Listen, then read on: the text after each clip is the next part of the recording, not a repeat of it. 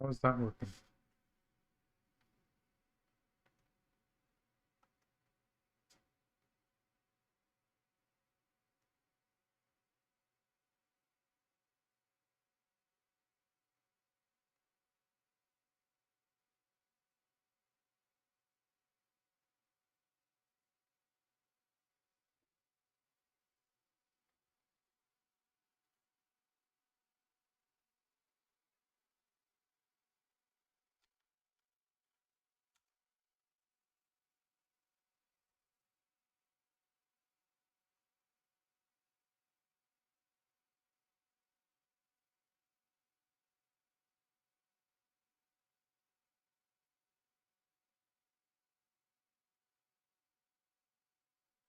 Okay. So hello everyone. I hope the sound is okay. Great. Yeah, I was having a bit of trouble with my camera, so it looks a bit better now. And this is the quarterfinals of the Lanke Cup, and it's Shin Jinseo against Li Weiqing. So this is Korea versus China. There are 5 Chinese players and 3 Korean players in the best 8 players at this point. So it's there's one game with 2 Chinese playing each other, and otherwise it's going to be matches between Korea and China.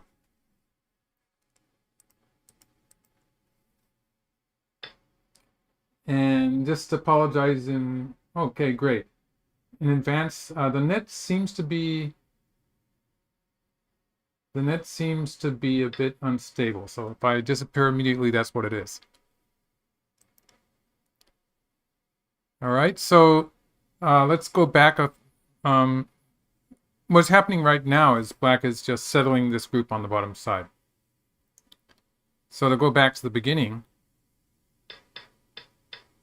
this kind of diagonal opening has become more popular nowadays as people play. I think it has to do with the fact that white is playing a 3-4 point on the second move, and black is trying to take advantage of that by having a stone in the lower left corner to back up the approach move here. All right, so they both jump into the corners. A modern opening here. And black continues with this. So traditionally, you would probably think that something on the bottom side is big, but that's not how they play it nowadays. So it's a subtle difference. In the old days, people would play some kind of an extension on the side. Nowadays, people just leave that to the opponent. And black does have this huge corner enclosure in the upper right. So all of black's moves so far have been focused on the right side of the board. And because of that, black's group in the lower left corner is looking a bit lonely at this point. So when white cuts on the fourth line, this is a variation in the lower left corner that will happen if black leaves the joseki. So for instance, if black had played first here, black would have had choices such as, well, of course, the extending here would be one. Playing a hane here and then doing a double hane would be another. In this case, maybe something like this. So black would be building on the left side, while giving white profit in the corner, you might say. Or the cut here, which is, in this case, it's probably a bit troublesome when white does something like this, and black's group on the lower side is not very strong, is it? So black could have done that. But when white plays the next move in the lower left corner, this is a move that white will often play. So black showed us an example of what the Pacific type of move is. The more territory-oriented moves to play here, and black gets rid of the weakness caused from the cut. So if black had not done that,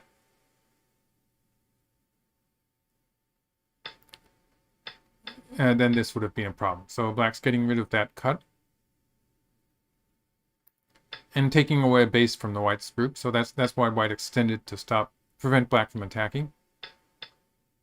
And so when white plays next, in this case, white has this pincer on the bottom side, and so could find this. While this still would be a good move locally, the cut is a more active move. It's a stronger attack on the black rook.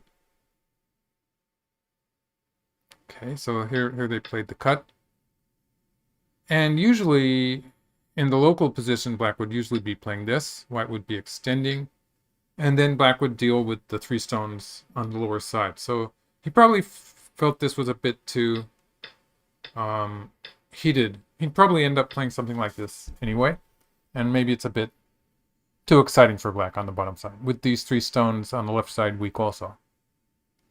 So the idea with black attaching first is that, for instance, this would be a good move. Extending here in the center would be a good move for white anyway. So black's not playing that extension on the 3rd line, and for instance would be maybe doing something like this. Yeah. I guess something like this maybe, or maybe the hane underneath. And black would be trying to build a base. So, for instance, something like this might happen. And in some cases, black would just give up the 2 stones on the left. So that's probably the idea. Yes. Oh yeah, people were asking about the rules. So it is a Chinese tournament, so it's 7.5 points if we translate to the territory rules. And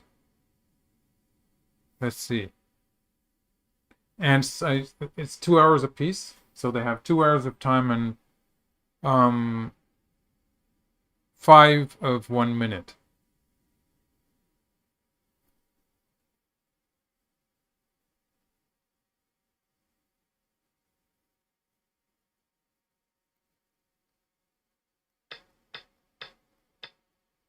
Okay, so black's settling the group on the bottom side.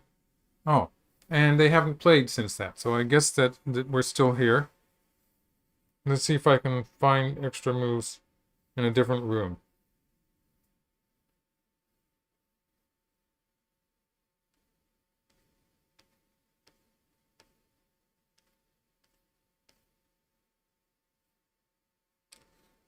Sometimes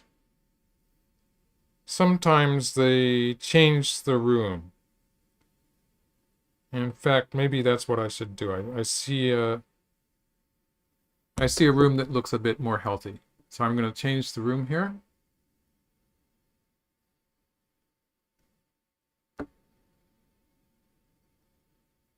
Yeah, but it is the same position. Yes, and yes, Ezra, thank you for mentioning that. It is a face-to-face tournament, so it's being broadcast on the net, but they're playing face-to-face. So none of that stuff about people getting suspicious that someone might be cheating or something when they go to the bathroom.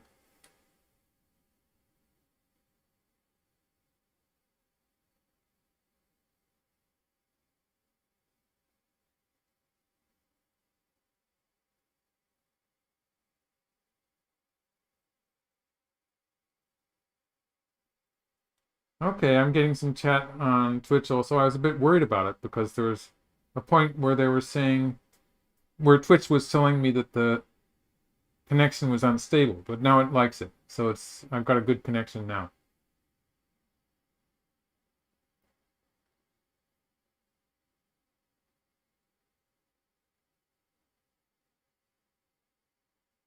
Good. So let's see. The game has stopped here. Let's take a quick look at some other games. So there's let's see if I can show you. There's Nensho and Tanshou. So a similar name, but the characters, of course, are very different. So this is a different game I'm showing you here. And Nensho has the black stones, and he invaded the 3-3 point. And they got into a slightly unusual joseki here, where the normal joseki the old joseki would be for white to play like this. And it would sort of depend on the ladder, but a simple version of the joseki would be this one. Instead, white plays an atari here first, and then plays here. So the difference is that white's going to go after the corner here. And black, and the ladder here, it's a ladder that favors white. So black would like to be able to capture the ladder here, but the ladder favors white. So he couldn't do that. White did need another move to finish off the corner. So if white had played away, then this would be a ko. So like this. And for instance, this way. Black might actually not play at 8. That's probably a bad idea. Well, just to show you the ko shape, it would be like this. In this game, this ko is so important that black would just win the ko, whatever white played. So like if white played something like this, and something like, even a ko threat like this, black would just finish the ko. So this is so big. So white had the extra move in, and black extended on the side. Another 3-3-point. White made a life on the left side. And now they're fighting on the right side. Pinching here when black has played the knight's move. This is a hope, well, we'll see it play out in the game. White's hoping to attack the knight's move here. But it's playable for black because the corner is alive. So black needs to add this stone to the corner. And the fight continues in the center. So it's pretty heavy fighting here for these people.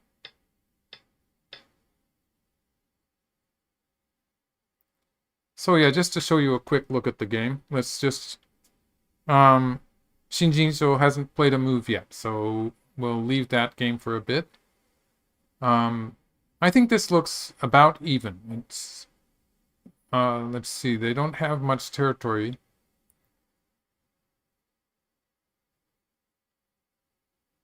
White might have a slight advantage in territory, while white has 2 weak groups there on the top. And so it's probably close enough to even. Black does have 1 weak group in between the 2 white weak groups. White's group in the upper left is alive. It can be considered alive as it stands. If we added a lot of stones to black in the center of the board and made a kind of an extreme situation there could be some cases where it would not be alive, but that would be a very extreme case. So in almost all cases, that group on the upper left it's going to be alive.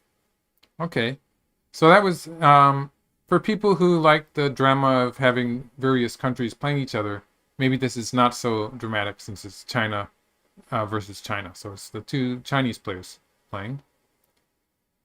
That was Lin Xiao and Tan Xiao. Let's see.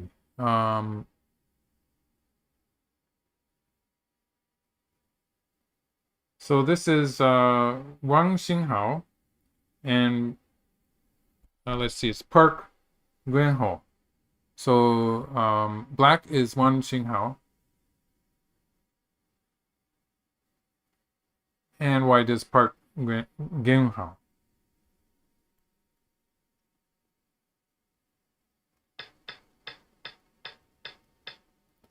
This is an opening that I played myself with black. The idea is, well, to press white down on the top side. So black's looking for moyo, maybe on the right or on the left side of the board.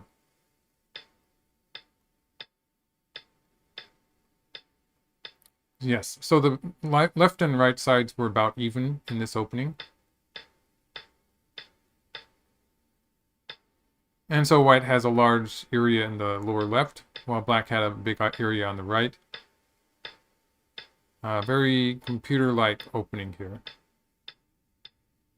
So in this game, for the time being, black's going to be attacking on the lower side and maybe on the right side. And white has this area on the left side, which might look like territory, but of course black does have an invasion on the 3-point or on one of those 3-4 points next to it. So there's some aji there. There's still some weakness towards the center. So I think a lot depends on how much white can deal with white's weak groups and maintain that area on the left side, hopefully changing it into a territory.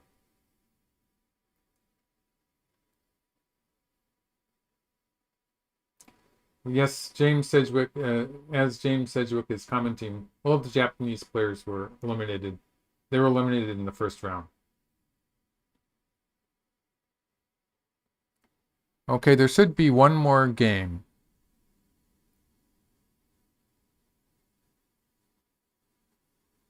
Yes. Quzhou and An Sunjun. I'm never that sure of my Korean pronunciations, but black is Quzhou and An is the white player. So this is a fun game because black played an unusual move. I took a quick look at it before. Okay, peeping here was done before, but AlphaGo played this move, the peep here, in a different board position. But AlphaGo played it, and then suddenly it was okay to play it. So it came back into fad, you might say. Okay, so this is a position where I would advise most players to play some kind of extension on the left side. But black played a kakari here, so I would advise most players to be playing something like this if you like the fourth line, or you can play on the third line, that's okay. So this would be a relatively safe way to play.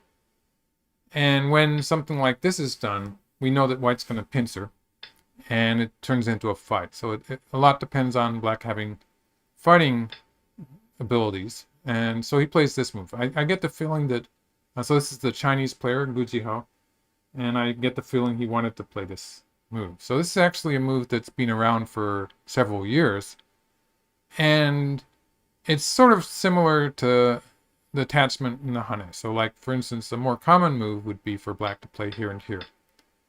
So it's similar to that, although it gives white different opportunities. So if white plays here, if white plays the attachment, then black is going to wedge here. And this actually becomes one of the variations of black's attachment in double hane. If white takes, but usually it's not good for white to play this variation. So this would be probably a success for black. Or if white wedges on the outside, and something like this. And for the time being, I think the latter favors black. So that's why white would not do that right now. And if white instead, so white's other idea would be to kick here, and then black would have a choice of playing here, which would revert to the slide, or playing here, which would be reverting to the attachment and the double hane. Or sometimes you would see black play something like this, if black doesn't play away at all. So black has various ways to answer this. Instead, white started an attack on the lower side, on the left side, the lower left side. And now white plays here. You can see the ladder now favors white. So when white plays this way, the ladder is going to hit this wall here. So that's how the whole exchange there worked for white. Alright, so white is keeping the ladder and is trying to build the top side while still threatening to attack black in the lower left. And it's not decided. I'd say the all four games are fairly even at this point. So this was a ladder breaking move. All right, and that was another ladder, you might say it was a ladder breaking move or a ladder making move. So the concern here was that maybe white could have played here, and the ladder favors white. So white could have cut off those two stones, so maybe something like this. So white could have done that, but the moment white played away, in fact, I probably would have done. So this is a ladder breaking move. So now if white plays the wedge, black can capture that one stone. So that's probably the idea. White still does have the cut here, which could continue the fight in the center. So white might be thinking of doing that anyway. Oh, no, he didn't. Okay, so the idea here was that if white had played here, then black would be able to force from above, getting a strong position towards the center. So by playing here, white is making miai of breaking out in the center and taking the 3-3 point, with the curl on the second line also. So black covers there, and white is alive in the corner. So I've caught up with that game too. In this game, I'd say white has a kind of a loose position on the lower side, which is not territory yet. White does have about 10 points in the lower left corner, about 10 points on the left side, and a few points on top, so close to 30 points. Black just has the upper left corner and a moyo on the right. So white has a slight advantage in territory, and there's going to be fighting on the lower side and the right sides. Okay, back to the main game. I'm probably going to stick with this game most of the time now, but you can see they've only played a few moves. So black, just to go back a few moves, this is where I left this game. And black extended once. Yes, and that allowed white to play here. So if black didn't like that, black could have played a hane underneath. So this is sort of what I was expecting. And then if black extends, white would be in trouble. Because basically black is threatening to cut on the fourth line here. So this would be bad for white. White would probably have played on the outside, maybe something like this. White can cut the 3 stones off with this, so that's maybe what he didn't like.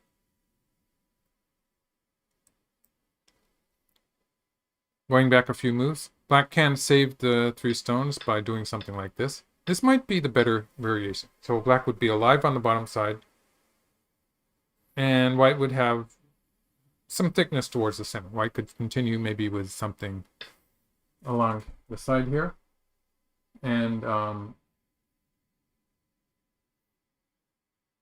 would have a moyo on the left side of the board.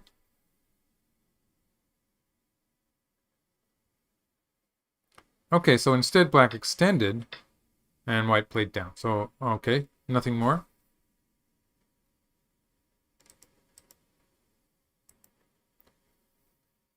So black has a choice of saving the 2 stones or immediately squeezing.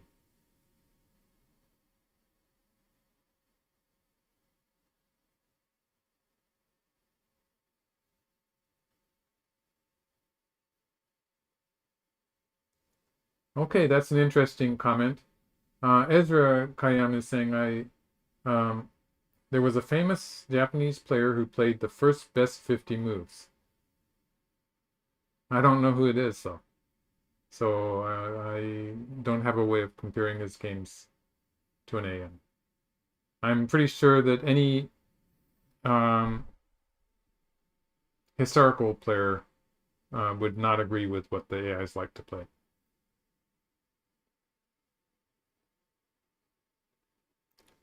Okay, Rick Rubenstein is asking, wouldn't black rather not roll to the right since white is open on that side anyway? So that's referring to the variation that I was showing here, I suppose, where black plays a hane.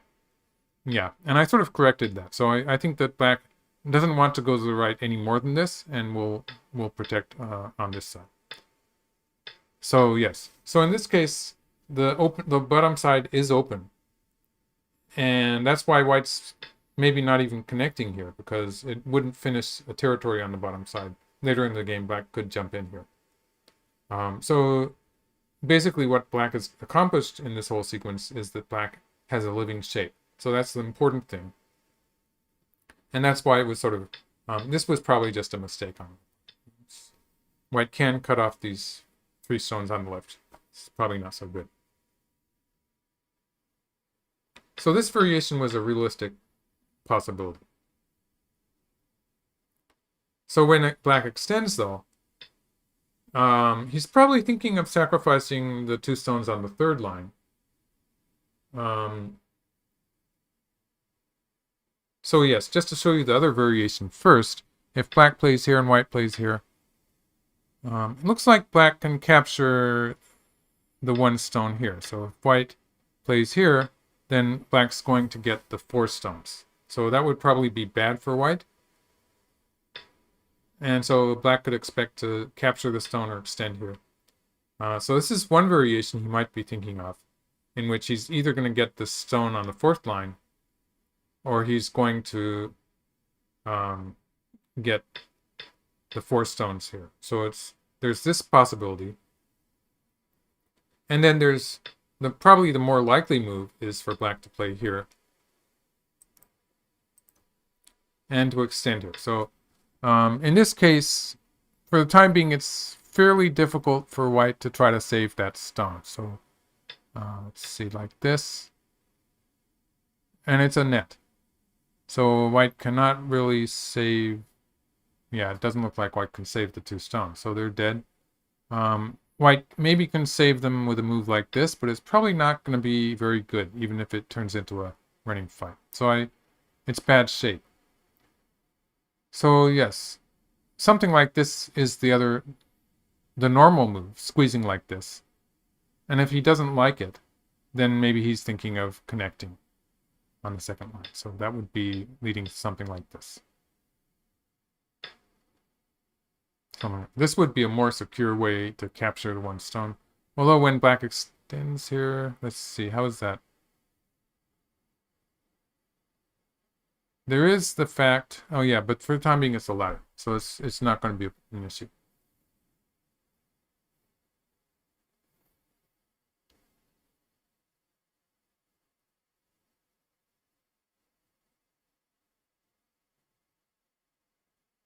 Oh, it was Fujisawa Shuko. Thanks, Rick. So that was the best 50 moves. When he talked about it, he usually said that just said that they were moves that he would play. And he usually avoided saying that they were the best moves. But yes, I guess there was a book that used that phrase.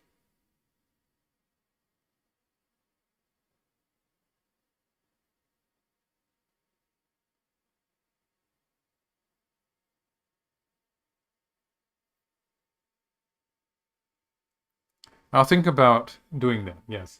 But historical games, most of the time the AIs don't like the opening moves, so that's one of the reasons it's sort of difficult to work with. All right, so let's see.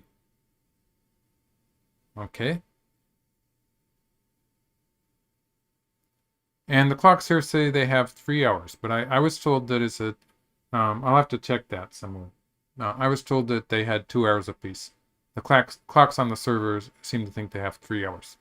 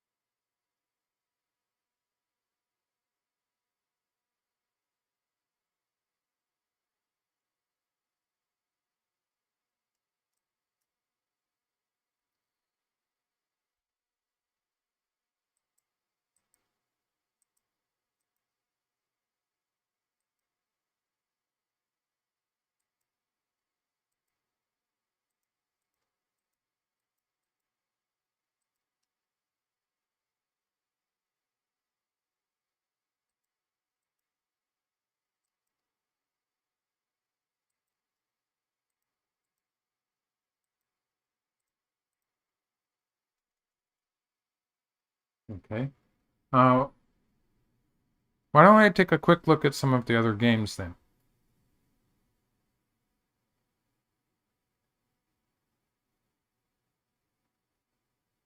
Okay. Okay, so this is Ninsho and Tanshao.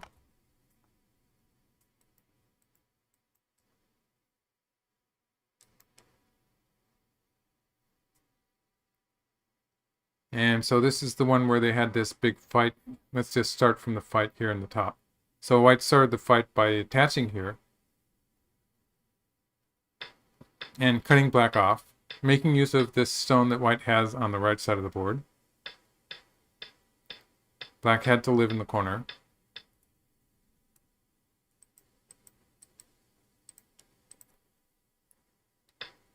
And white had two weak groups on both sides, while black had a fairly weak group in the center. So they're taking each other's eye space away. Well, black didn't have eye space to start with, but white is losing his eye space. And so black is just playing as strongly as possible, and obviously has to keep the group in the center healthy in the meantime. So that was why black was extending towards the fourth line, and white will be trying to get some kind of an attack on the black group. So I would assume black is going to cover here, and the ladder, if white cuts, the ladder is going to favor black. Yeah. So yeah, oh, oops. All right, I didn't need the okay. So some move that breaks the ladder and tries to attack black in the center. And so they're reading it out here. So there's a lot of calculation involved.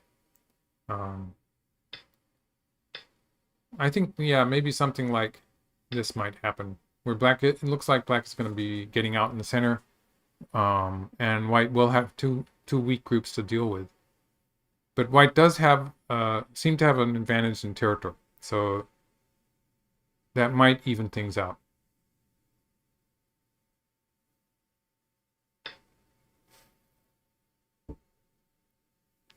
See, I should be keeping an eye on today's game.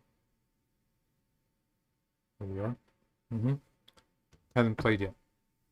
Okay, black played away, and white got to get into the right side. So in this case, black's going to try to capture white on the top, because otherwise white would have too much territory. So I think that, yeah, it's pretty clear cut that for the time being, black's going to try to capture white on the top side.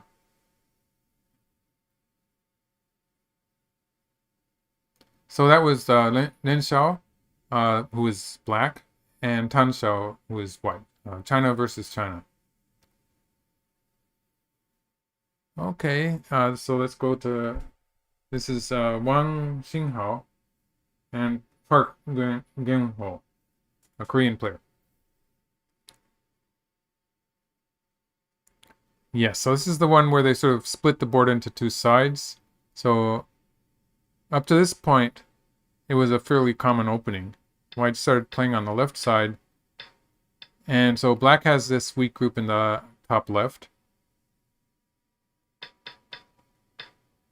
And it's not going to die. So like black does have, can slide into the corner, or make an eye sort of on the side there, or it can move towards the right side. So that group does have a number of opportunities to do something with itself. And the fighting switched to the bottom side. So I think the interesting move here was black's hane on the fifth line, where you would usually expect black to be playing maybe an extension or a jump. So it's a more adventurous move, and of course white gets to cut it off. So this makes the attack upon white's group on the lower side a bit more severe, because of the marked stone here. And also, black can, at some point, make use of that stone on the fifth line when black plays something like this. So for instance, in a variation like this, black can make use of the damezumari of the two stones, the white two stones, to make some kind of a connection. So for instance, something like this, black would be settling the group on the side, while reducing white's area, so Vicente. So this is an example of one of the ways that black can make use of that weakness.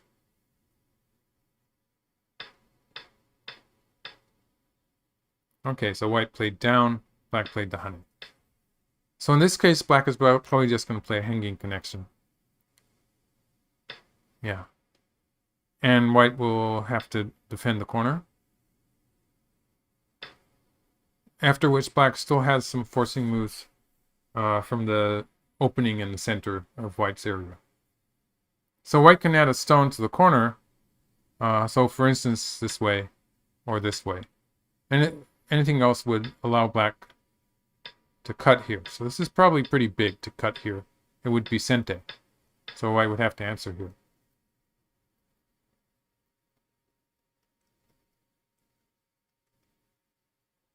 So I would sort of expect white to play some kind of a defensive move here. And black would still have forcing moves from the center. So something like that would be the idea. Okay, so in this case, cutting will not end with sente for black. So that's a kind of a compromise white made.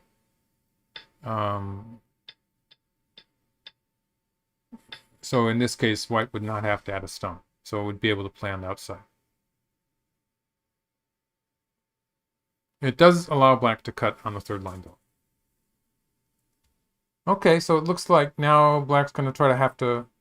Black will try to attack white's group on the bottom side again. Black's group is relatively secure because it can make eyes on the side now. So it will be fairly difficult for white to try to kill that group. Let's see. Did I show everything?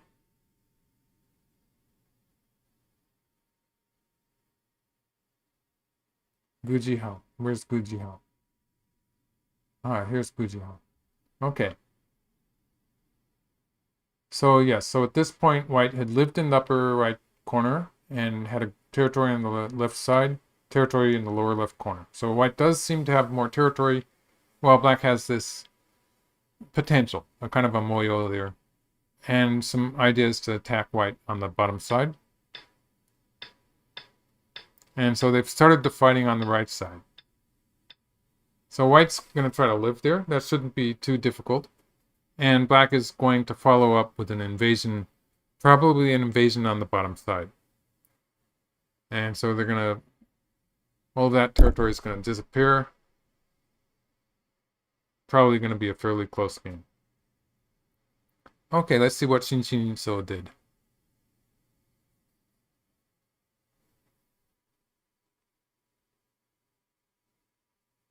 Oh, there you are. Yes. Okay. So he didn't play either of the moves that I had expected. So I was sort of expecting black to play here and then here. So this, the problem of this, like I showed this variation where it's a net. So that's a capturing in a net. White did have moves like this, or maybe even this one, which could escape. So maybe he didn't like that. So instead of curling around like that, he played this move. So this is the same threat that if white plays on this, on the other side, black can capture the 3 white stumps. So that was the threat there. And white pushed out, and black extended. Okay.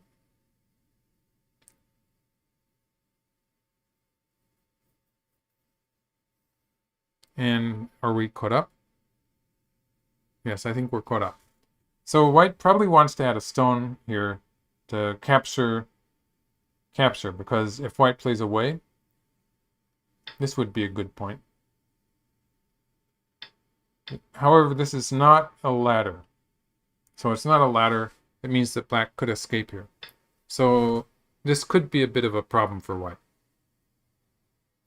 Unless white can get a net. Doesn't look like white has a net. White has 4 liberties, so like any kind of net that works would be good enough. But it doesn't look like it's going to work, so there'd be too many holes here. And it doesn't quite work. Or if white extended, then this side is not going to hold together.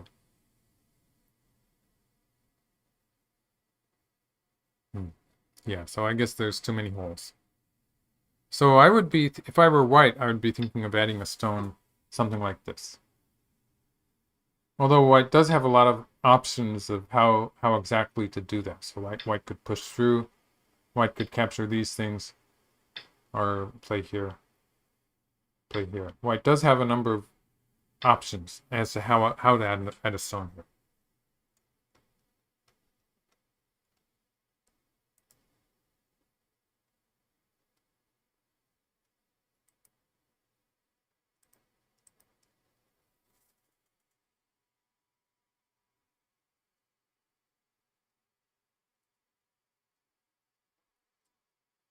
Okay.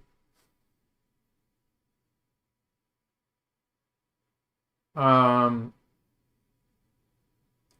right, a lot of good questions here while I was. Okay. Ezra Kayam is asking, do pro players prepare their games specific to their opponents? And well, I think if that can happen. That's a good question, actually. It can happen, I think, if the players are, for instance, competing with, wow, a lot of moves suddenly.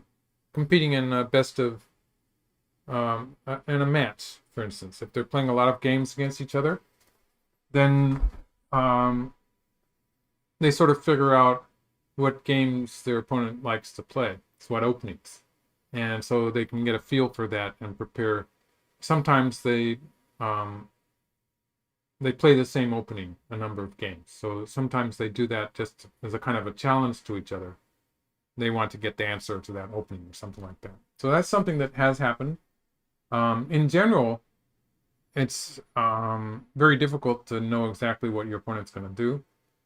And people are studying with AIs anyway. So there's various openings. For instance, in my case, there's various openings I'm studying. I have ideas about how I want to play them. But I don't really have a particular opponent in mind, so because I can't really count on it happening. In fact, in most of my games, I don't even know whether I'm going to have black or white until the game starts. So just to get back to the moves here, white did add a stone here, after which the Hanetsugi on the second line is big. So black played that first. And by forcing white to crawl once, which would have been big for black to get to cover on the second line there, it would have been sente. It means that this stone here, it's a geta now, it's a net. So black doesn't have to worry about the ladder or anything.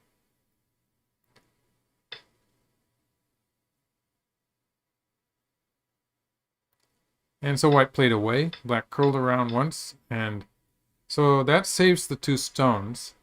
It gives black one eye with a potential second eye. So it adds a lot of security to black's group here. And black is thinking of saving the two stones. For instance, black could do something like this, or curl around maybe, to save the two stones. So black has ideas that he's going to save the two stones here. Next chance he gets. So that's the plan with saving the two stones on the third line. He's setting up to save the two stones in the center.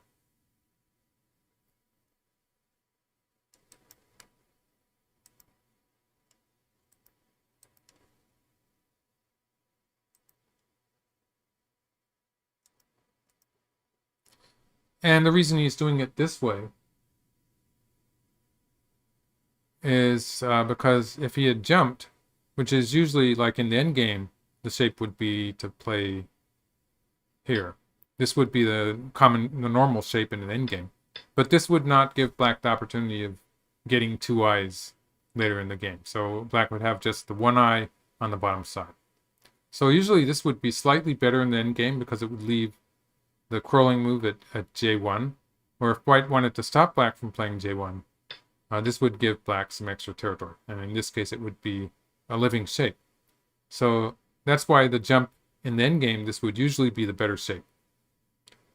However, in this game, it's probably pretty important for black to have the option of living later. So like, for instance, if we assume a shape like this, at any point in the game, black can make a living shape. So that's how the marked stone, the stone with a triangle on it, how that stone works. All right.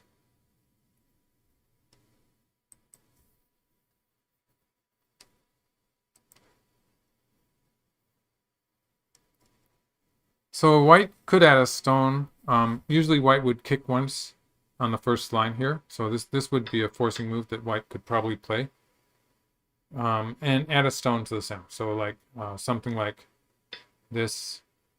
If white really wants to capture the stones, you could add a stone here. Something like this would be what I would call a safe move.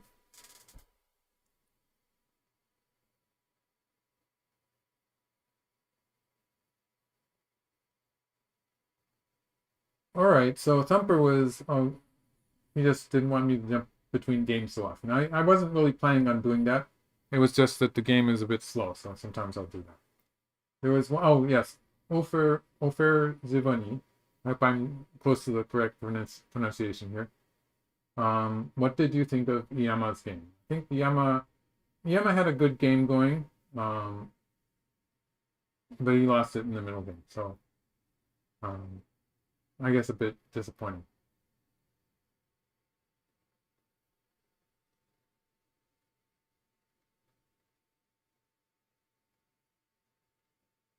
All right, so here we are.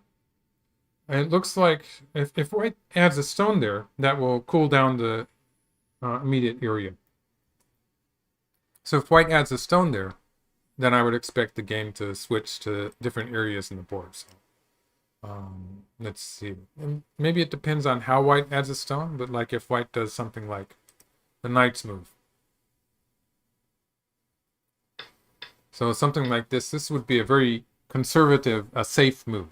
And it would then black would be playing away to some of this would be a fairly big move. This would add some depth to the black's area on the right side. Not only is it big as far as territory is concerned in the upper right corner, but it does add some space to the right side, and it's setting up an invasion on the top side.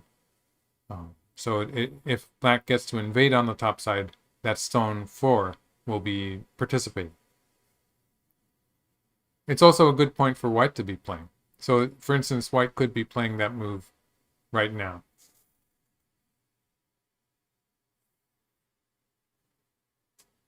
Okay, so let's see.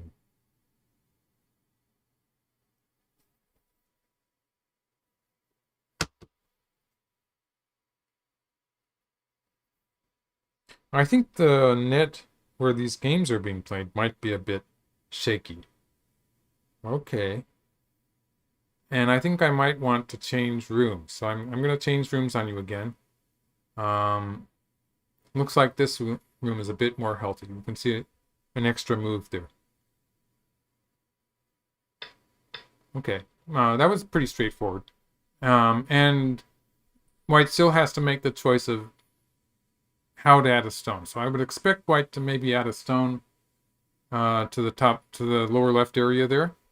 So I showed you at first a very conservative, you might say a safe move like this, which would be a kind of a net. Or white could be a bit more active. So moves like this would be putting more pressure on the black group on the left. So it would give more value to an invasion here if black's group is under a bit more pressure like this.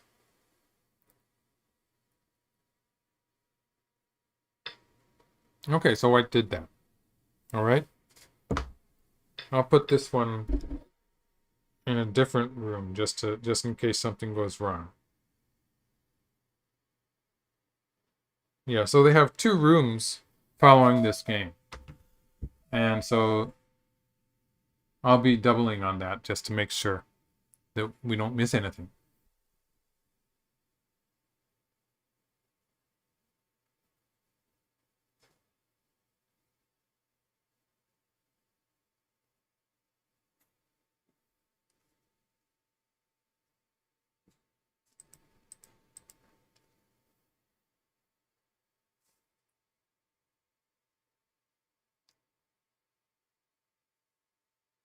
Yeah, I would say that like from just several years ago, maybe Shin Jinseo is the only player who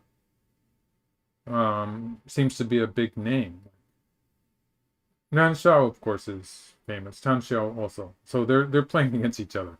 So we're gonna lose one of those two. Um, Gu Jihao has been doing very well in recent times, so I guess he's a big name now.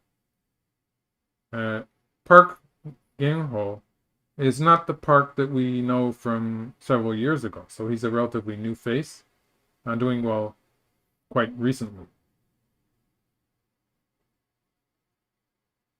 So a lot has changed. An Seungjung, he's a well-known Korean player.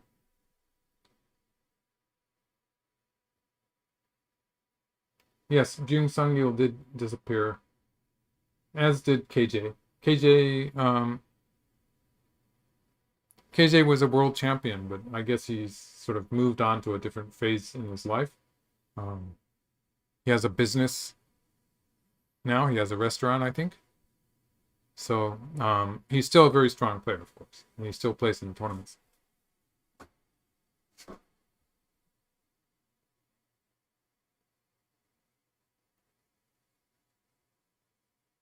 PhD Tony, thank you. Thank you very much.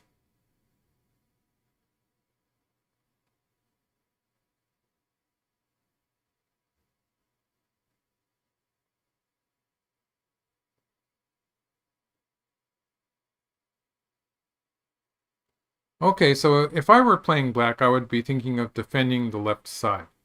Although black, I wonder what else black would do. So the top side and the right side are also important areas.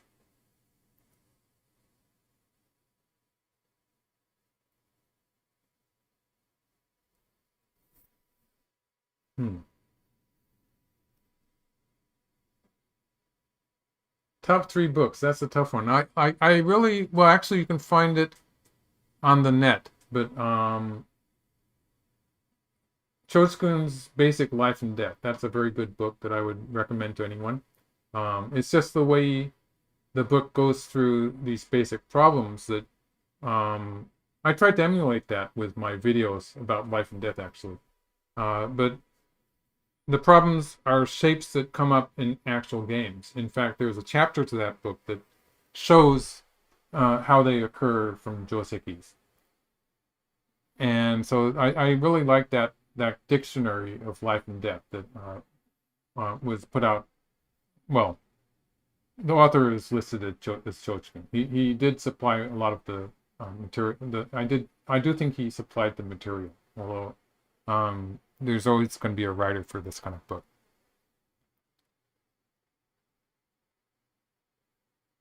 So yeah, I would suggest that one.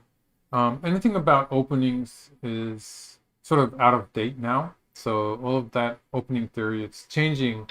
It's still in the process of changing. So it's very difficult to follow. And so by the time it's in print, it's probably out of date. So I think, yes, life and death is important. Game collections, I think game collections are still good. I put out some books. So my book on the Sanrinsei, Patterns of the Sanrinsei, you can get that at SmartGo. Or you can get it from, it was published by Slate and Shell, and they're not very active right now. So it might be difficult to get it from them directly, but it's probably somewhere, you can probably find it somewhere. Maybe used books. Tetsuji books, yes. Davies Tetsuji. That probably is a good idea. Although I'm not familiar with the book itself.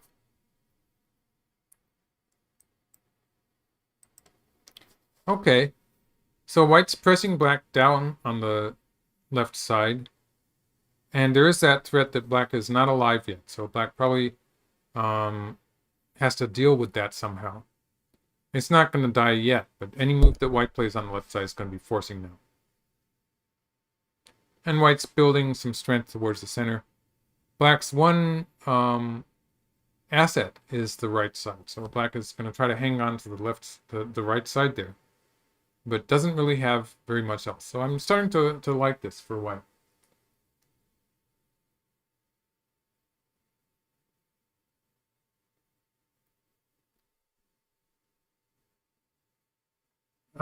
Isaac is saying, does black have plans to pull the two stones at G15 out?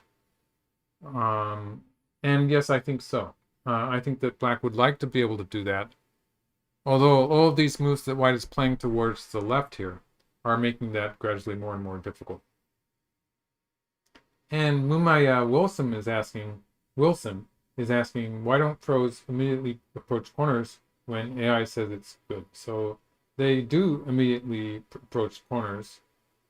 But of course they don't have AIs available to check it when they're actually playing.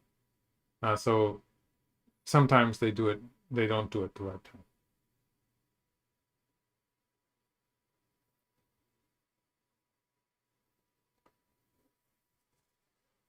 Okay. On Twitch, Hitas, Hita, Hitos. I don't really know how to pronounce that. Hittaus. What's the Shin Jinseo magic that usually happens about now between moves 60 to 120, where he's behind a couple of points, turns to a reversible lead of 5 points? My impression of Shin Jinseo is actually that he has a very good knowledge of openings, and so he starts well usually. Maybe not so true of this game. He seems to be having a difficult time, but usually he starts with an advantage and just enlarges it. So I don't really see him in this game. I think it would involve maybe moving out with those 2 stones or building a large right side. But like I still am doing Shin Jinseo games. I always thought of him as the strongest player in the world. But he's been around for a while now, and I think that the younger players are becoming more challenging to him. So maybe the magic that Hitayas is talking about is, we don't know that it's going to happen in this game. His advantage over the other players is not as marked as it used to be.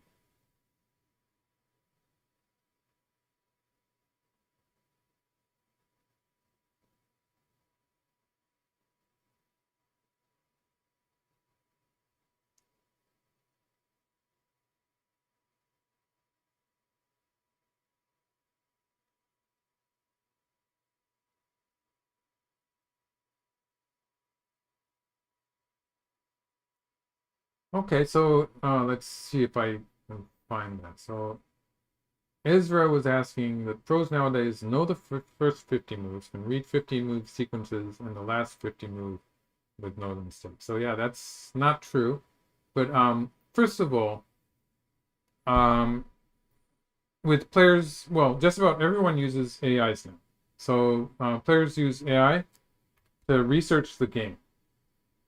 And so if a professional player, or even probably true of non-professionals, if they're at the top level and they're working with AI, if they get into the right variation where they know something, where they've actually researched it, they know more than the first 50 moves. So like if, for instance, if you get into a variation of the Flying Daggers variation of the 3-3 point Joseki or something like that, you have to be aware that your opponent might know something like 100 moves if you get into the wrong variation. So it can go that far. It can be a lot more than 50 moves. So there are cases, but even so, there's so much variation in the way we play the game.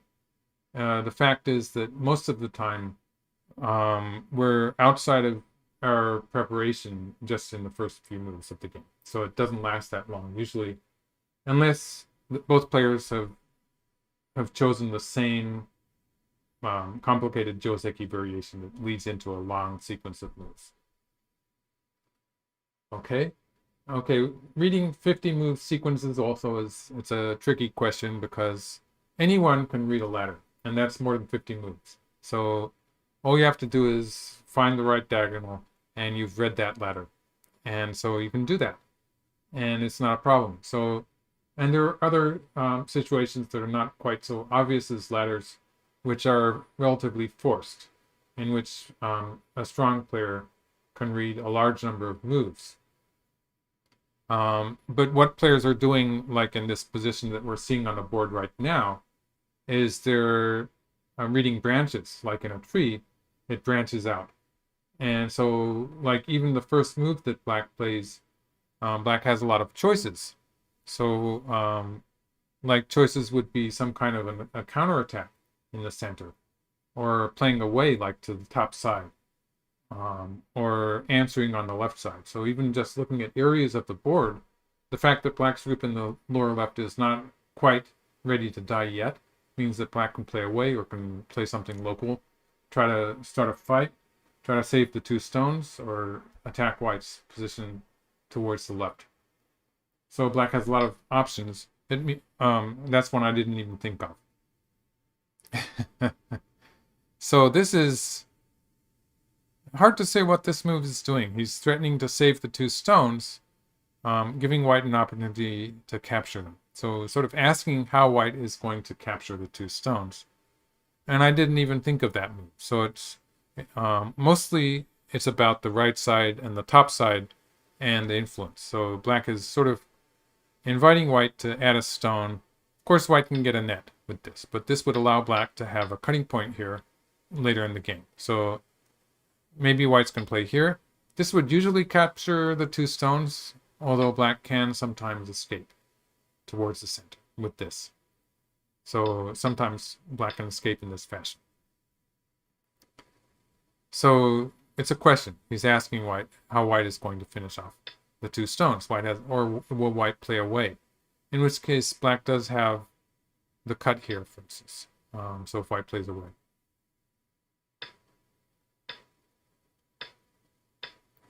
And black would still be thinking of escaping here, I think.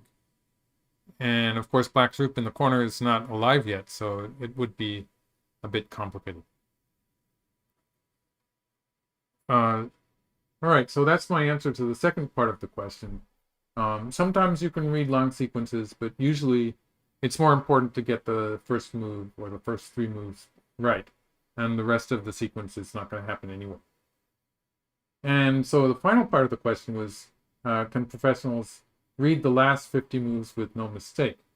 If you give a top professional enough time, I think in most board positions towards the end of the game, they can read the last 100 moves. So I say that because reading the last 50, 70, or 100 moves is a way professional players can improve their endgame abilities. So it's a kind of an exercise that professionals can do, starting with a position that is supposedly 50 moves away from the end of the game and reading out the final 50 moves.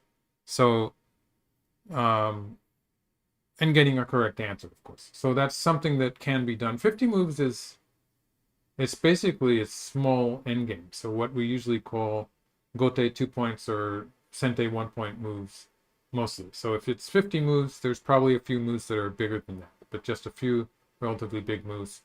And then it's just what people call small endgames. If you go up to 70 moves, then those 20 moves difference, all of those moves are relatively difficult. So it's a bit more challenging if you go up to 70 moves. And I have seen top pros play pretty much perfect endgames for the last final 100 moves. And of course, it does depend on if there's a lot of ko's, then that extends the number of moves and stuff like that. The problem is that nowadays they have time controls. And so by the time the players get to that point, they're going to be under pressure on the clock. And so they make mistakes. Whereas if we go back to historical Japanese games, or even some of the Chinese games, which are a bit more scarce and hard to find, they didn't have clocks, so they were able to spend their time on games. In fact, with most historical Japanese games, they didn't even have to finish it that day, so they could adjourn the game and come back to it some other time. So they didn't have problem with time. They didn't have problem with getting tired towards the end of the game and losing their concentration, because if they felt that happening, they could adjourn the game and start again. So because of that, the level of play towards the end game in old times, in historical games, the level was very high and almost perfect. And someone just mentioned the ear reddening move. And that game is an example, actually, of an exception to the rule. That was Isaac. Oh, he's comparing the move that black played to the ear reddening move. Yeah. just the fact that it's in the center of the board make it sort of comparable. But it reminded me that was one of the exceptions where Gyan Inseki and Hoimbo Shusaku, when Shusaku was still, I think it was something like a 5-dan, maybe a 6-dan. They were playing, and they finished the game that night, so they didn't adjourn the game. And the proper handicap, I think it was 2 stones, between 2 stones and 1 stone. I think it was 2 stones maybe. So there was supposed to be a larger handicap, and Shusaku had defeated Gyan so convincingly that they changed the handicap to Sen. So Gyan allowed that to happen. And then he lost. So Sen is that Shusaku was just taking the black stones. And Shusaku won the famous ear-reddening game with just playing the first move. And I think a lot of it was that Gyan was getting tired late in the night because they didn't adjourn the game, and the end game was pretty messy. So that was an exception to what I said about historical games being almost perfect towards the end, because that game was the end game was far from perfect. In fact, I think that I would suspect that there were mistakes in the report because the end game was just not perfect.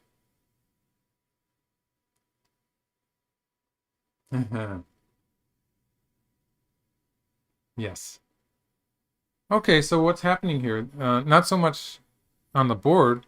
Black's probably threatening points like the cut at F13 and the attachment at where is that? So it's DE11.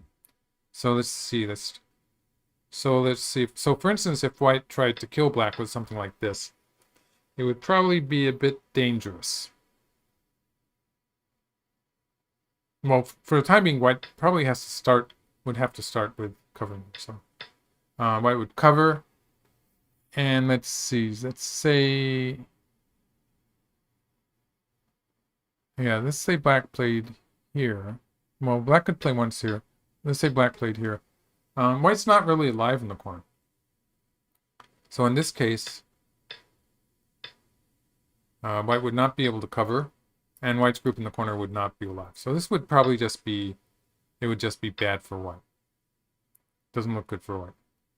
There's also the fact that looks like black is threatening stuff like this, or maybe this one, or maybe a combination of the two.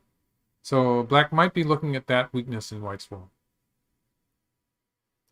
So what that means to me is that I would be sort of expecting white to protect at some point.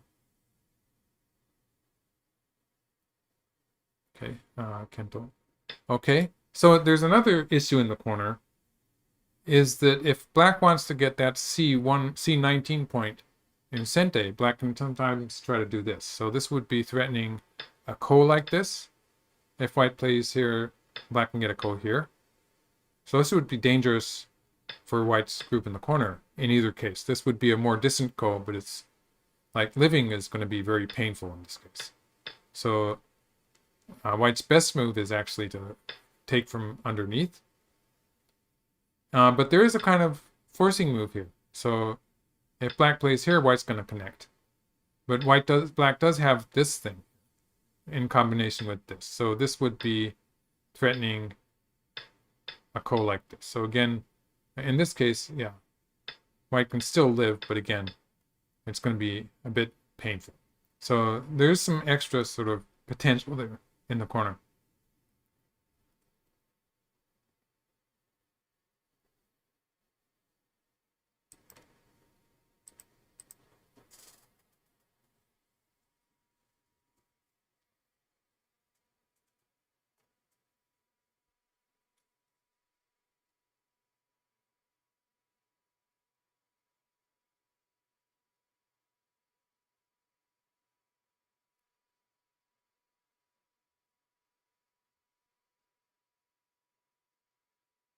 Okay, I am 13 yo. So is that a Q value or what? must be asking about SDS, Shin Jinseo. Is his record that good for international majors? I feel like he gets upsetted a lot more on these compared to the Korean League. I think it's just that he's been on the top for a while, and the younger players are catching up to Shin Jinseo. And he's less sure of victory. So like there was a period where he was on the top, fairly long period. He had some convincing wins against KJ when shortly after KJ was the world champion. And he still has a very impressive record in the Korean League. That is true. So there might be some truth in what you say, that his record is better in Korea than it is for the international majors. International tournaments he's playing, I think the level is just very high. It's just the fact that the players representing their various countries, it's a similar number of players, but they're from the whole world, the strongest players in the world, rather than just the strongest players in Korea. So there's a higher level is part of it, I'm sure.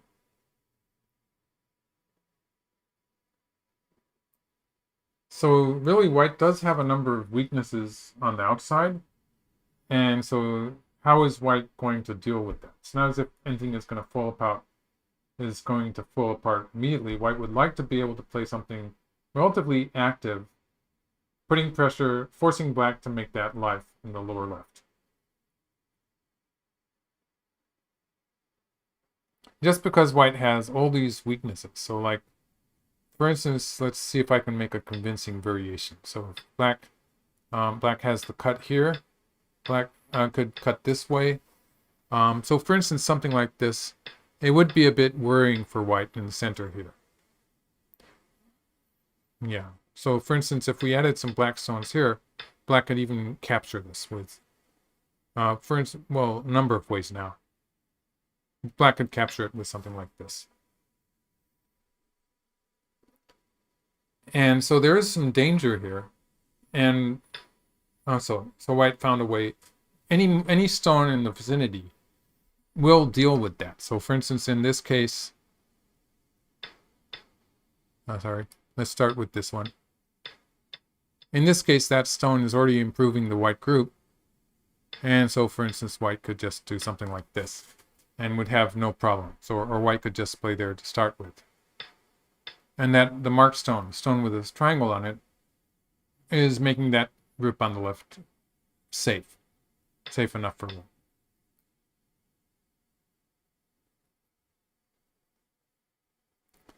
And it also, being on the third line like that, it has stopped Black from making an eye or connecting up to that stone in the upper left corner. It's blocking Black from doing that. And so Black cannot make an eye on the left side either.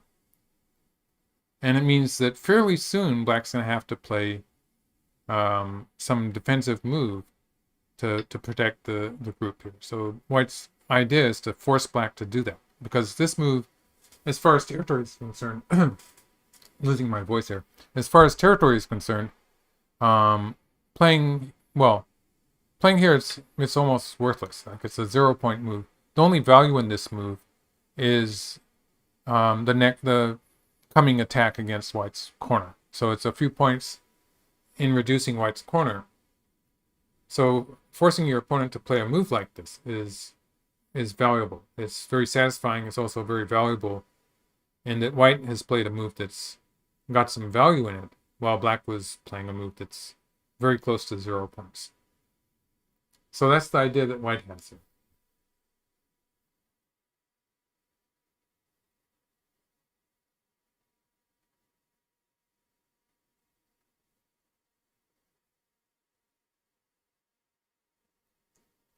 Okay, Rex Overwatch, that's interesting. Chinese scoring gives you a bonus for connecting groups. And it is not true. So that's one of the traditional Chinese scoring. So if you're looking at a Chinese game from hundreds of years ago, they did have that rule. So it was basically they fill the territory with stones and count who has more stones. And my logic behind this rule is that maybe they assumed that you had to leave the 2 eyes open to keep the group alive.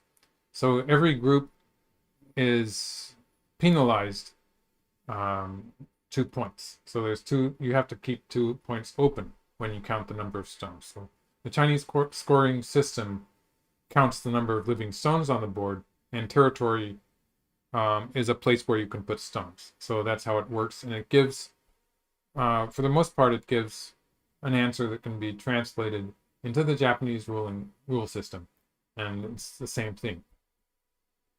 But they don't use that rule anymore. So it's an ancient Chinese rule system, which they dropped.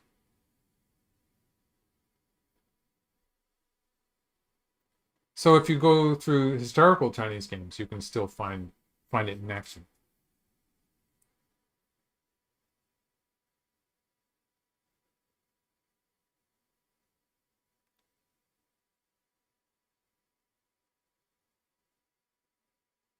Yes, they count stones. So like these territories that the players have, there are places where you can safely put your stones. So there's sort of reserve points for the stones. And since the number of stones the players put on the board is the same, that sort of rule, they cancel out, basically. And it's the territory that makes the difference anyway. So the fact that the player has more territory wins the game. It's the same thing. It's the same as the Japanese rules.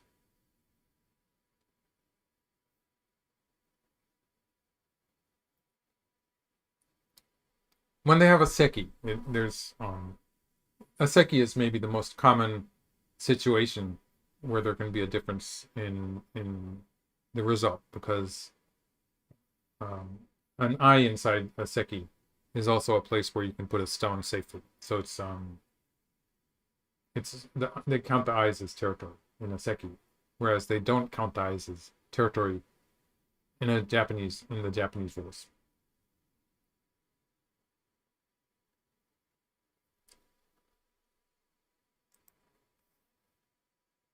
Okay, so I think what the calculation here for black is,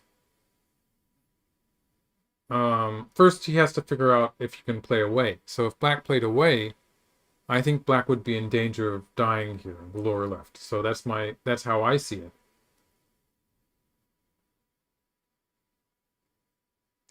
Although it might be a ko. So it still involves that weakness that white has in the corner. So let's do it in various ways. Okay,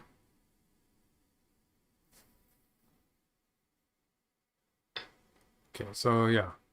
So I think I'm sort of betting that this is probably the best move for white. So the idea is that white wants to kill this black group in a way that does the least damage to white's corner. But just for interest's sake, so if we do something like this, and black has this move on the board, then there's this problem with a ko in the corner, so, or this way. So it's going to be a ko here, which white cannot connect to, because this would kill the white group. It means that white has to fight the ko, or if white backs away from the ko, black's going to get a second knock. So that's why I would suggest for white the best move to be locally to be here, in which case if black does this. And now this is, even though the corner might be a ko, it's going to be a lot more painful for black, because black is about to lose those 6 stones on the right. So in fact, even if white plays like this and backs away from the ko, black has to come back here. So it's going to be a ko anyway. But it might be better for white actually to fight the ko as it is, or to at some point play here and fight a ko in the corner.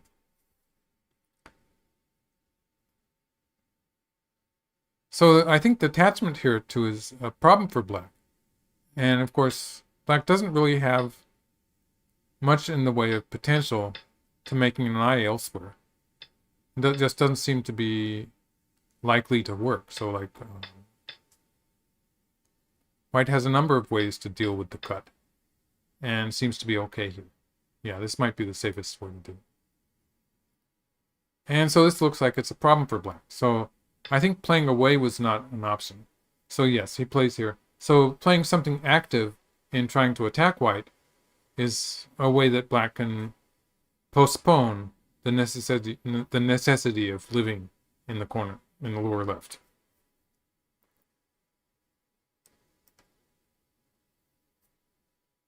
So when black does this now, it's important for white to continue locally until black is forced to play at c19. So that's really important for white to force black to do that. Okay.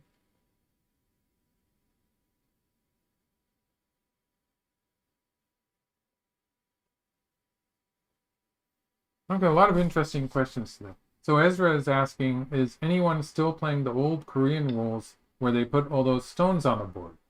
And so this is actually what you're talking about here is the old Chinese rules, which were played in Korea. They were used in Korea and ancient Japan. So they were around. We don't actually know exactly when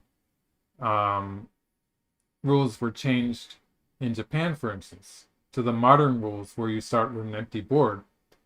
When the game came to Japan, they placed 2 stones each. So they played, black would play a stone on the star point in the upper right corner and the lower left corner, and white would play a stone in the upper left corner and the lower right corner. So they would play 2 star points each when they started the game. So that would be an even game. And in ancient China, they apparently had handicaps with larger number of stones, and these systems were used in Korea and Japan also. So they were really a Chinese rule set.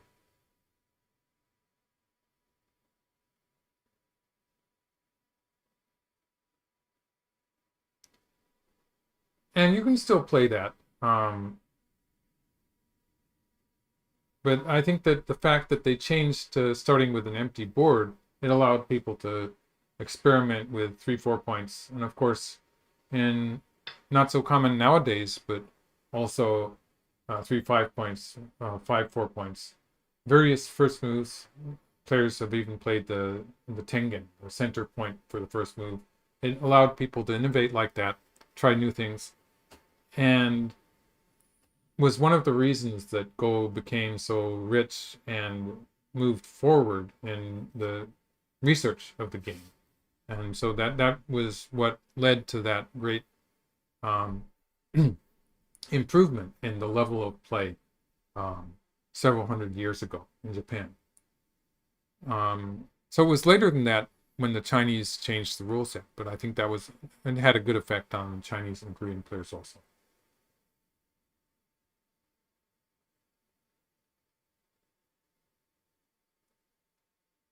Okay, this is some, okay.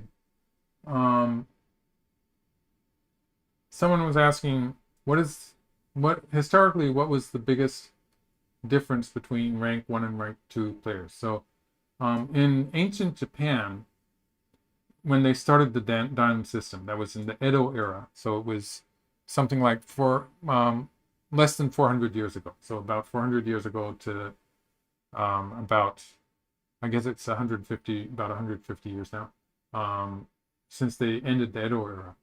There was that era where they started the Dan system that they have now, and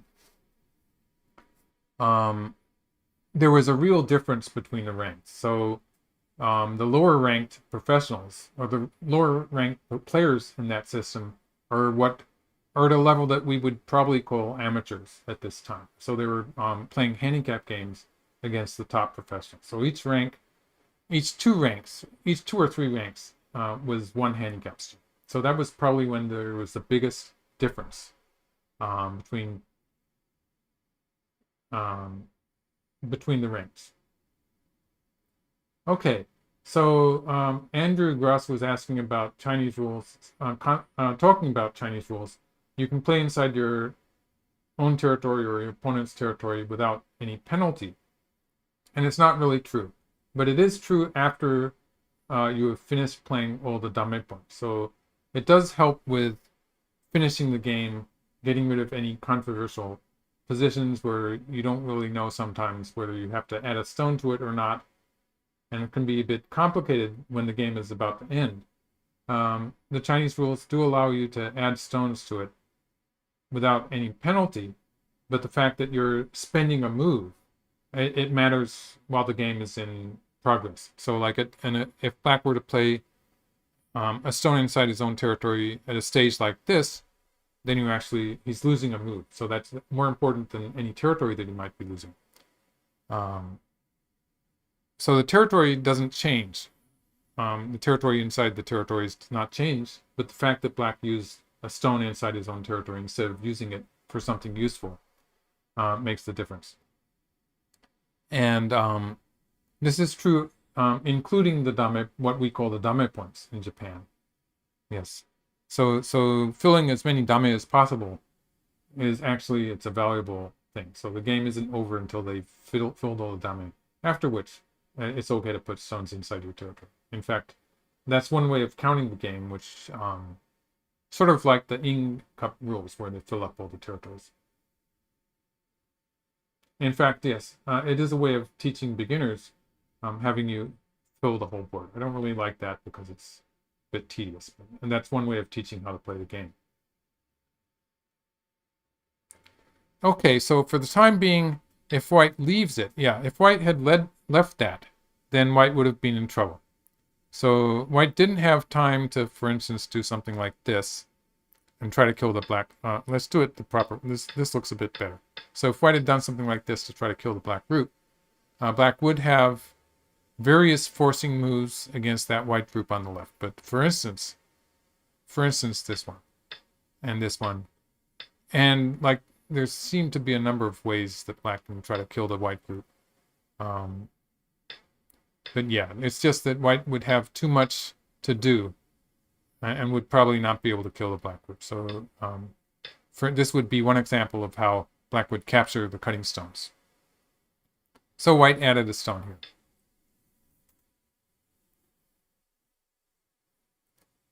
So White's holding together there. It's not as if Black's going to be able to capture anything. Black would like to get some kind of a counterattack going. So this would be answered on this side. And maybe not a very convincing follow-up in this case, just because Black will eventually have to come back to the lower left corner. And so Black would not be able to continue this fight indefinitely, but would have to add a stone to the corner after that. Cutting here might be more exciting, and White actually has a number of ways to answer this, so it's more difficult to know exactly what's going to happen. But if White chases the stone like this, White would have to protect here anyway, so something like this. And it does look a bit more dangerous on that side. So the fight on the outside, at least it would continue for a bit. And it looks like it would be a bit more dangerous for White. Let's see, maybe something like this. White still might weather that attack and eventually force Black to live in the corner. Or, if Black cuts, maybe it's better for White to play like this. So this would finish off the two stones for the time being. They're not completely dead, but also these 2 points are sort of so not so much danger for White, I don't think. Black is trying to sort of manufacture some kind of a counterattack, because it's really painful to be forced to live on the bottom side by adding a stone there.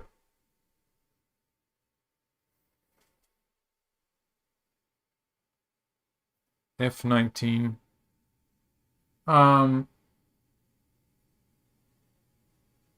Cookless 100 is asking, how do I think the players see the F19 move? F19, this is a tesuji, so it's like playing this move and then playing here would be sort of normal, but playing here first, the fact that this is more effective and that it allows White to play this move without getting into trouble in the corner. This is a kind of a tesuji, so it's something that's the players probably just automatically see that possibility. The fact that I saw it probably indicates that both players are seeing that also. So I believe that's what the question was about.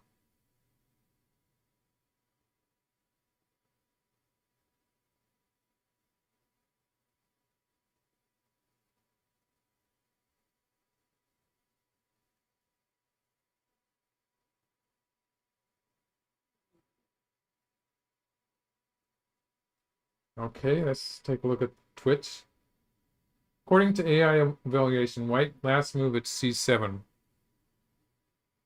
c7. The extension. Okay. Lost about 3 points. For a human, it seems a natural move. I would agree. How would AI want white to be more active?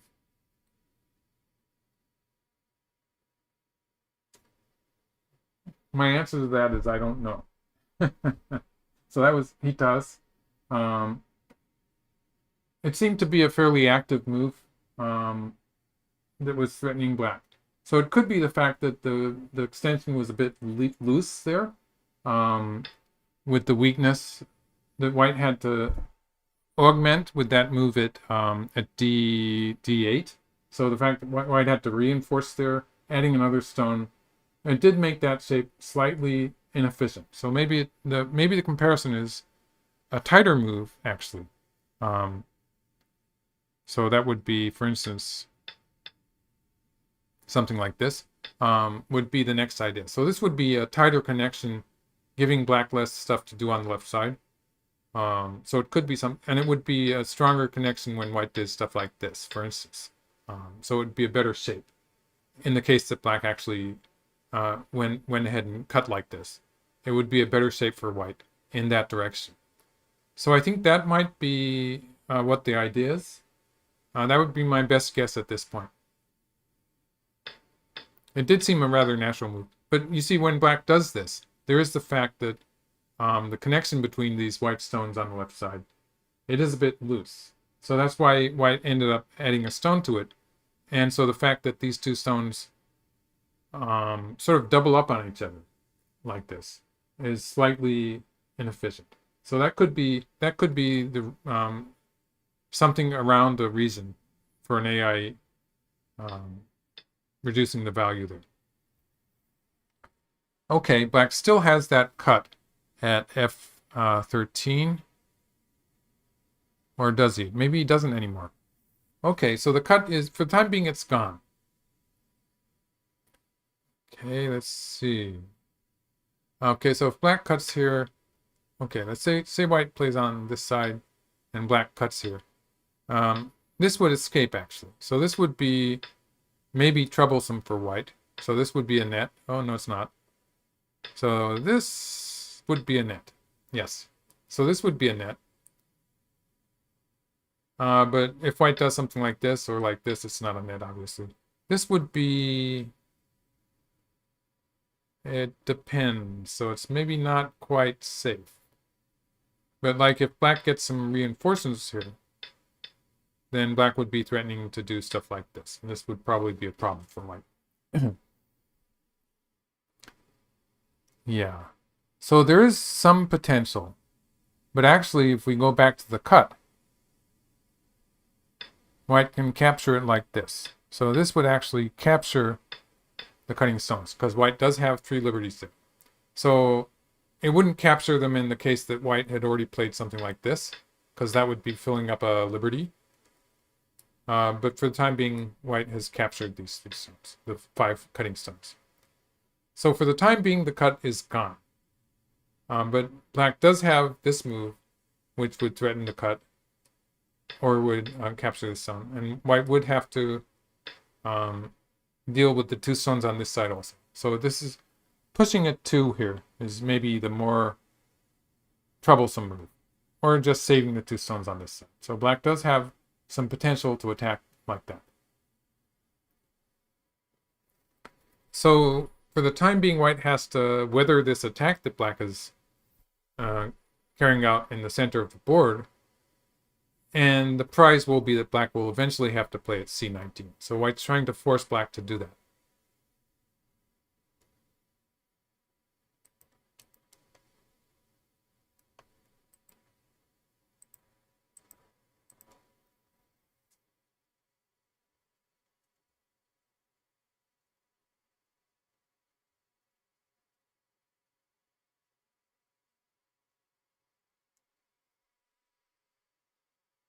Would white capping the stone with d8, d8.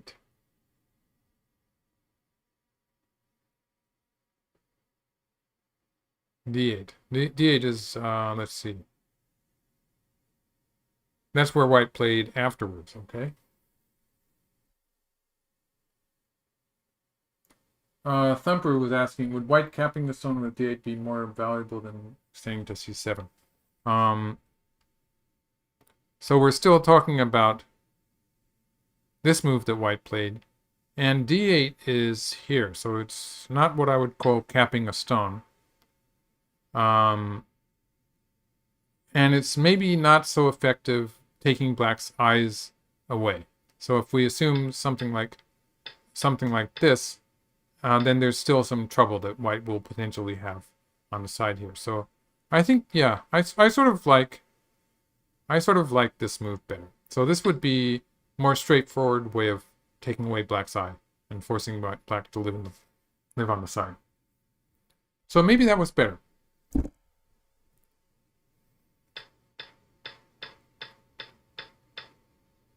Okay.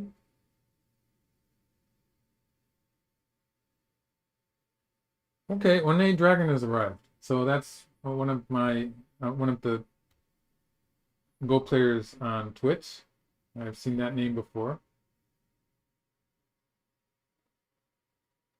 And so, yes, that's a good idea. Let's take a look at the opening again, for those of you who have not seen the whole stream. And yes, it does seem to be a slow game, so we'll have plenty of time. So they're playing a diagonal opening, and this happens a lot. So I think it happens more when white has played a 3-4 point like this. And so there's some value in black setting up an approach towards that corner. And if black wants to fight strongly, black does benefit from having that corner behind the approach move. I'm talking about black stone in the corner in the lower left corner. Okay. But now he's going for territory. So it's not as if when white plays this diagonal move here, it is relatively difficult for black to fight strongly in that area. It's a very good defensive move for white to play. I would say it's a good move, a good choice for white in the case where black has both of the adjacent corners.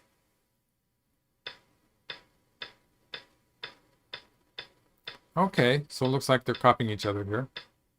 And strangely enough, it seems that the bottom side is not all that important. So like before we had AIs, just about everyone would play some kind of extension on the bottom side. And you can still do that.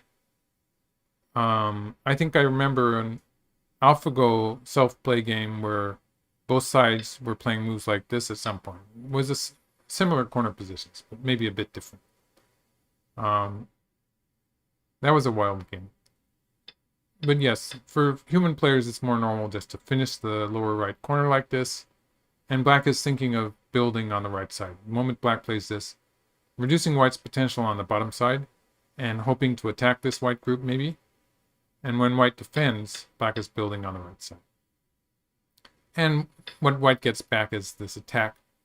So this sort of defined the game. The fact that after this, white has been attacking very strongly in the lower left area. So white plays here. So up to this point, it's the Joseki, you might say. Usually you would see black extend here. And it could have been played, but I think the point is that in some cases, black was going to sacrifice those two stones on the left. So that's what he was doing with attaching here, dealing with the bottom side first.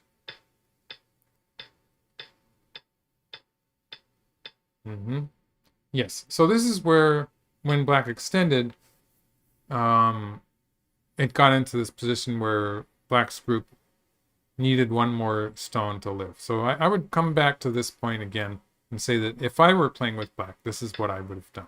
So if white covers here, black can extend or cut and extend. Doesn't really matter. Let's see. When I say it doesn't matter, it means I'm not sure which is the better order of moves. But if black plays extending, the combination of these two stones is pretty devastating. So black would capture the 3 stones. So white can't do that, but would capture the 1 stone. And I think this would happen. So something like this. And it's alive. So this seems to be better. Black still does have, in some cases, will be able, not if white plays there, but if white plays away, black can still move out with this group on the left. Either that way or this way. This would also work to a certain degree. Actually, black has a forcing move here.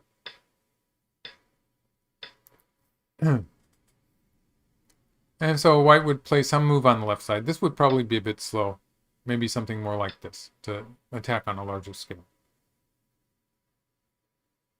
Instead, he extended. So that gave white this forcing move.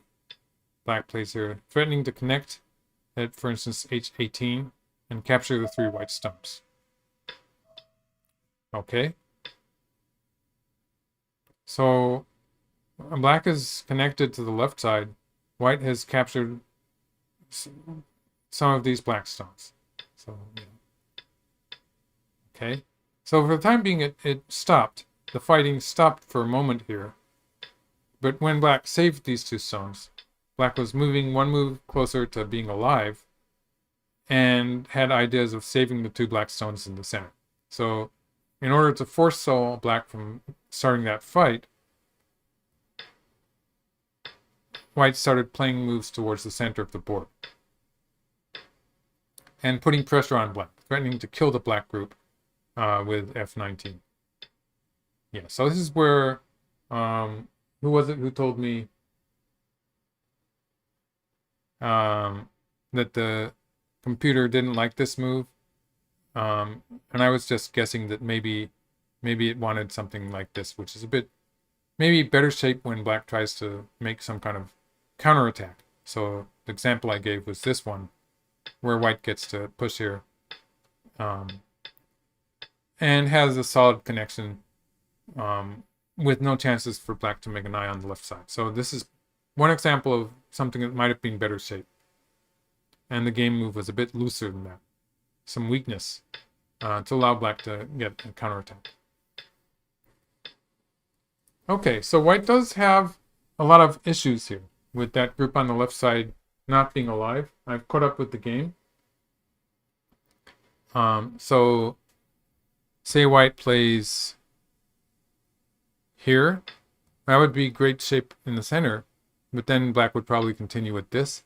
And white has to be careful because it's not going to be easy to live on the left side. So something like this. For instance, this would, it's not easily alive. So at the very least, black's going to get a forcing move here somewhere. So it's not 100%. So white's not going to play it this way, but it's an example of how there are some issues with that group white has on the left. Okay, so if white plays on the left, that would fix that. So if white plays something like this. This is still sort of annoying, but white can, let's see. So in this case,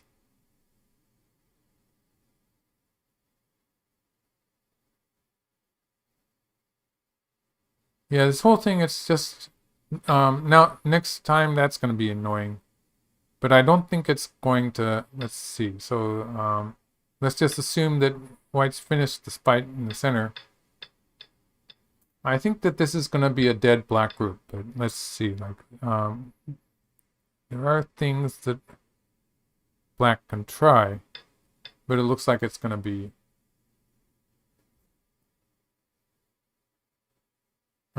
white just has to play here. Yeah, so that's easy enough.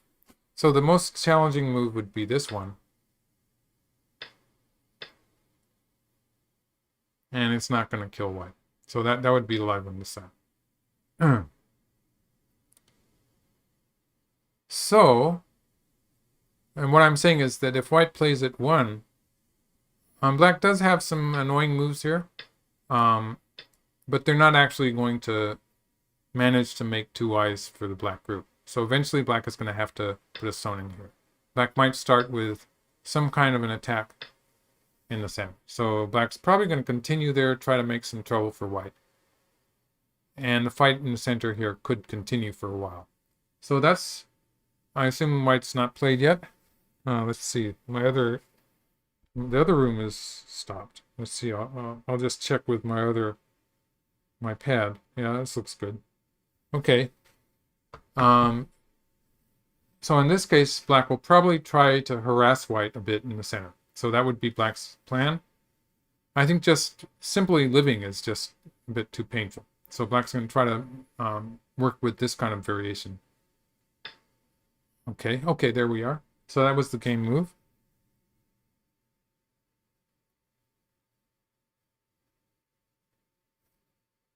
Yeah, so if I was playing with black, I would be choosing between...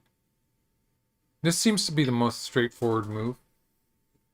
And this would look sort of like a Tetsuji, but I'm not sure that it's going to be good. But this would be another, like something like this would be potentially quite similar. It might be another option for black.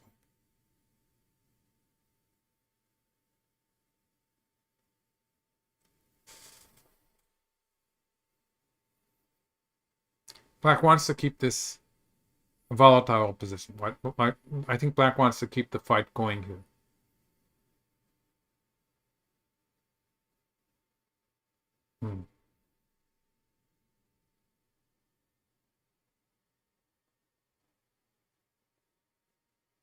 Okay, 1001 Q.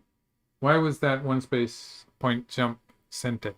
So I was talking about moves like this. And it was sente because it involves whether or not black gets 2 eyes. So the whole black group here basically needs another move to be alive. So putting another stone in at this point is sort of painful, in that it's only a few points towards the corner. So it's very close to being a pointless move, apart from the fact that without playing it, black's going to die. So since that's painful, it's sort of natural for black to be trying things towards the left side like this, hoping to make an eye there if possible. I was just showing that it's probably not going to work. So that's what I was talking about there. Let's see, get back to the YouTube chat.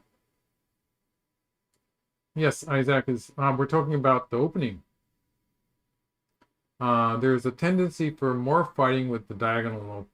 So when they've played the diagonal opening, which is when the corners are diagonal, so the black corners are the upper right and lower left like this. You could say there's a tendency for more fighting, or you could say instead of that there's a tendency for more small fights and less sort of big moyo types of fights, and that the areas of strength tend to be split when they're diagonal from each other. They don't link up in the form of a moyo so easily. Whereas if you have what we call the parallel openings, where you have, for instance, a stone in the upper right corner and the lower right corner, it's relatively easy for those two corner positions to link up into a moyo on the right side. So the simplest example of that would be the Shin Jinseo opening, where black plays the 3 star points and has a moyo almost immediately. H14. H14 is another option for black. Okay, the reason I wasn't choosing H14 is that it seems to put less pressure on white. So in this case, black doesn't seem to be making full use of the weakness of these 2 white stones at H16 and I16, because there was a bit of damezumari there. And so that's what I was trying to do with filling a liberty, to get something out of that damezumari. So in this case, white would be able to move out in the center all black would get would be a peep, something like that. So there would be the question of how valuable is that. So my idea with filling a liberty here, okay, that's sort of sente, a tricky move. I'm not so sure about that one. But let's just ignore what black just did. That was the game move. So when I do something like this, I'm focusing more on that potential cut at J16. And my feeling is that something like this looks more active. So it would be a more effective way of attacking white. Or even this way. So even something like this. But this is actually less, yeah, it's probably better to curl around. So yes, something like that. Or this move, it would be a similar idea where I would be maybe getting a bit more mileage out of that weakness in white's shape. But I'm not going to completely rule, that's why I wasn't showing that move. But I'm not going to completely rule it out because in a position like this, there is that potential for white's group on the bottom side to be attacked. So like, for instance, now we have to start thinking about variations like this, or maybe even this one. So variations where potentially black might try to take away white's eye space on the bottom side and attack that group. So in this case, I wouldn't be sure how the race to capture would turn out. So I'd be less sure of the black winning the race to capture. So like I have the feeling that black could have won the race to capture against white's stones on the left, like the stones that white has at D10 and C10. That group, and I had the feeling that that group is going to lose if it turned into a race to capture with the black group. Or of course the white group in the corner. Or white's group in the center. Most of white's liberties for the white group in the center are shared with black's group in the corner. So if it turns into a race to capture, black would have a great advantage because black has a lot of outside liberties and liberties in that eye that black has on the bottom side here. So black seems to have an advantage against white's group in the center if it turns into a race to capture, and would have had an advantage against white's group on the left side in the case of a race to capture. I'm not so sure about this group that white has on the bottom side, even if black can take away its eye space. So that would be the issue in this diagram. Okay, he's being annoying. So this is not actually going to make two eyes, but it is going to be sente in regards to the fact that black is trying to make a living shape here. It's a very annoying move. It does threaten various things. So like, okay, let's just do something like this. So say something like this happens.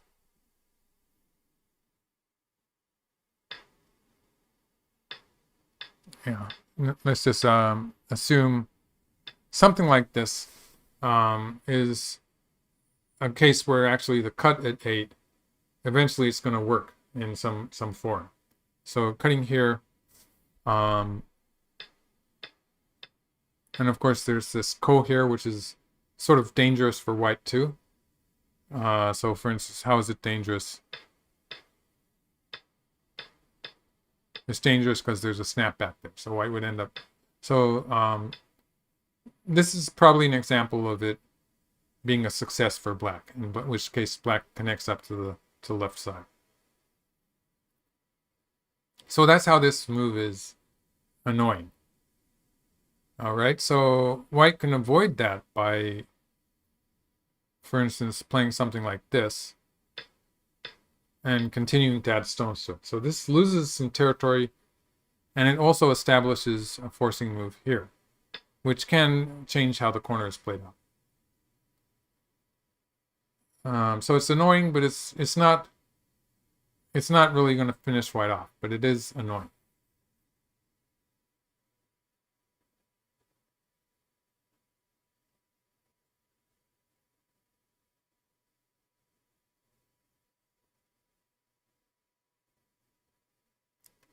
B17 doesn't actually start a ko. Okay, so that's Kukulus 100.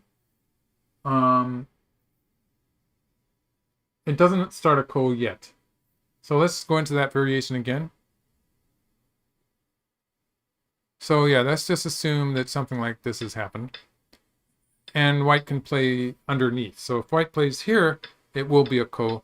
And this would actually solve all of black's problems. If white backs away from the ko, then black's already alive on this.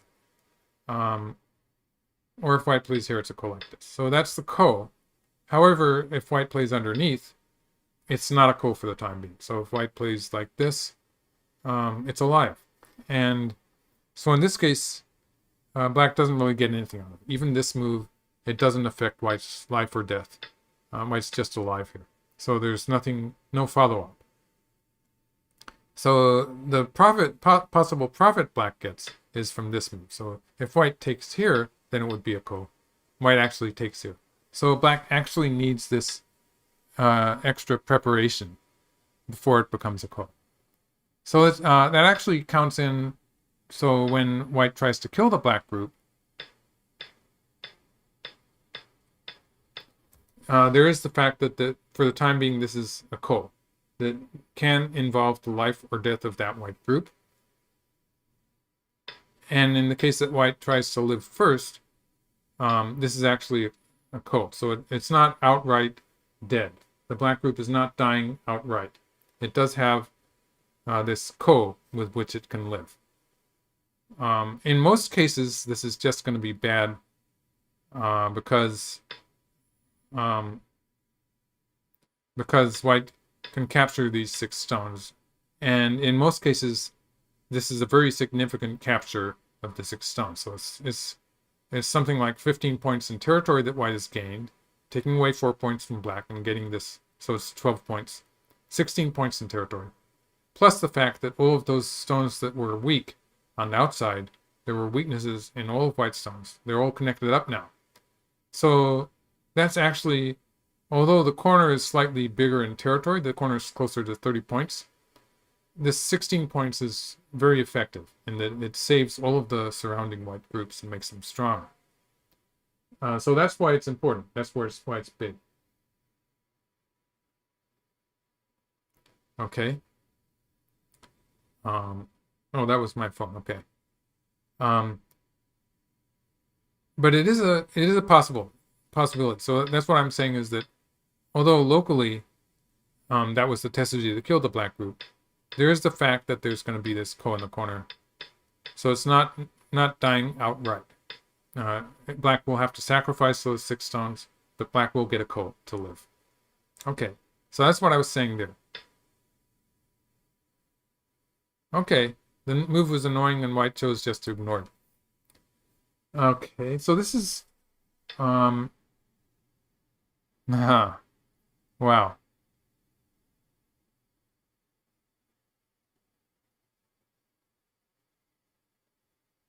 Okay. So we're going to get some practice in our life and death here. Okay, so what is black doing here? He's trying to establish a forcing move at A11.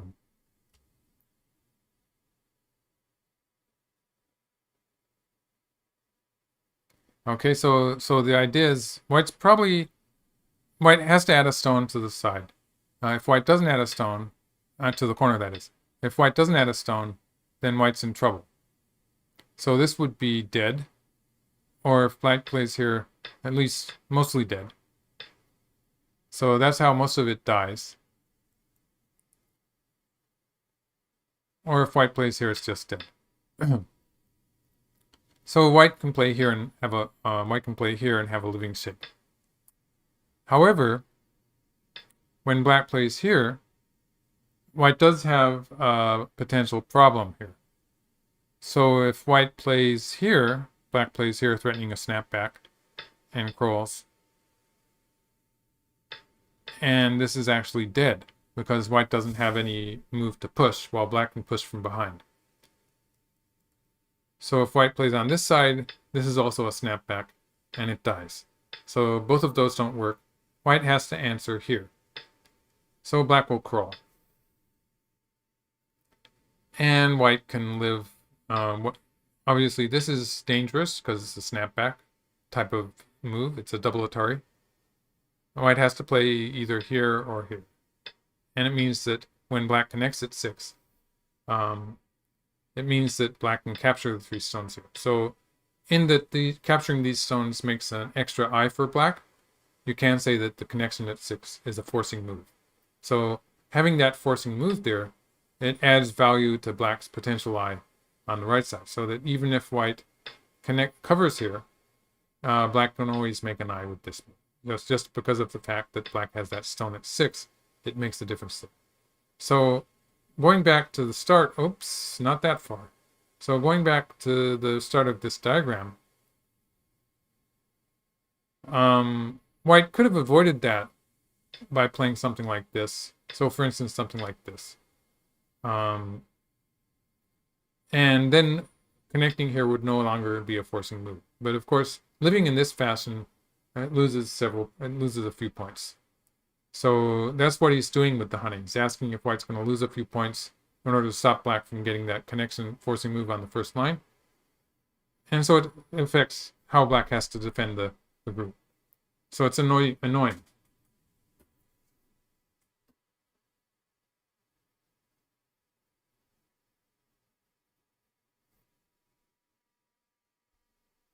No, I ran out of water. I think it's a characteristic of these strong players, is that they can be very annoying. Okay, so this is the same story. So white has gotten rid of the potential ko in the corner, but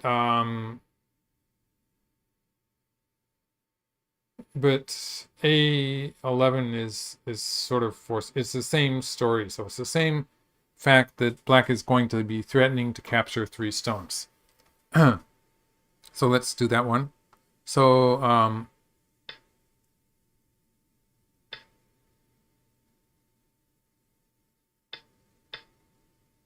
but actually not. Okay, so black probably has to, will probably continue with this. And the question is, will white answer? But say white answers it. If white plays here, this is probably going to start a ko. So if white answers it, and then kills the black group. So this is still going to be a forcing move. So if we get into this variation here, yeah. So not really the variation I wanted to show you. So let's say white plays here, and then black continues to play away. So it's this variation. In this variation, the connection here still is relevant because black can play here and put the 3 stones in Atari. So although white can live, this gives black a second eye. So the forcing move at A11 is still there. It hasn't gone away completely. Yeah, so he starts with this. This is necessary because if black just does that and never plays that move, then white can play this sequence. And this gets rid of that forcing move that black had at A11. So that would be a double purpose move at 8. So it's important for black to get this exchange in if white plays here. So if white plays here, then black has established that A11 threatens to capture these 3 stones and give black an extra eye. If white throws in here, it takes away black's eye on the corner, on the side. It is a more, it's a aggressive move. It's a more active move, but it does allow black to attack the pawn. So in this position, I don't think it's a good idea for white. Right. So black's pretty safe now. So black has managed to avoid playing that painful move that was worth almost no points at all. And he's alive. Left Tsumaji in the top corner.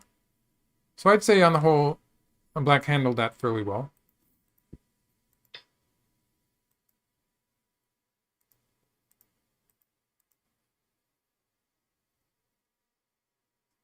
Okay.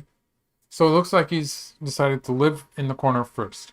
So this black can connect to the lower left, or black can make a second die by sliding in the corner. So this group is going to be okay. Black also has that the move at C8 to cut off a white stone there. So that black group is okay. It's a big move. But of course, white has a huge advantage in the center of the board.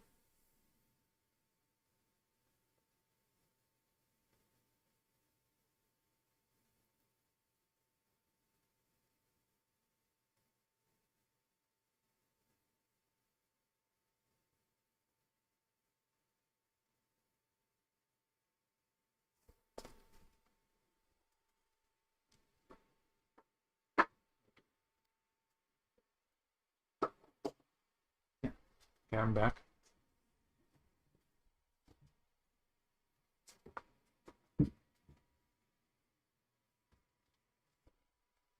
Okay, so let's see. This is the position. White's turn to play. White doesn't have to defend on the left side. So white has two directions in which to build the center. I'd say that white wants to build the center. Okay, that's sort of one of the directions I was looking at. Yeah, it's probably the area that looks bigger to me, right? So I sort of agree with that.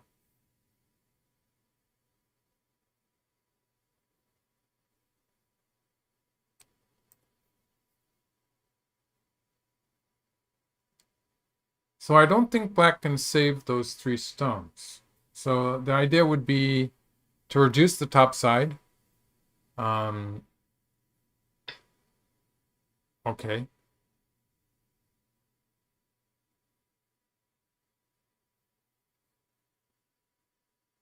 Okay, so he's looking at some potential. Okay. Let's see if I can find something here.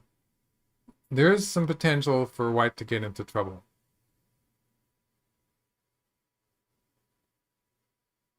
So that would be, for instance, let's see, how does this work? Oh, no, I didn't expect that one. He's playing quickly now also. I think he's trying to create something.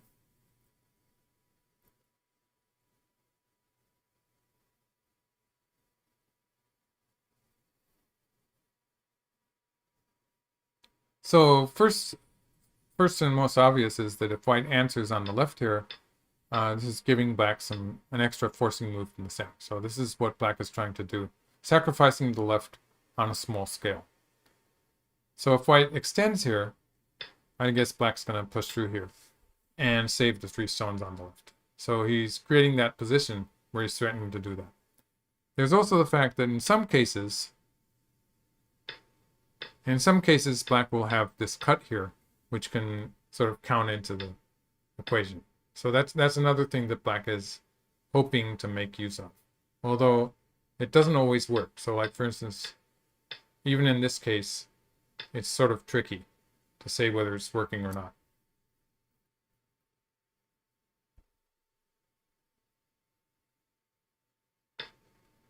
Okay, so yeah, that variation that I was showing where white allowed black to close off the center like this, very rare for a strong player to choose this one. This would be something white might do if white was just winning by some huge margin, but it's just giving black too much towards the center.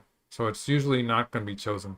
And the fact that white's not really going to be in trouble anywhere means that white can play more actively like this. So yeah, probably something like this.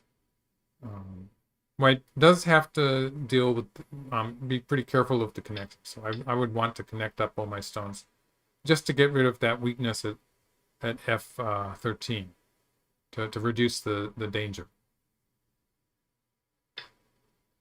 Okay, black did connect.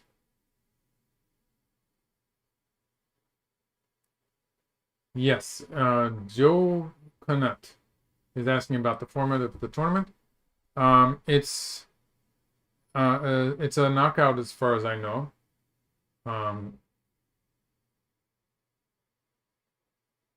It's been a knockout so far. So they started with 32 players, and they're down to the best 8. So they played 2 rounds so far, and it was a knockout, just single game knockout.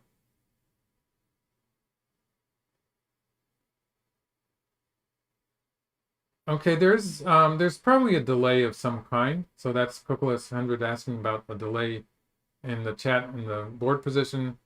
Um, there's a delay in the broadcast. So actually, I think there's actually a difference between the speed of the broadcast on Twitch, which tends to be a bit earlier than the broadcast on YouTube. So it's maybe a move or so ahead in some cases.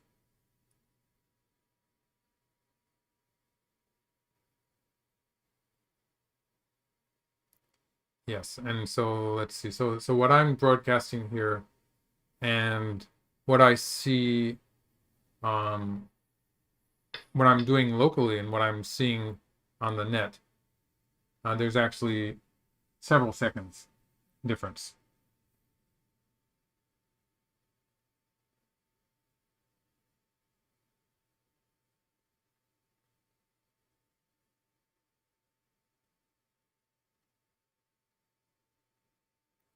Okay, so if I was playing with white, I would see some value in connecting here in the center, although I'm not sure that it's 100% necessary. White could also go after black stones, so that would be... Oh, he connected. Okay. So another option I would consider would be this one, which would just go after the 3 stones. Now connecting, it's sort of sent it.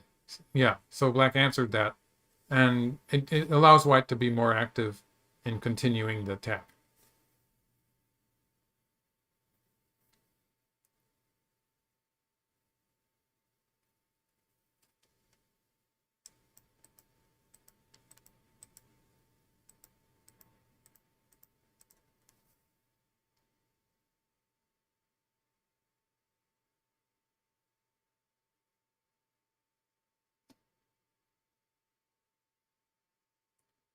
Okay, Kehusma, JP Kehusma. Am I pronouncing that right? Michael, when can we see your games in real time? So it's actually pretty difficult to see my games in real time. Um, I have been showing some of my games as videos, or actually, I've done them live sometimes also. So I've been reviewing my games live sometimes on this channel. So sign up to my channel, and you should be getting some of the games. So that's one way to do it. But I'm not playing in these international tournaments recently, so it's relatively difficult to see them live. Some of my games are broadcast on a Go server. So if you're in the right Go server, if you're seeing the Japanese tournament games being broadcast, then sometimes you will see my games. So some of my games are broadcast on that, and that would be real time.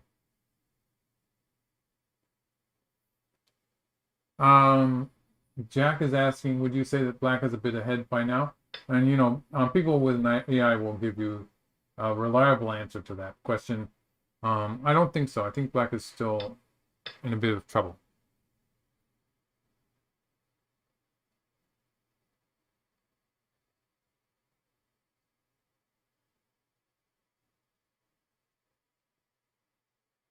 And you can also see him playing quickly. So that's something that that Shin Jinseo does when he's not very happy about things, actually. Okay, white does have to be careful to keep the connection there on the top side. So white does want to keep things linked up. That's very important for white. And I think he should be able to do it. So, for instance, let's see. I can do it with this board. So if white extends here, black is going to play here. In this case, black can afford to just leave these 3 stones on the left. It's not as important as what's happening on the top side. So, yeah. Yeah, I think that's okay. So, White's probably going to play a hane here.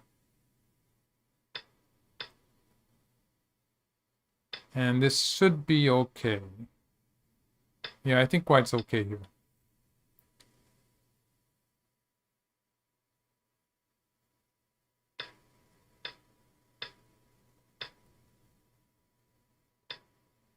Yeah, so White is going to be okay with this fight.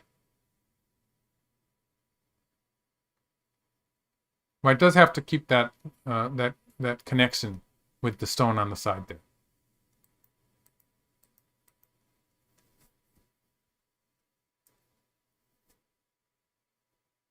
Or at least that's my take on this position.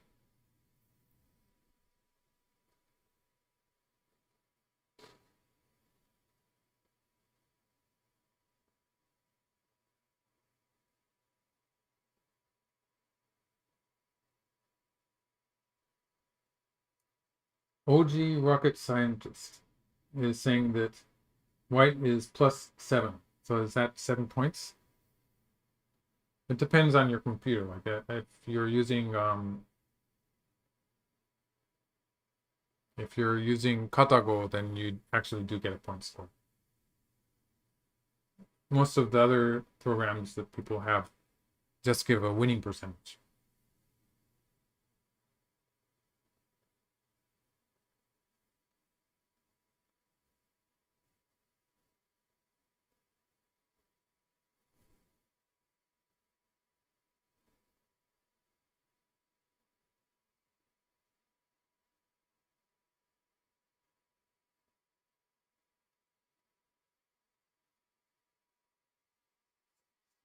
Okay, so Ezra Cam was asking about the time also. So the time, as far as I can tell, they seem to be about equal. So the clocks I'm looking at on the server that I'm using right now started with 3 hours apiece, whereas I saw somewhere on the net that it was 2 hours apiece. So I'm a bit confused here.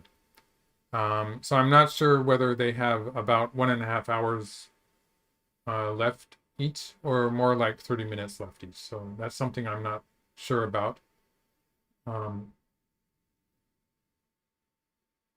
But they're about even on time. So they both have about the same amount of time left. Ezra is asking, do all top pros use the same AIs for study? It's no. So first of all, there's some programs that everyone has, like Katago or Lila. People don't use Lila very much. There was I think it was it a Facebook version? There was a different version. There were various AIs that were all based on yes. So yeah, the Bluster is giving the information there. So there were a lot of international AIs that are sort of freeware, and anyone can download them and put them on. You can put them on your computer. So that's Katago is one of those that I use personally. But the Chinese have their own AI, which is, for the most part, it's available only to the Chinese. So it's relatively difficult. There is, I think it's fine art on one of the servers that you can use in a limited way. And the Koreans have their own AI also. So they have an AI that is sort of used mostly by the national team. And so they have different AIs. And so the strength of the AIs are pretty important.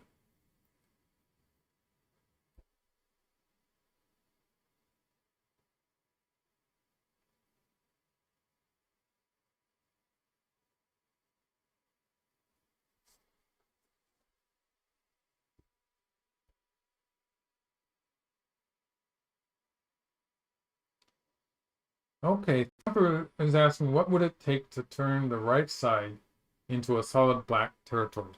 And so, like, that's so indefinite at this stage of the game that it's almost irrelevant, actually. Because for the time being, the fight in the center is more important. So the fact that black has to save this group in the center, in many cases, it will mean that black will not be able to finish off the right side.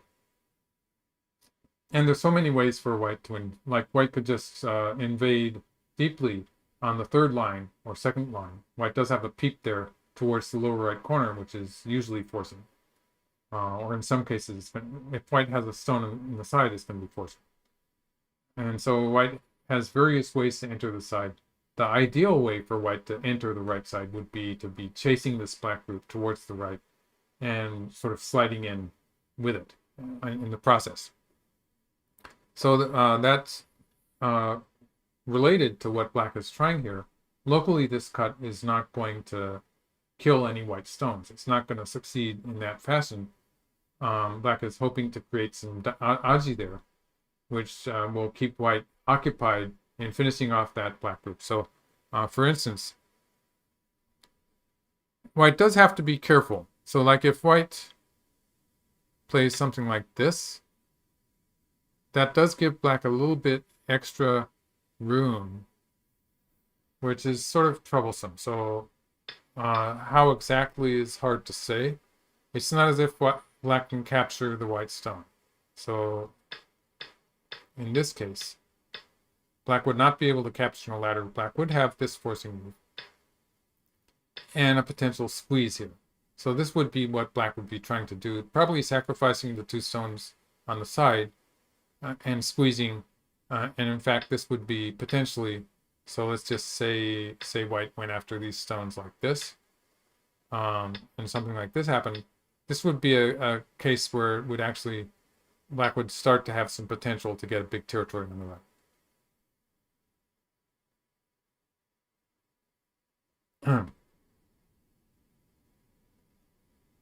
So that's why I was suggesting white will probably play something like this. In this case, it's going to be pretty difficult for black to live on the top side and save the group in the center at the same time. So that's what makes it difficult for black. But it does add a lot of nuisance value. These stones that are maybe they die on the right side, but they could create some kind of a race to capture or something like that, and could be annoying for one.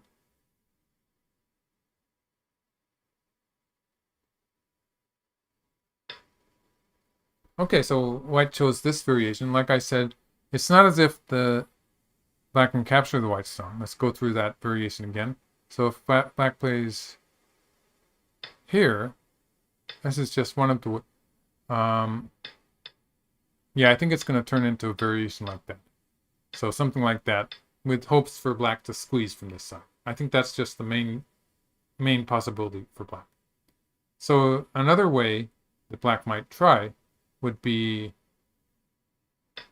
Now this would be just so dangerous for... This would be threatening a ko, first of all. This ko. I guess black has some ko threats on the bottom side, for instance. So that might be dangerous. And this would be threatening a net if white plays here. That would be a net.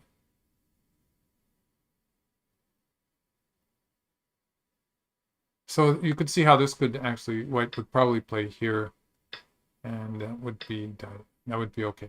So so that would stop the net. Maybe something like this. I'm getting lost here. I don't really know how to judge this actually.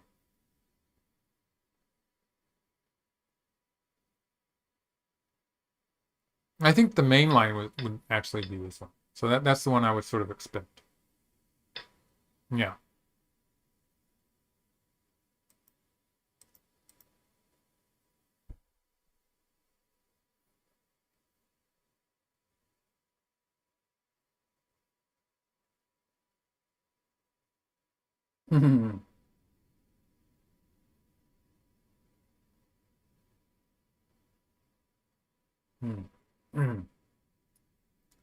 So Ezra is asking, do you think SDS's performance is affected by travel and Chinese food? And I think that is. Now they're playing face to face. People actually do travel. They're living in a hotel instead of their own home. it can make a difference. So depending on who you are, some people like it. Some people get stressed out by living in a hotel. So it does change the way they're spending their time.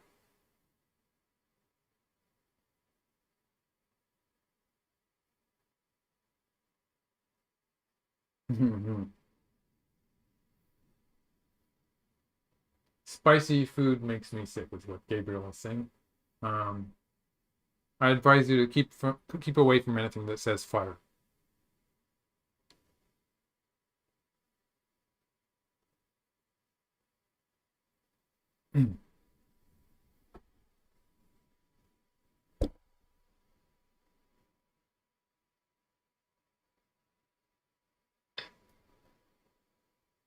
Okay, so black left the top side, and now it's trying on this side. So this is not going to be, it's a big move, and the white playing there would just capture the whole area. So that's why it was big.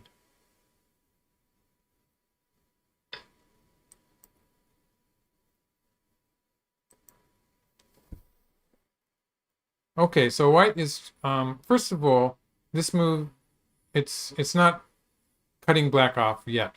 So black can cut on above it,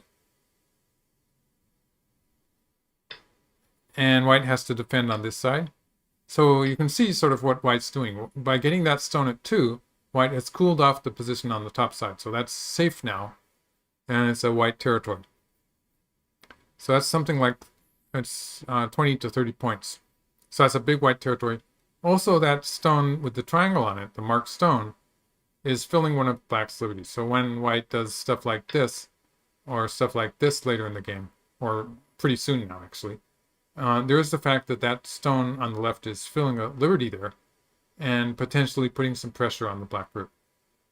So there's a double purpose to it. Although it does not capture the 3 black stones, it's a way for white to settle the position on the top and fill a liberty, which could make a difference in the following fight.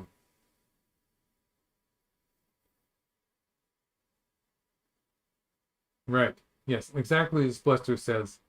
Um, Players have been traveling to play the tournaments for a long time, and so they get used to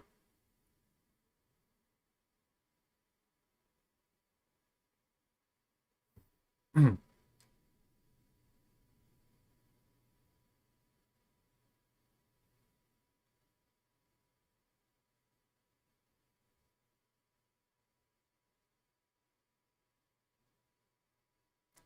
F13.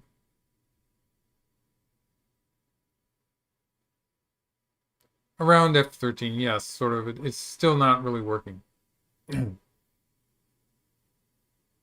But okay, so that was PhD Tony. There's Aji around F13. So that's the black cut at this point. So for instance here, that's F13. So there is that Aji. It's sort of difficult for black to make it work.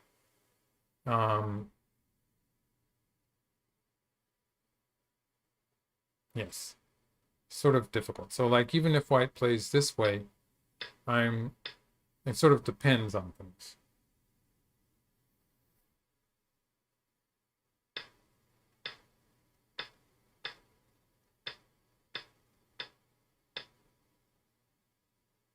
So yeah, there's some cases where black could win the race to capture and still have a bad position. But yeah, it depends on so many variables that it's sort of hard to answer that in a straightforward way. But so maybe it's not important yet, and maybe black is going to try that attack on a larger scale, something like, for instance, something like this.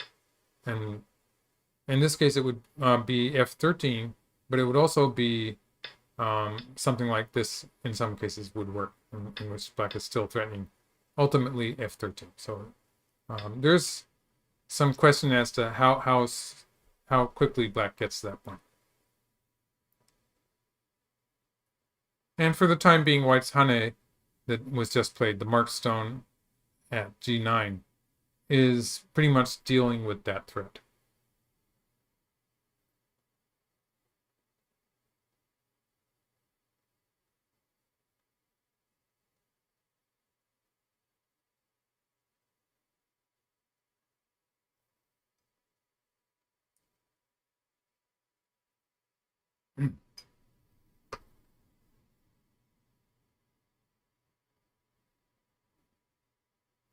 Okay, yes.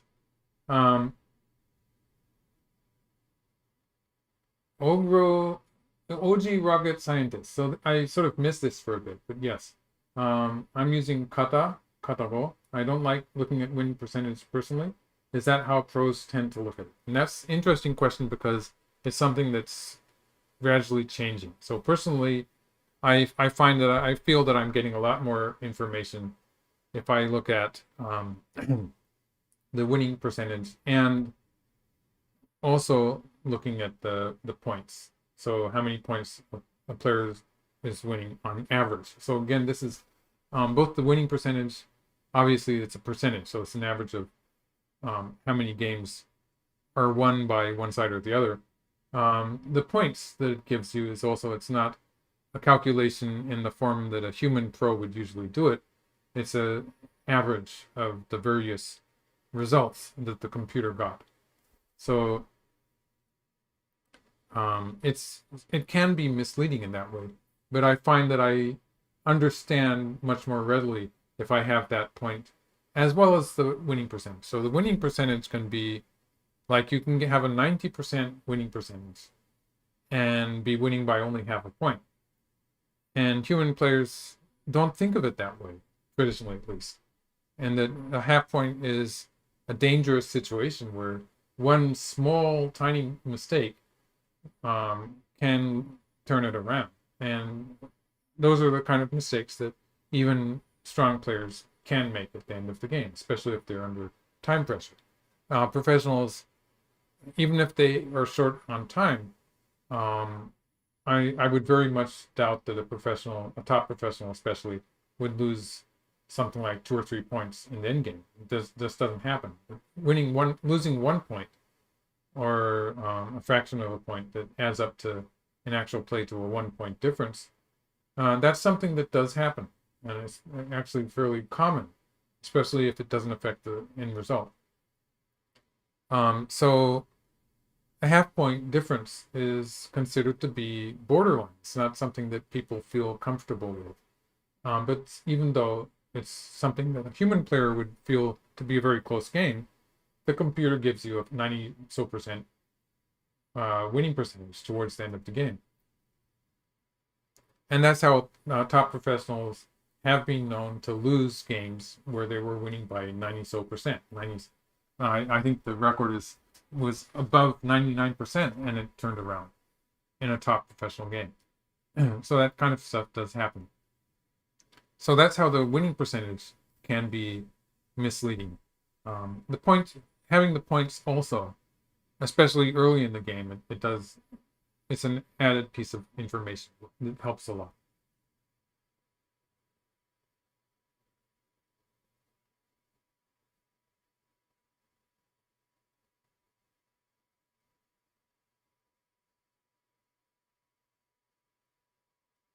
Right, exactly as PhD is talking about at 13 again.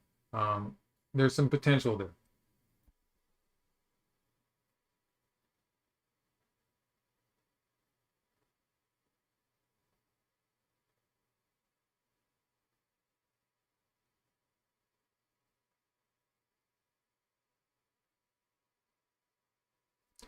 Okay.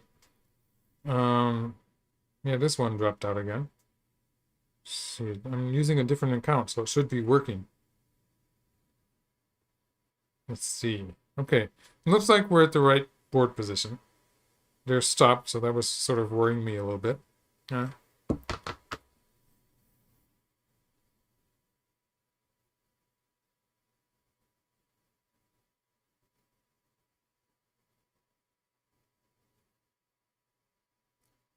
One Dragon is asking about the komi. Komi is 7.5 points.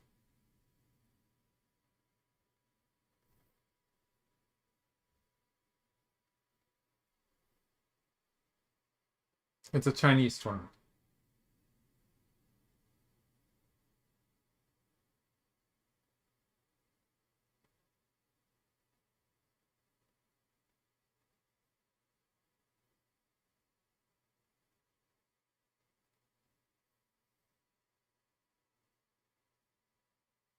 Okay, there is an interesting point is that um, Earlier, I was talking about a squeeze, something like this, squeezing from this side, which is still remotely a possibility. So, fact is that while you would usually expect black to save these stones in the center, this also is still a forcing move. So if white ignores it or plays from the other side, black can actually capture this clump of white stones in the center. So white would still have to answer on this side. So this would kill the 3 black stones in the center, but it would still give black this squeeze. So the potential value of this squeeze, how big is it, is the question here, really. I think that automatically losing the stones in the center is probably too big in most cases. But black does have that forcing move at 1 still at this point in the game. So that would be a reason for black not to be playing it yet. And maybe thinking of, for instance, moves like this. Sort of eyeing that potential squeeze on the top side.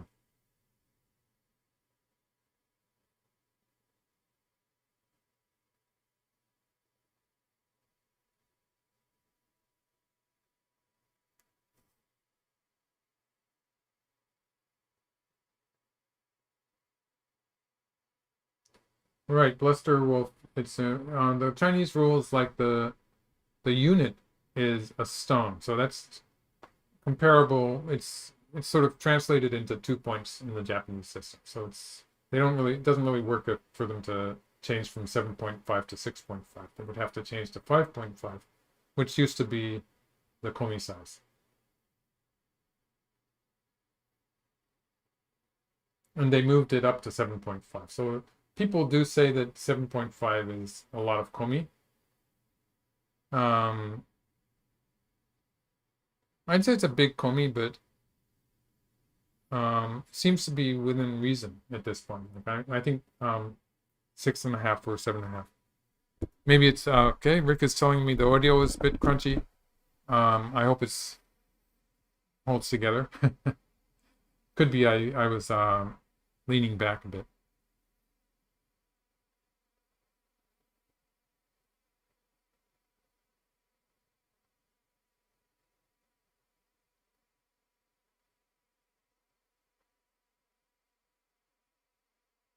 Okay, one A Dragon. It depends on which AI you're using. Yeah, and also area scoring and 6 for territory. Yeah. So it's sort of ambiguous. Generally, with 6.5 point komi, and the rule set that I'm using with Quzhou, it likes black, and then at 7.5 it likes white.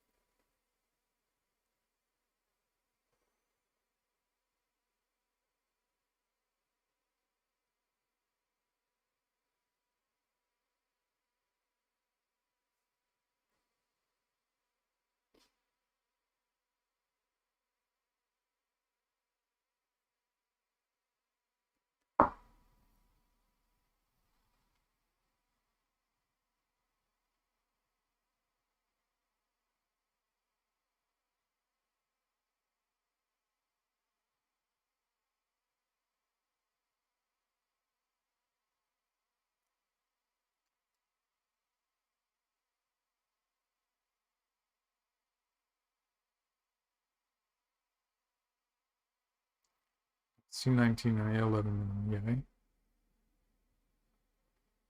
yeah. Right, exactly, Cookless. So Cookless 100 is talking about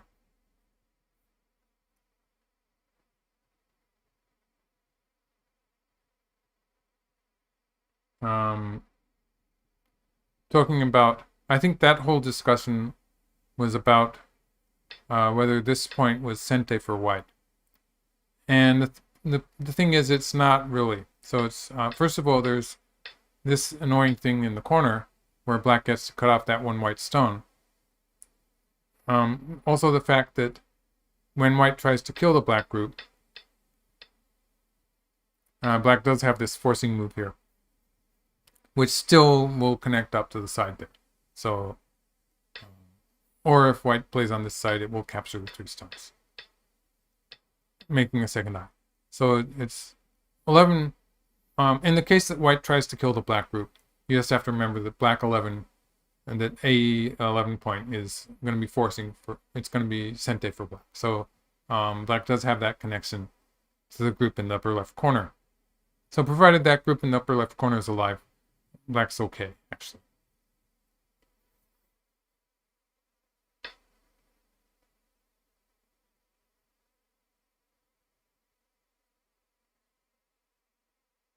Okay, so quite a while ago, someone was talking about the area on the right side. So black's game plan here, he's trying to make the right side territory. He's trying to make that territory while putting pressure on the white. Pressure on white. Well, like someone was saying, it's that cut at F11, and there is some aji in regard to the whole white thing. So, so for instance, with regards to the right side, I would say this is a move that white might be trying. So this is a way white can try to get into the right side. And usually going this deep there's no problem with it. So something like this. And at some point there's some potential for this peep to be forcing also. So white does seem to have enough space there. So the question is, what exactly is black going to try to do in the center of the board? So like there's, it all ends up being something in regard to this cut here. So like if we assume a variation somewhat like this, and the cut here, this kind of thing, you can see how there is some potential there, although it takes a lot for it to actually work out. So it's not working yet, even in this position, but you can see how there is some potential for it to come together if black gets lucky. So like black gets a forcing move here, it would still be a bit tricky, but yeah. So this is the general idea. So there is some aji there, which might which puts some pressure. So maybe just emotional pressure, but it's putting pressure on one.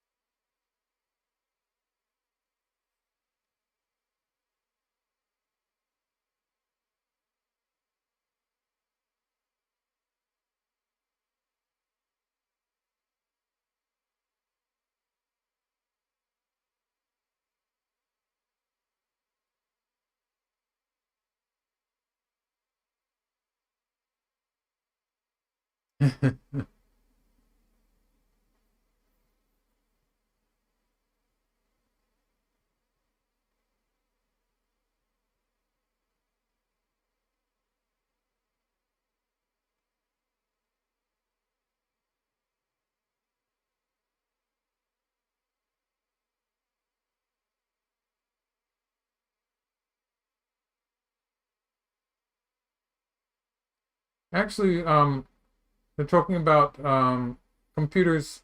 I think the discussion here on YouTube is about computers not playing the best moves from the human viewpoint towards the end of the game. So like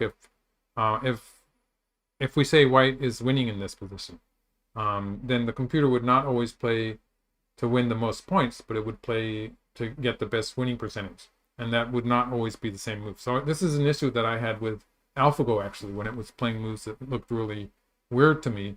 They were throwing away points. And so it wasn't playing what I was calling the best in-game. And that was because it was winning anyway, didn't care.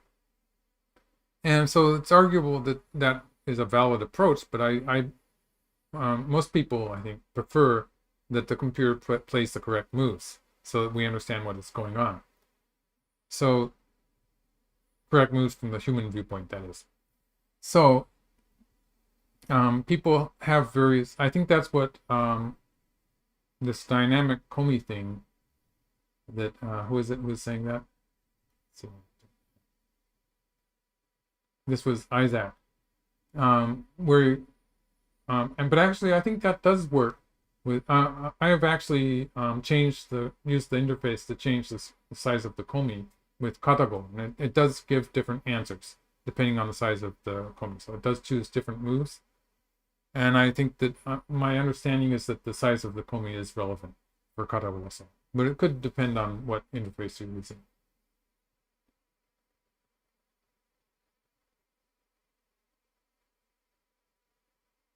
When I'm referring to a kind of emotional, um, the fact that the right side is such a big area, and that it's very difficult for even top human players to read out what's going to happen in the center with so many, like all of those black stones are potentially dead, but maybe not.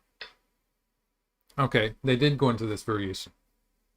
It makes it relatively challenging to have a clear picture of what kind of a trade is going to happen in the center of the board. So leaving that all undefined as much as possible is a kind of a tactic that the player who is maybe behind and going to lose, that player will be trying to keep as many things uncertain as possible. So that's what I was talking about.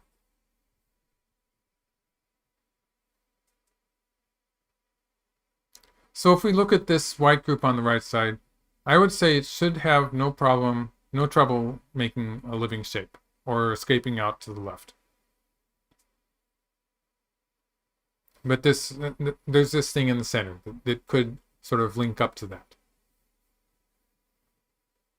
So for instance, let's see. It's almost impossible to make a diagram that's going to demonstrate that. But like, for instance, in the process of white escaping, if we assume that a lot of the liberties get filled, then variations like this, they become fairly realistic. So like, for instance, this variation. So like if we have this cut being forcing and this kind of thing happening. So this would be an example of success for black. So black didn't actually need all those stones. So maybe yeah,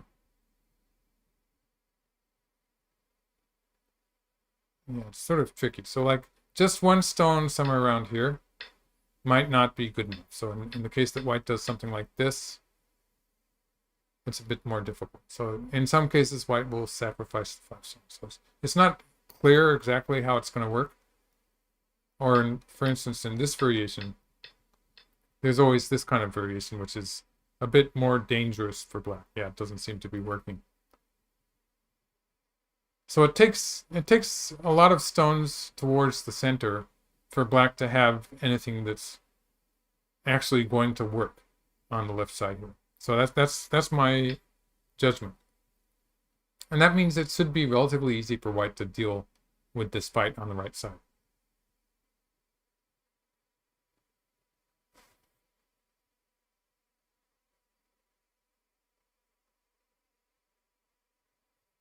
Okay.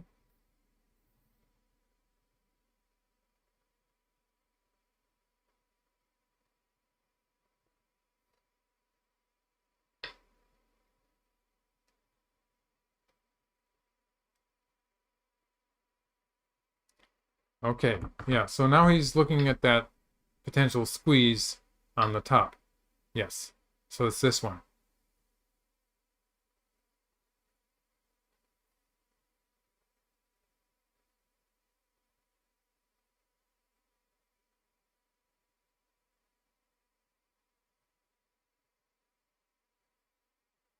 So the cut on the third line at it says I3.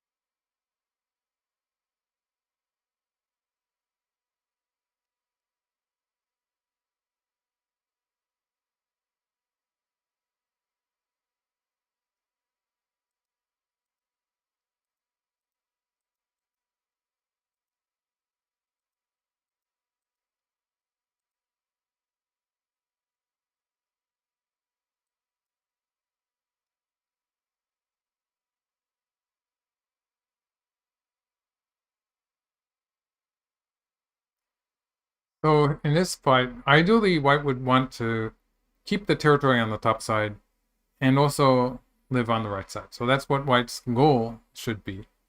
So if we just look at the right side, the most common shape that I would see in this would be white playing here and cutting here. So this is tesuji, you might say, for white to try to make two eyes. And black's probably not going to do this. So for various reasons. But for instance, even if white just plays something like that, it's already a ko-like shape, just locally. So yeah, stuff like this. This would be very annoying for black.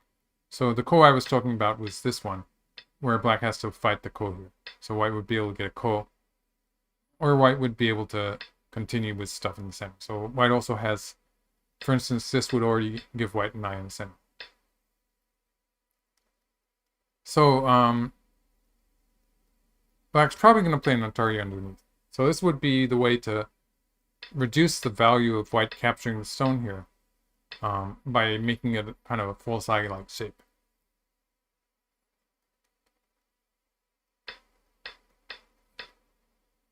So this kind of thing. So there's this is a way that white could use the whole thing to get some stones towards the center of the board and probably try to escape. So this kind of, the attachment on the third line in the cut is one tesuji that white would probably be using at some point. Oh, but he started with the top side. So in this case, he's maybe going to offer a trade of the top side for the corner, for something in the corner. So I say that because if white were going to protect the top side and live with something akin to what I was just showing, then he would be crawling here, allowing black to connect up. And then if white had a neat way of living with this, then it would be this variation that he would use. So he didn't see anything like that, so he's playing this side. This means that when black plays here, he's probably going to continue towards the corner, and black will have an opportunity to capture these stones. So for instance, this would capture these two stones, but white would be getting enough back in the corner. So that would be white's game plan here. So it's a more more of a confrontation.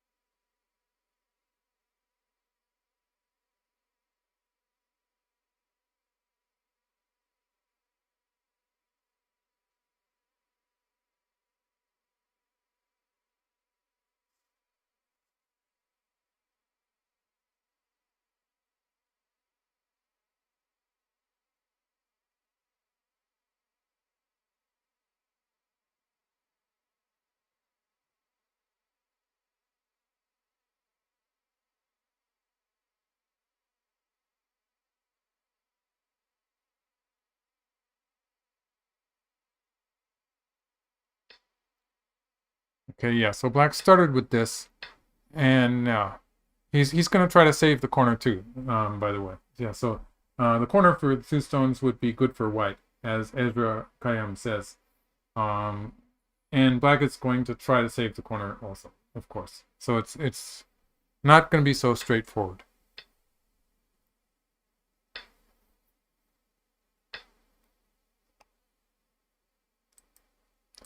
Meanwhile, black's three stones in the left part of the center have been captured for the time being. So they're dead. They're pretty dead now.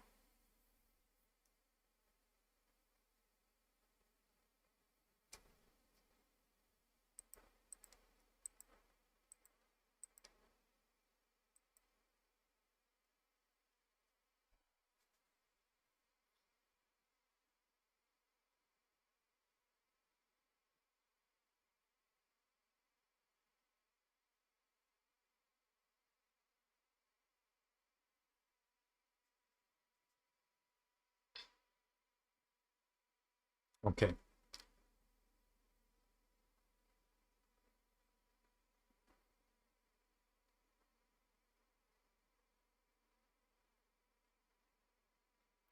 So white, having played so many moves in the upper right area, white should have relatively little trouble making a living shape.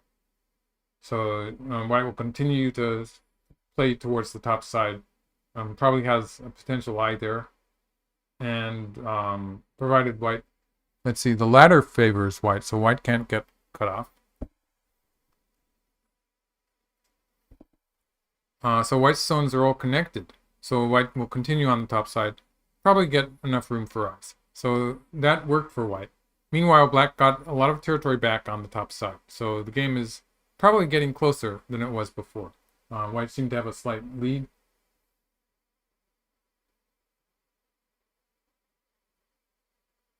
Okay.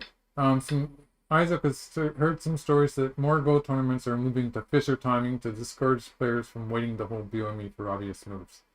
And I sort of like Fisher timing. The Fisher rules don't use the same BOME system that we are traditionally using, but they give you an allotment of, they give you a certain amount of time each time you place a stone. So like it can be an increment of 3 seconds even, and that adds up. And so if you play quickly, then your time increases and increases. So for instance, on OGS, they have Fisher, the option of using Fisher rules.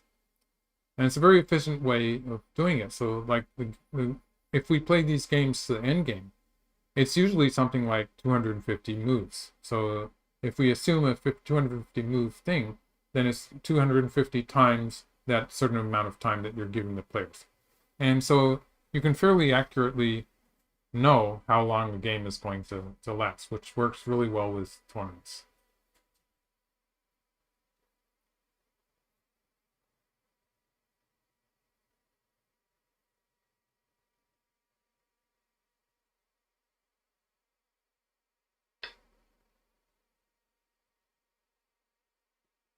I don't think we can be sure of the result yet. So black is alive in the corner, white is connected in the center, and the top side, what happens on the top side depends, because white doesn't have a honey on the second line now.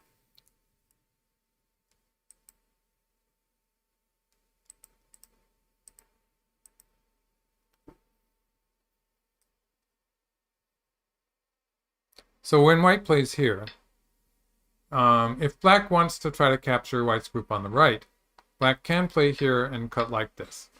But this would give back the top side to white. So I think the top side, it's not saved yet. But for instance, if white adds a stone here, it's going to be a white territory. So this would give the top side back to white. And we don't really know if white's going to die on the right because, for instance, in this variation, the black group in the center is in danger also. So there's this fight, which I'm not sure is decisive. Or black can capture the 2 stones on the left. But in order to do that, black would have to throw in here something like this, which allows white the white group on the right lives fairly easily in this case. So looks like this Hane here is a good asking move that will make it difficult for black to continue the attack on the right side.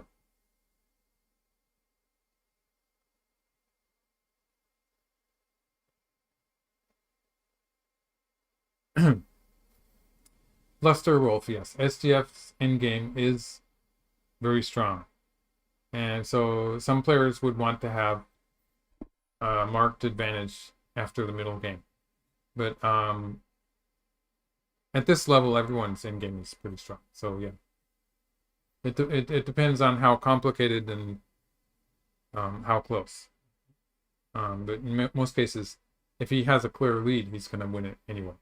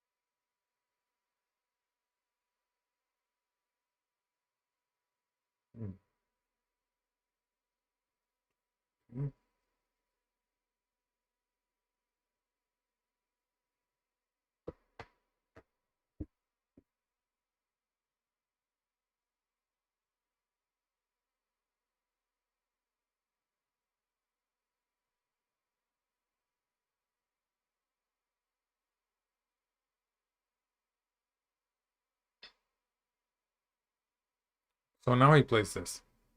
Okay. So this was always a tesuji, but it's sort of irrelevant to the top side. So it's a it was always a tesuji, but I was expecting white to do it without the play on the top side. So it doesn't seem to match well.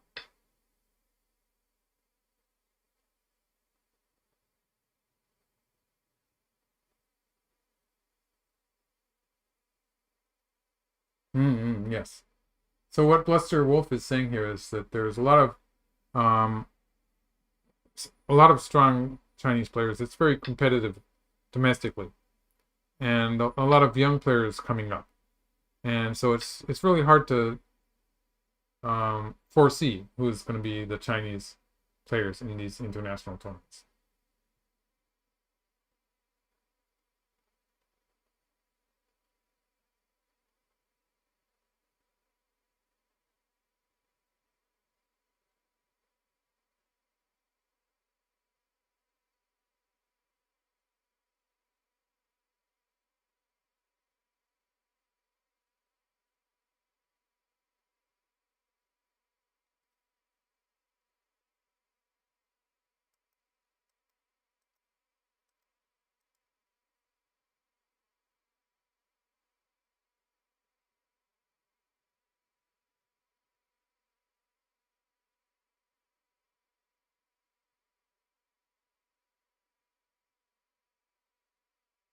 Mm-hmm.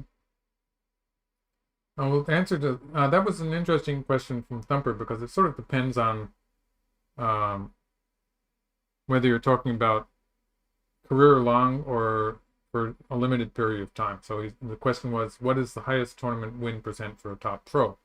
It's probably Shin Jinseo.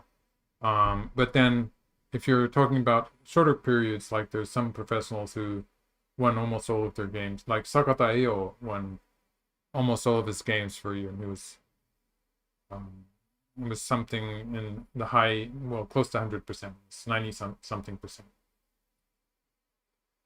for that 1 year. That is. But then, of course, lifelong, it wasn't so good.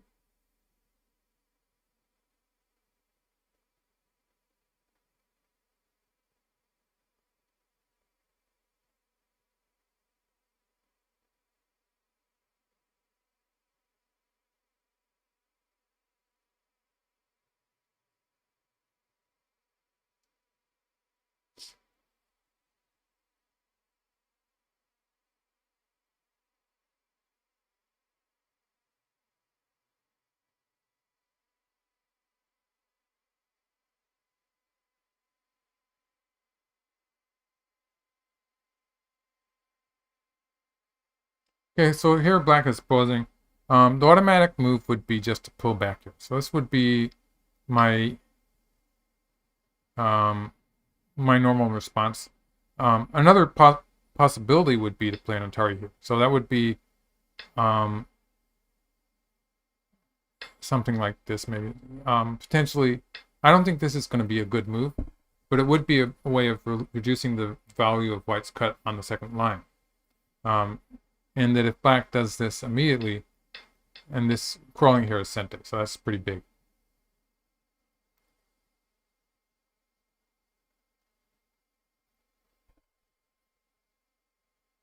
Could be that, so there's this cut here. I was saying how the ladder favors white.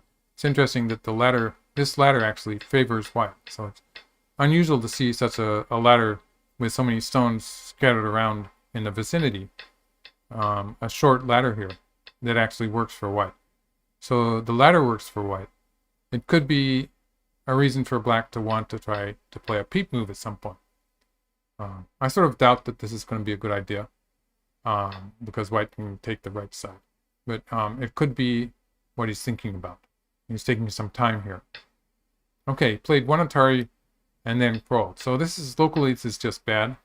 But it did force the sequence, so black got sente. So he had something he wanted to do with that sente. It was a more forceful sequence, although it lost some points locally.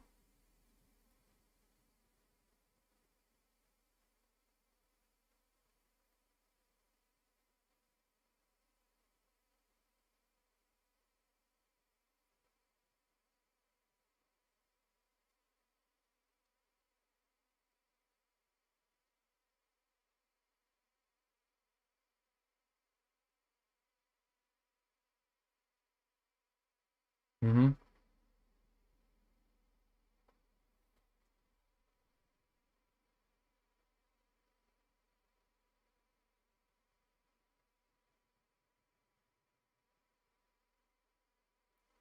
Okay, so this fight in the top right, it still sort of involves White's potential life or death.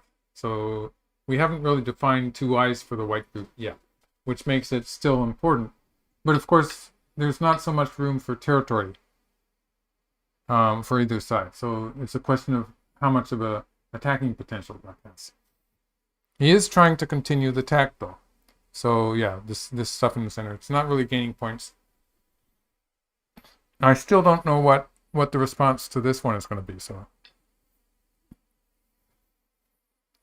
if I were White, I would have played this a bit earlier. But this still seems to be one of the key moves that White might be trying at some point.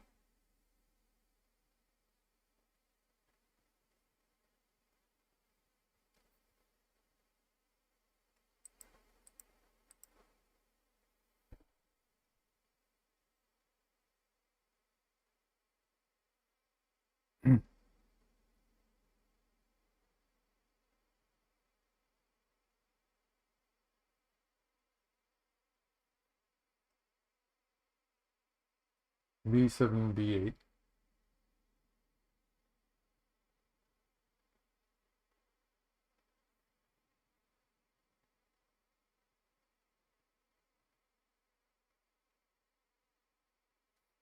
Well, the upper left corner is big, so that's AOE, AOE. So Aoe, Aoe, I guess. The three black stones in the upper left corner. Playing some move towards the upper left corner is a big move. So White would probably play the kick at C4 maybe.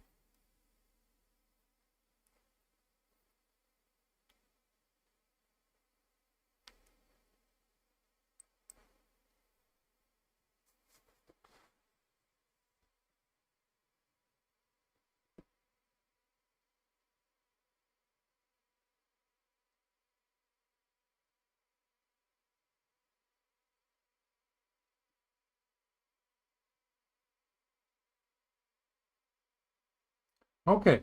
One Dragon is asking, is there a ko in the corner? So this is from Twitch. And must be asking about the upper right corner.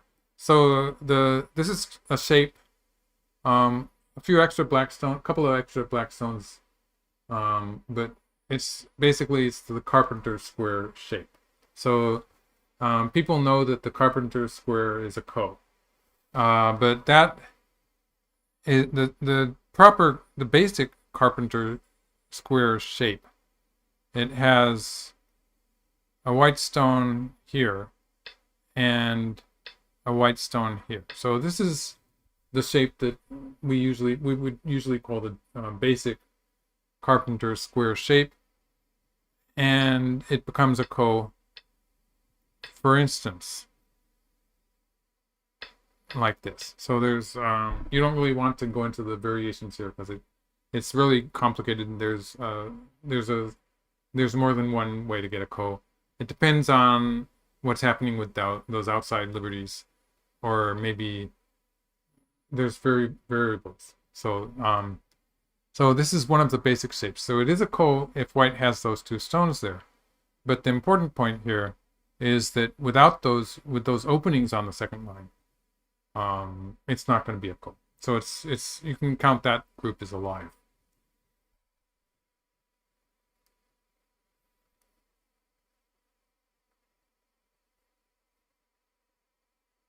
Okay. Yes. So this Atari takes away some of White's ice space. Pushing there would have been a big move for White.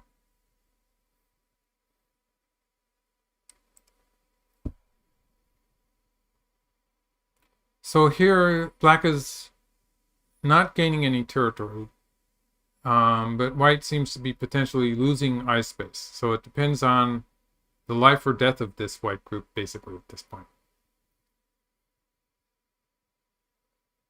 All right, there is an issue on the right side here. So say White captures. Black extends.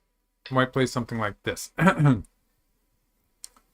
Black does have some trouble in choosing how to answer that. So if black plays here and white plays here, you can see white connecting up here. If black plays here,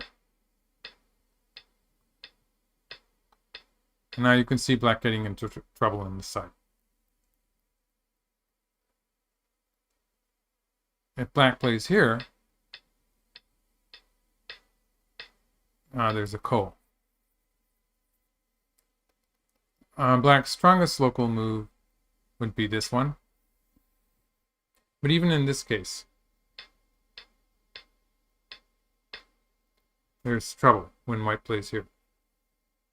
So there's a weakness there, which is a potential attacking point for white. So that's what white was looking at when he curled around at 011.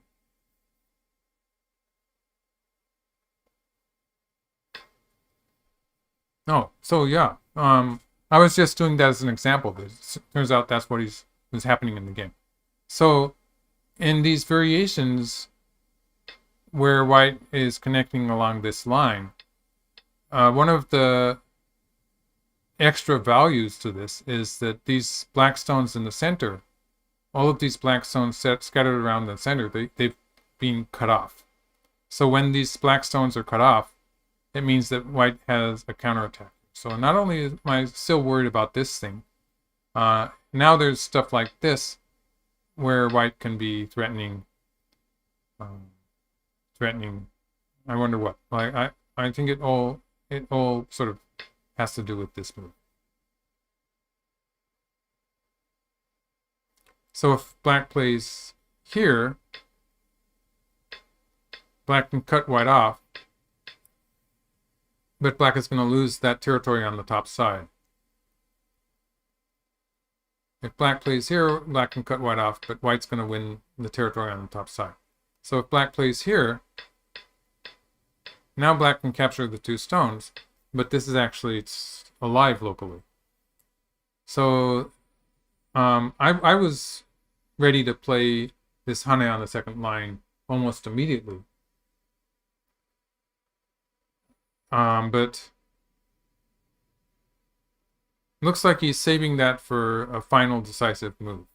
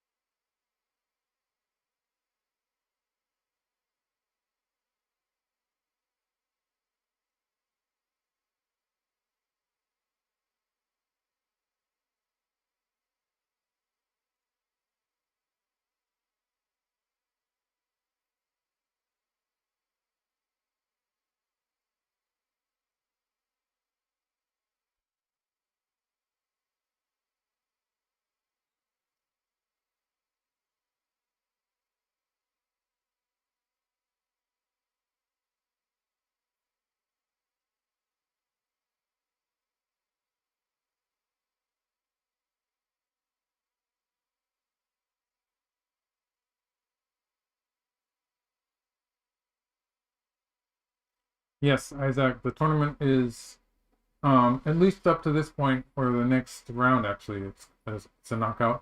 I'm not sure how the final will be played. It's scheduled to be played in June, I think. So this is the best 8 players. They're going to play one more round later, I think. Maybe tomorrow or something. And all of those are single elimination rounds. So the loser of this game will be eliminated.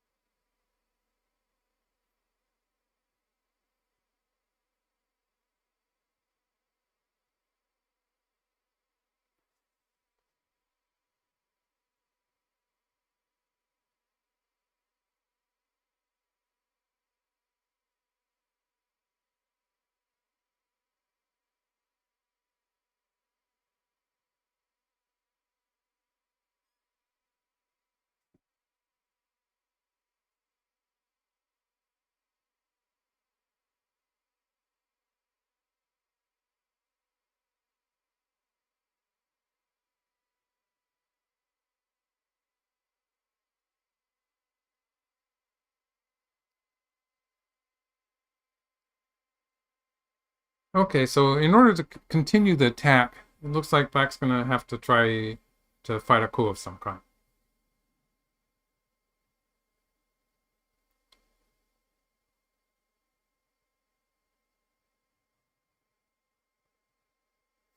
So yeah, so I guess it would be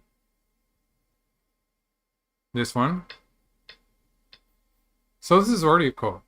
But for instance, if white plays here, this ko maybe. So it's, but this, it looks a bit, it does look bad for black because like the center is uncertain also. But this would be maybe the one variation where this ko would, so a ko like this.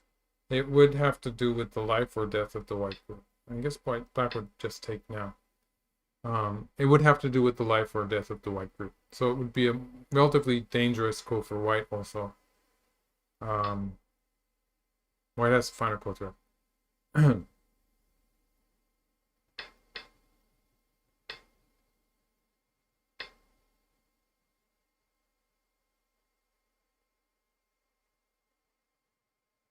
It looks like it's a difficult ko for black to play though. Although white does have an awkward shape here if white ends up having to connect at that point.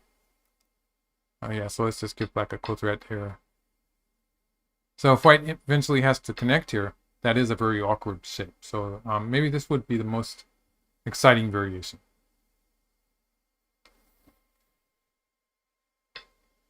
Okay, so he connected. So that's not a ko. So white gets to connect up here. We'll probably just, well, I'll put it on the board. I could have waited for, so this is all connected up. I'm pretty sure this is what he's going to play. And black has a fairly thin shape in the center.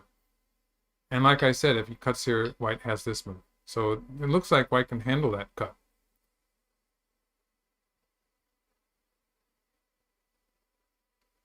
So it's territory again.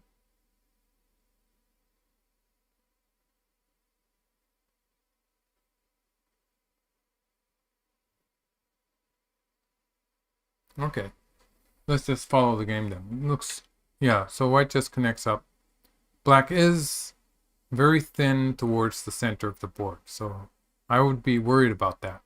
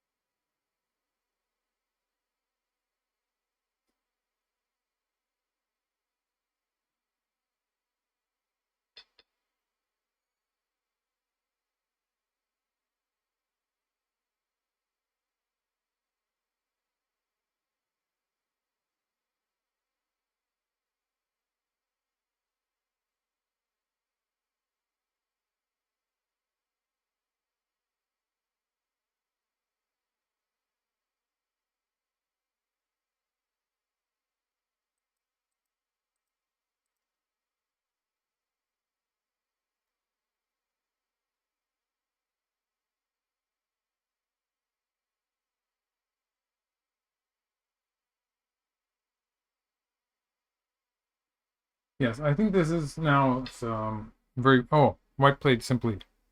Okay.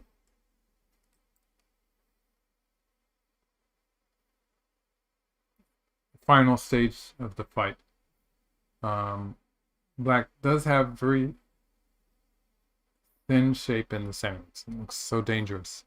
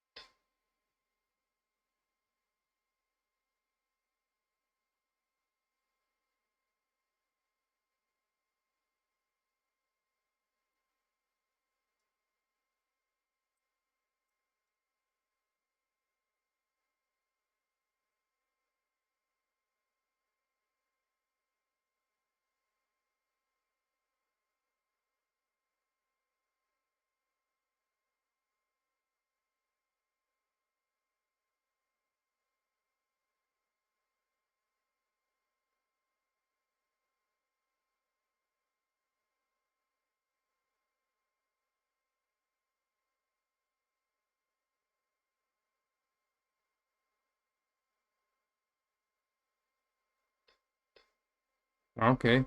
He's trying to find a easy to understand variation. I think. He's trying to keep it simple. So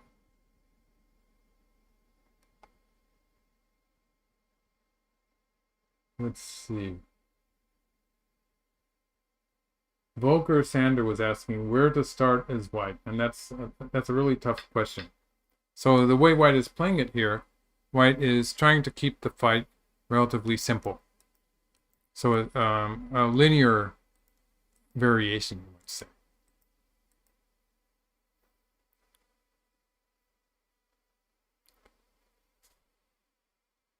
So white is just focusing on winning this local fight. So white's going to cut black off. And black will have the choice of saving the 4 stones on the bottom, or if black doesn't save them, they're going to die. So it's one of the two things.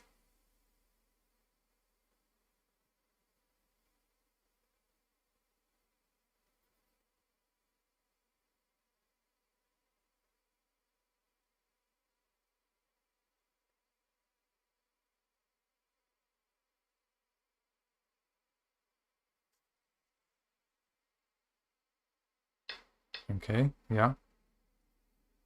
I think we can just watch. So black is going to get something back for this. So if black sacrifices the 4 stones on the bottom side, then black will be getting something back towards the center. So that'll settle black's group in the center. But black will have lost some territory on the bottom side. So it looks like it could be an even trade.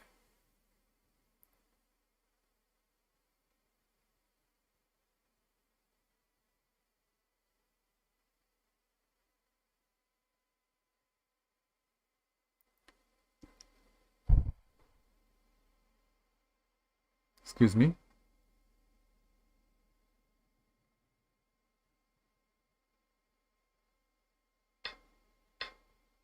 Okay, yeah. So this is the more realistically dangerous variation. So if black had played, for instance, from the other side like this, then black would have gained some territory towards the bottom side. But like the whole center here is probably going to die. So that would be sort of out of the question. And in the game variation,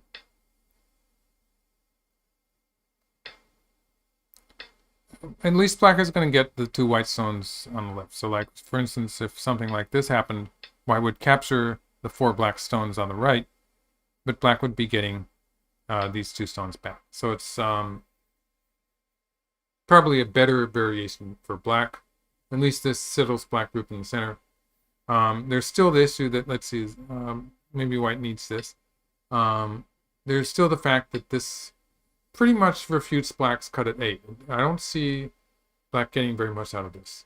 So in this case, white's getting more territory on the side than the territory black gets in the center. In this case, white is alive with 2 eyes. And in this case also, white gets the side. This is bad for black because this time white's going to be able to cut here and it's going to be trouble in the center too. Something like this. The top side is a ko, so white will eventually have to get back to that. Okay, so this variation. So this is going to settle black's weakness in the center.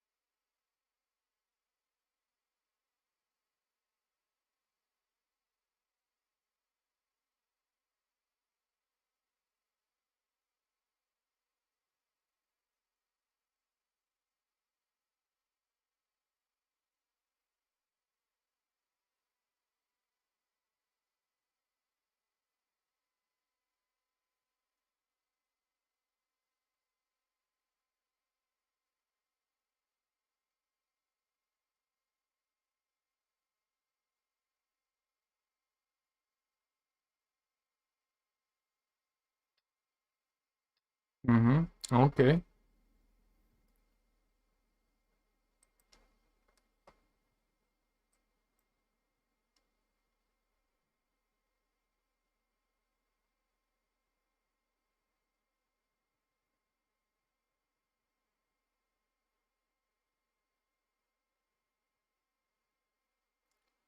All right. So if white plays an Atari, now white has a lot of Ataris to choose from, but what if white plays a bamboo joint? Let's try the bamboo joint first.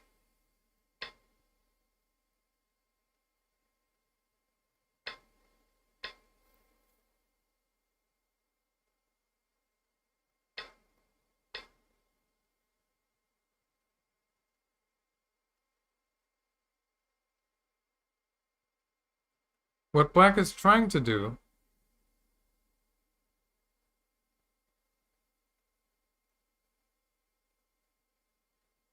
seems to be he's trying to link it up so to this.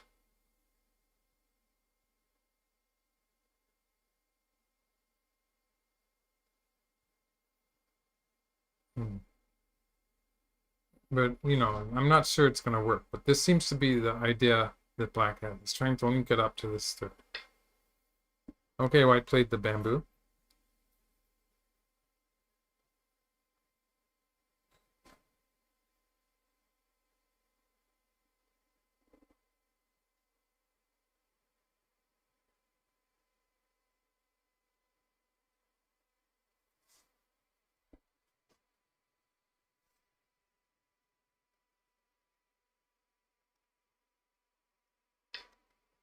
So we say this happens. And black plays here. I'm not so sure about this race to capture on the bottom side either.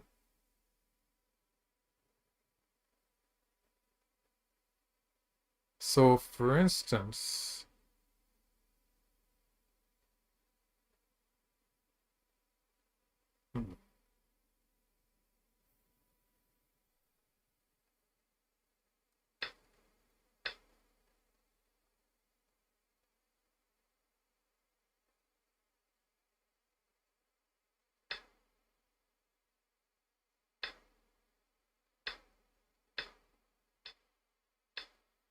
maybe a trade like this. White would be able to get this one.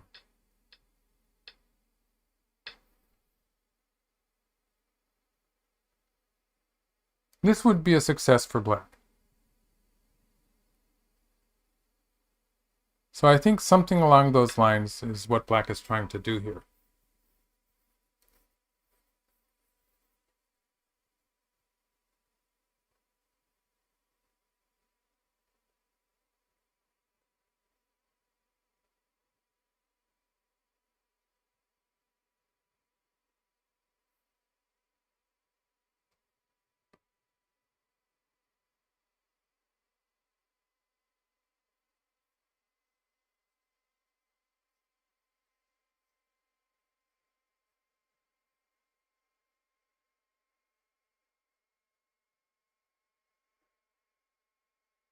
Right. Like people are saying on the Twitter, they're talking about the time.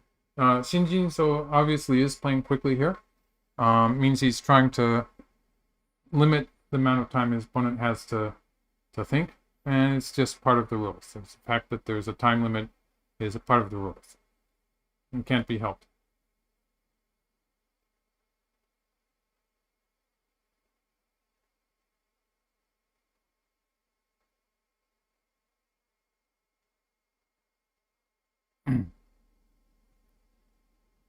Let's get back to the game just so I don't miss something.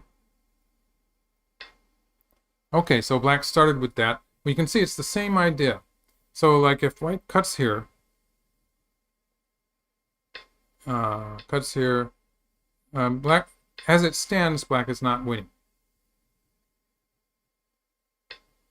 So disregarding what might happen on the lower side, this would be black's best option. And this would probably be okay for white. So let's see. Yeah. White could probably switch to the top side now. And that 7 is a problem. So I think the real issue is what happens when a move like this links up to that. And I'm not so sure. So we'll see how they play it out. Oh, white pushed through there. I was not expecting that one. Okay.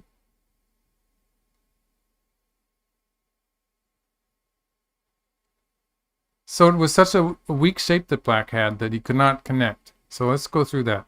So this way.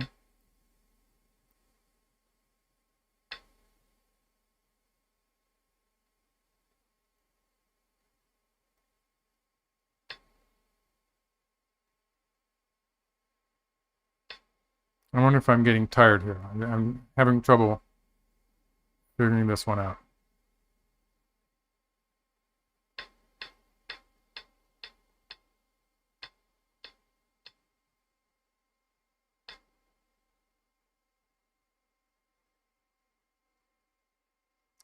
This looks like a win for white. So white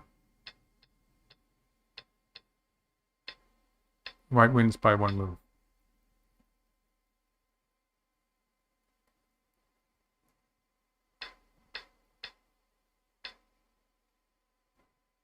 Yes, so it looks like it might be some kind of a ko, or this one would be a race. This would be good for white too. Yeah. So there are some issues here for black. And so he played the connection like this. That was forcing, and looks like he's captured white in the center. So it still is potentially going to be a race to capture.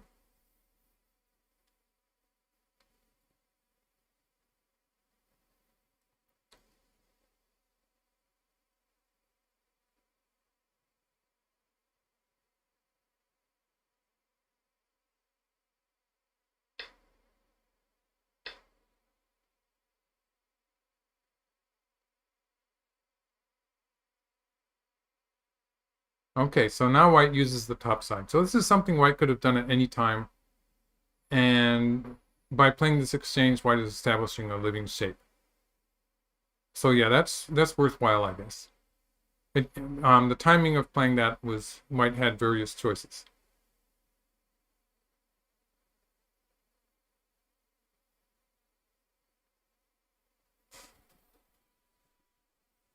So the main line for the top side here is that white is going to capture the one stone. So yeah, and white would have a living shape here, even if black cuts, white's alive. So that's the usual way to use it. If white wants something more than that,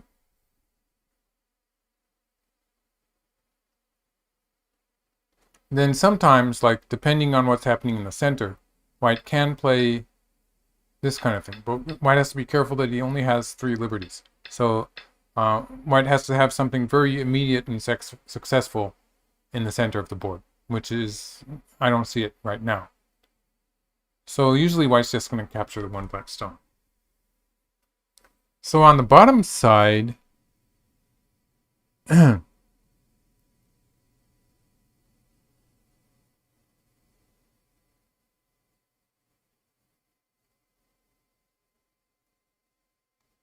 the bottom side, so if we say something like this happens,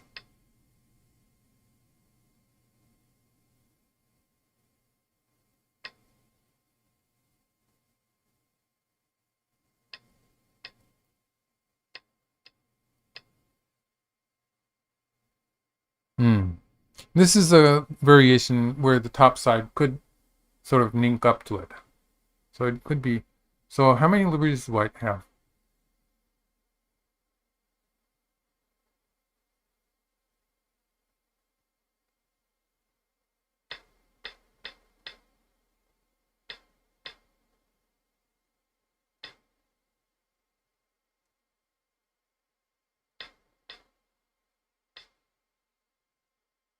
I'm not sure it's going to work, but let's say something like this happens, and just assume that it's okay for white. It does look a bit, white's connection in the center is a bit weak.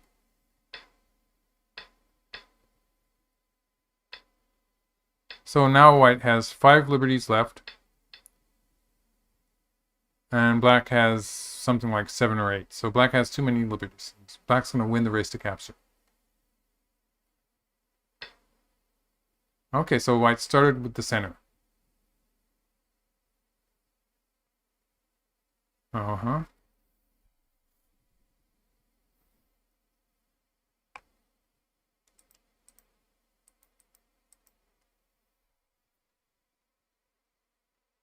Looks like white can escape with that stone.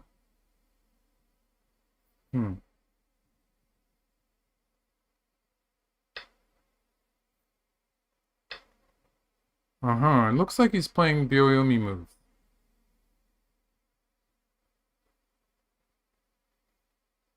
Which could indicate that actually it was a 2-hour piece game. Because, yes. This sort of works with them having a basic time limit of only 2 hours. Which I was a bit confused because the server was showing something different. But the fact, if he's playing a time Suji right there with the cut, it could be that they're both running out of time, actually.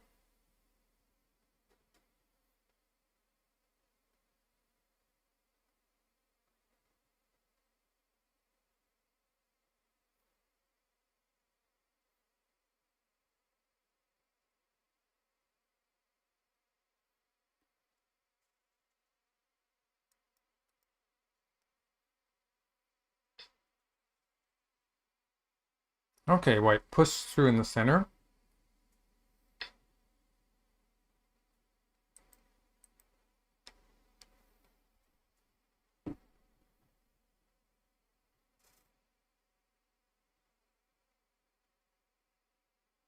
Yes, so white's not going to be able to win that race to capture.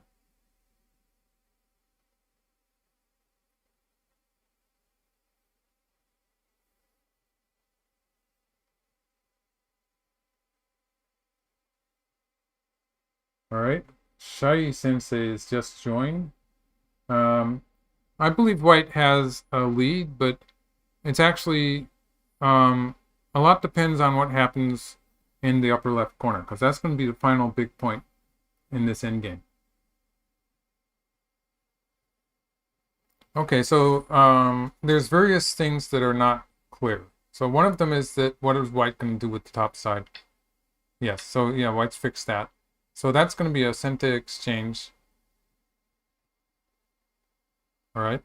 And then after, assuming white plays this one also. So white's alive there, even if black cuts. So if black cuts here, white can live with this move.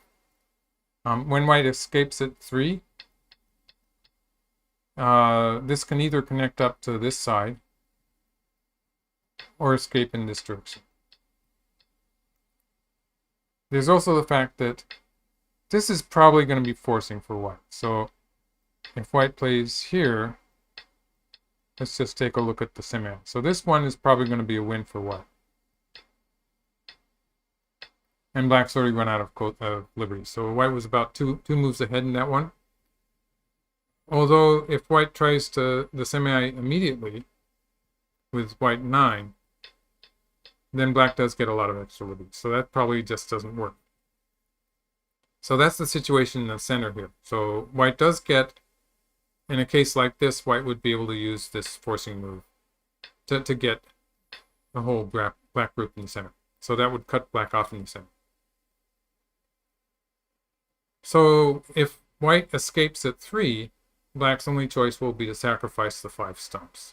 So if white can do that, this is a big move. Probably big enough. But also this is a big point. So after that, it's just going to be an endgame. I think white does have a slight lead. Okay, so far they've played that sequence. And it looks like they're in time pressure. So I don't have an actual visual of the game scene, but on the server here, white is below 1 hour, and I think they were 1 hour off when they set the time.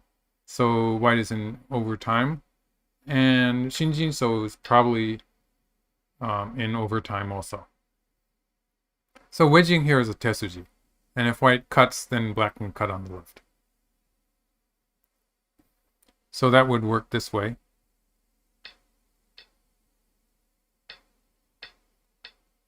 And black would get the 3 stones on board. So that's how that works. White probably just answers here and gets a little territory this way. So black did get into white's territory to a small degree.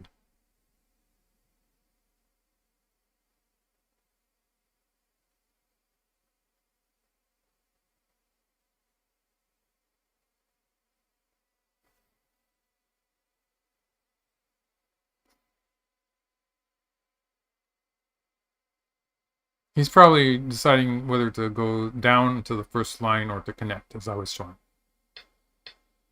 He played the... this makes a big difference in black's liberties. Okay, let's see how that changes the semi. So this is going to be like this. Alright. So when white does this kind of thing,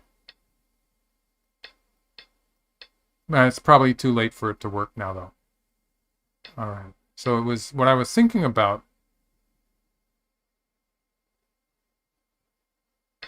was this race to capture. And this exchange of white L14 for black's connection, it does reduce black's liberties.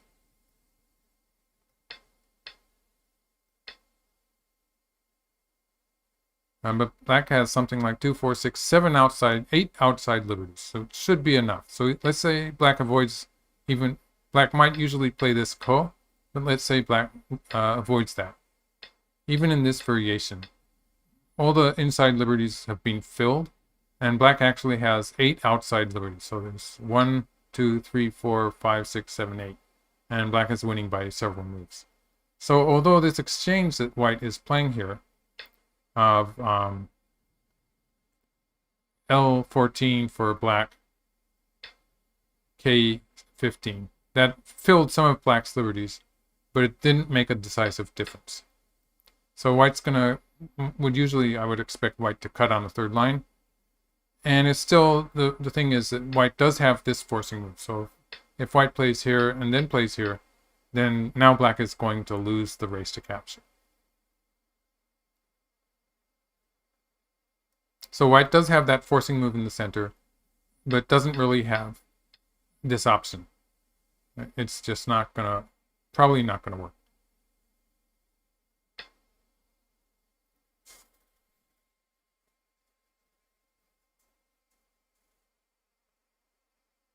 Actually, yeah. But when black has this forcing move at P19, it is possible that white that it was not a waste for white to play R15. So I'm not so sure about whether that was a time suji or not. I might be changing my mind.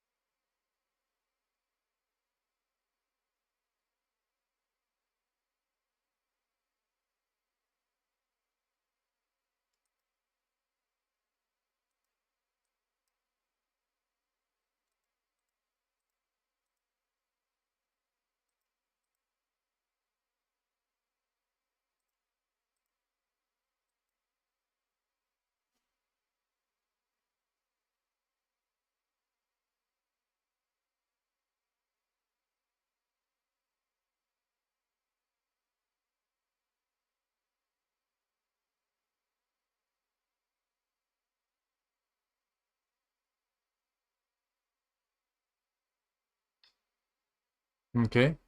So black is threatening the wedge there.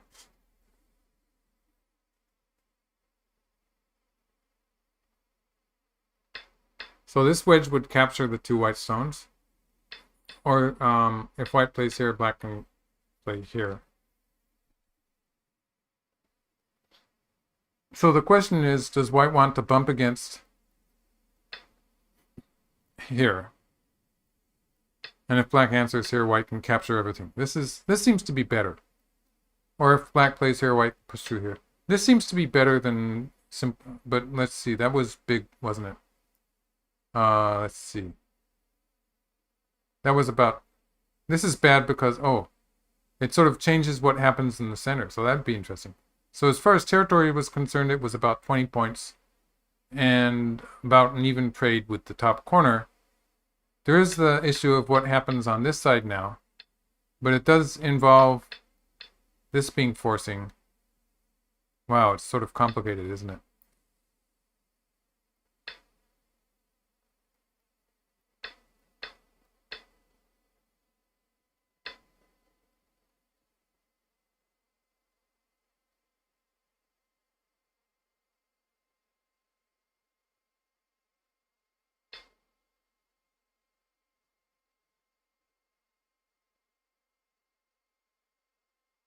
And so this looks bad for white. Yeah, so white can't afford to do the trade.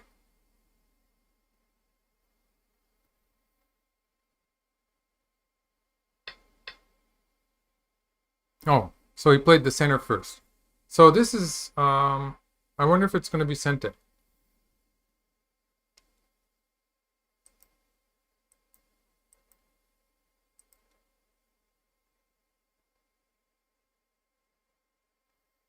All right, so this is probably a threat in the center.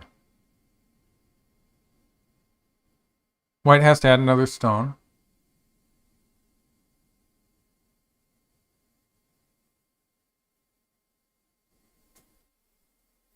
Ah.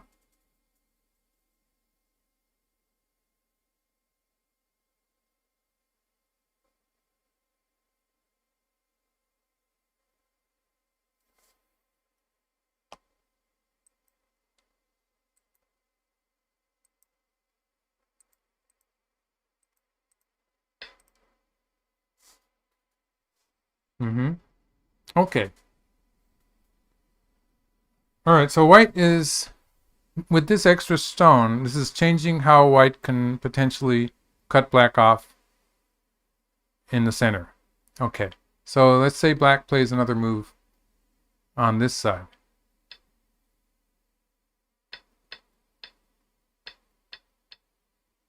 So now white can cut like this. Black has 5 outside liberties. And so like if black avoids the ko here,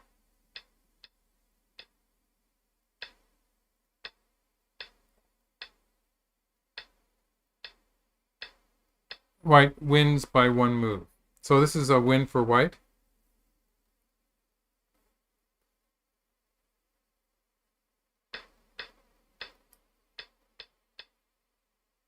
So black will be playing the ko like this. And this is probably going to be a advantageous ko for black. So just looking at this side, white's in Atari now, and black has 1 extra liberty. So it's a 1-step in-game, 1-step Yosei ko. However, there's an issue on the other side, which is that when white plays here and black tries to save those stones, the whole thing can die.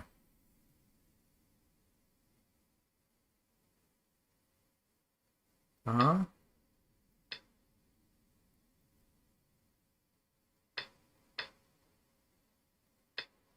Maybe not. But this would kill the corner. Haha. So yeah, it's sort of complicated.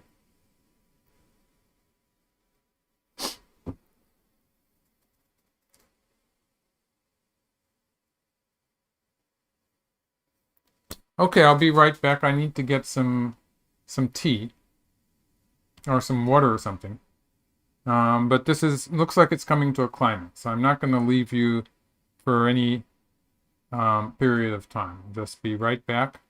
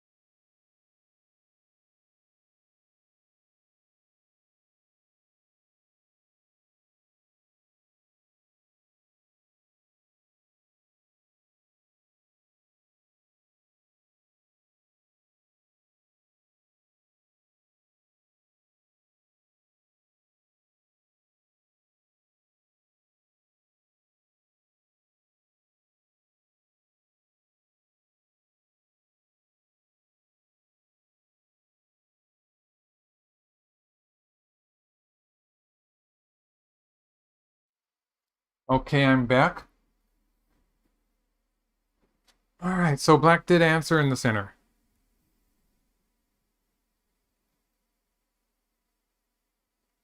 It looks like he needed that move. And now, let's see, what's this? So this is white threatening black on the top. And if so white's probably going to capture this. So the idea is that if black continues on this side, white has this forcing move, which is going to force black to capture this.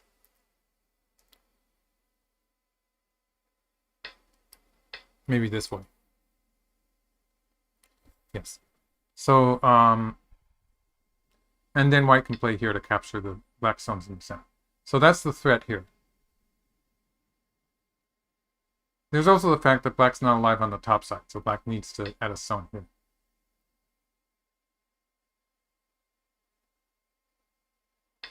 So black answered, so in doing this, black is alive. So in this variation, white can still play here and take away black's size here, but black will live with this. It might be profitable for white to play that exchange. Having fixed all this in the center, it becomes realistic that maybe white's actually going to do this trade. This would finish the game. It would simplify things. And if white is winning with this variation, then this would be maybe the best way. So that's just because it's sort of annoying that black can play this cut and capture these stones, and it's going to be forcing again. So white would have to answer that. So yeah, and then black would play here. So the difference in size of territory here is that's about 10 points for black, and it's more than that for white in the corner. It's probably better for white to make this trade and get that that corner, which is something like 15 points, more than 15 points. So this looks better for white. And the fact that white has captured the 5 black stones in the center already, it makes it more profitable as far as territory is concerned. So yeah, they're going along that route. White plays here. This is, again, this is forcing. This is threatening to make a seki. I mean, no, to win the semi. Sorry.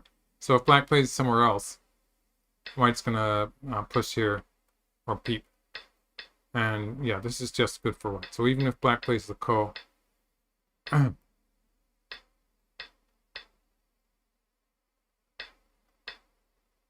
black has already run out of liberty. So black's an Atari. So the ko didn't do any good.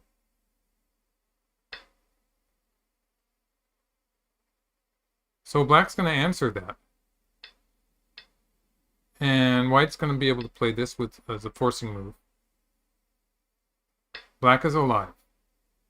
And then the final question is, how does white play the left side? So if white plays here, white's going to capture this area in the center, but black is going to get this with sente and slide into the corner. So this is the final big move that makes a big difference in the endgame.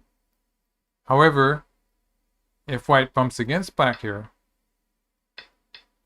this means that white will lose all that territory that white had in that left part of the center, and black gets several points back. So that's more than 20 points that white has lost, but in return white gets this. So that's more than 15 points difference in white's territory, and something like 10 points difference in black's potential territory compared to the diagram I was showing before.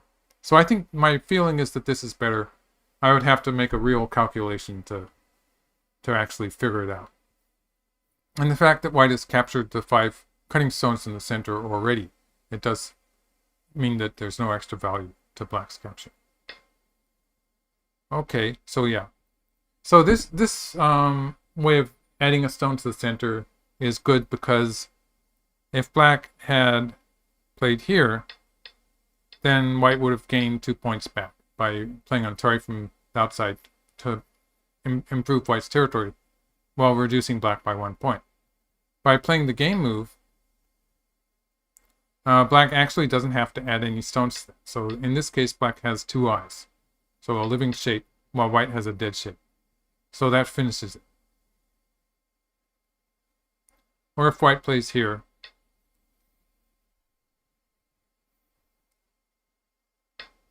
Now this is locally it's a seki, but the other side of the white group is dead, so it doesn't make any difference. It doesn't do any good.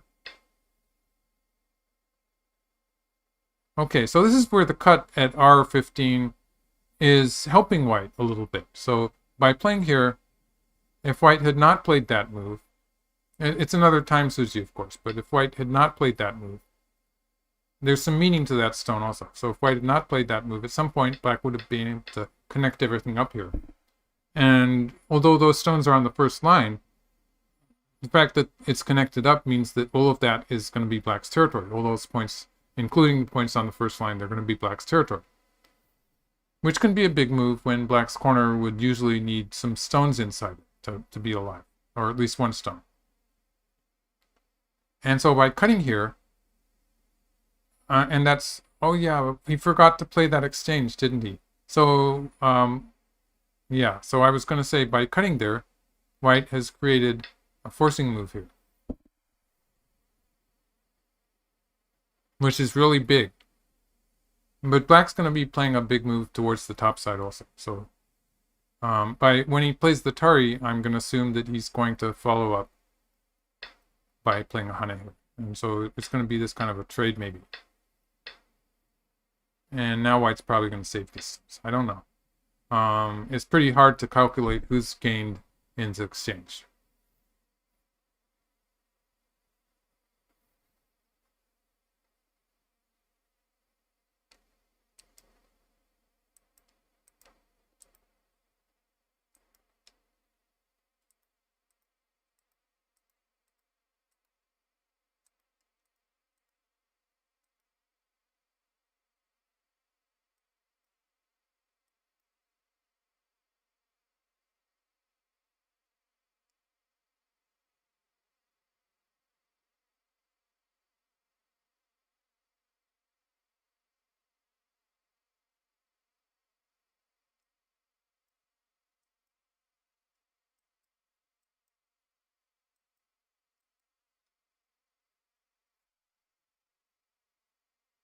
Okay. Let's see what the chat is doing.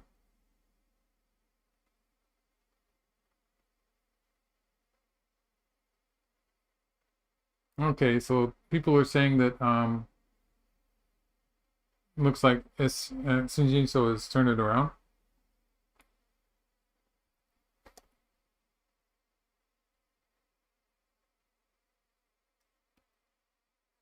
And yeah, I didn't follow that. I'm sorry. Yeah, I mean, I didn't see it happening.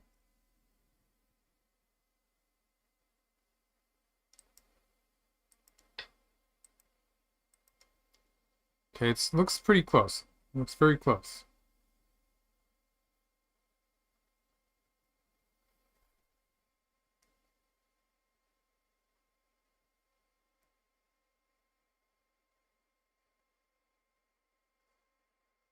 Okay, so this is going to be a forcing move for white. Black has to answer that.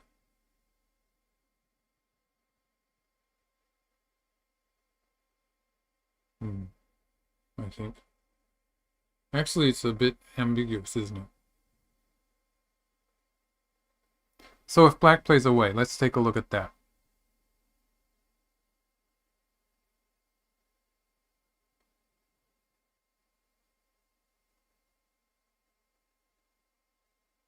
Okay.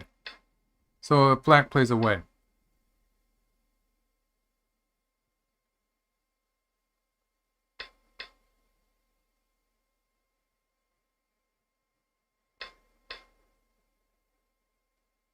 Alright. So if white connects here, locally white can kill it. So I'll take away the eye here. But black has this cut and the Tari here. So that's alive. I mean, black is alive.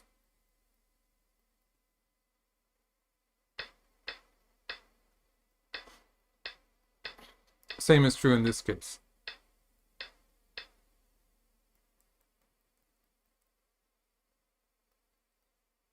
So black can actually play on the left side, which would be a problem. Let's see what happens in the game. So it doesn't seem to be a forcing move. Oh, he extended. So in this case, It was. So maybe I miscalculated somehow there. Or maybe this was just big.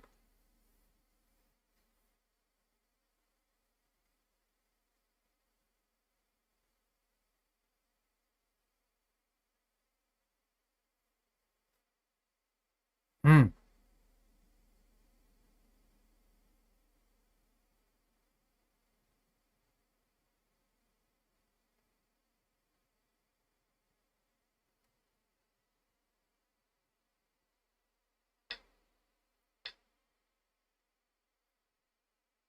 Hmm.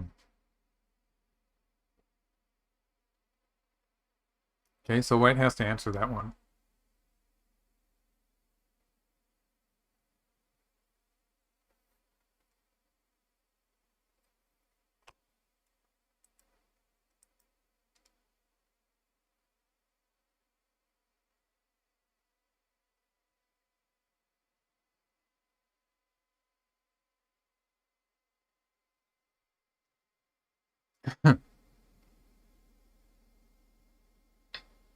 Hmm. Okay, so the final problem is what happens to the left side. So if black answers on the second line, then white can connect. So this is a pretty clean white territory with only like, eventually white will be filling at D6 or something like that, but it's all white's territory. So this is really great for white if you compare with the variation where black gets to cut here, in which case white's territory is reduced a lot. So if white can play here and then here, it's a lot better as far as territory is concerned. So yeah, so black cuts. This means that black will be continuing. So if black plays here, this is still okay for white because white wins the race to capture. So that's a one move difference. So black's plan is he's going to play here, or is he going to play here? Looks like he can play here.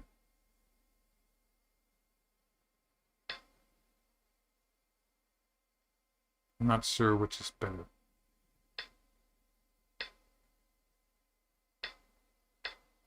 Black is okay. Yeah, black is winning by one move.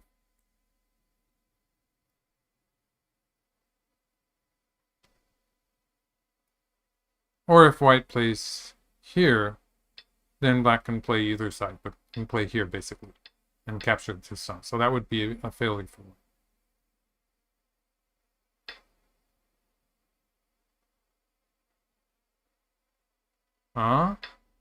Hmm? Yeah, the same variation. So white has to connect on the fourth line. Alright, so they're about to finish the game now. Once all the fighting, all the confusion is finished, there's suddenly almost nothing left to play. So it's very close to the end of the game. They're going to make it. They're going to count it.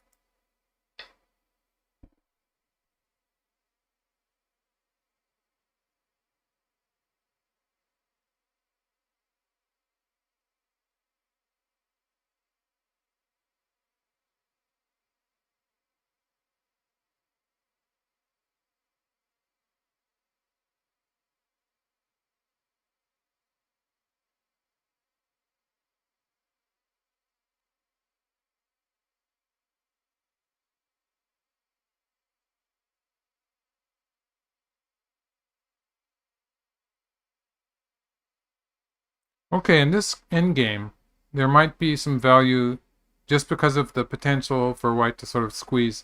So, for instance, when I say, let's say black plays the Hanetsugi here. Let's start with the explanation of this.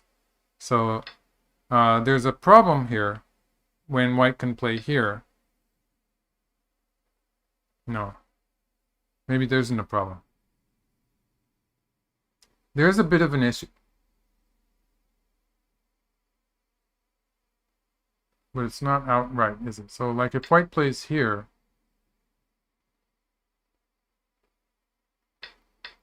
then it will reduce the black territory. Although it's not a knockout punch, it does reduce the black territory.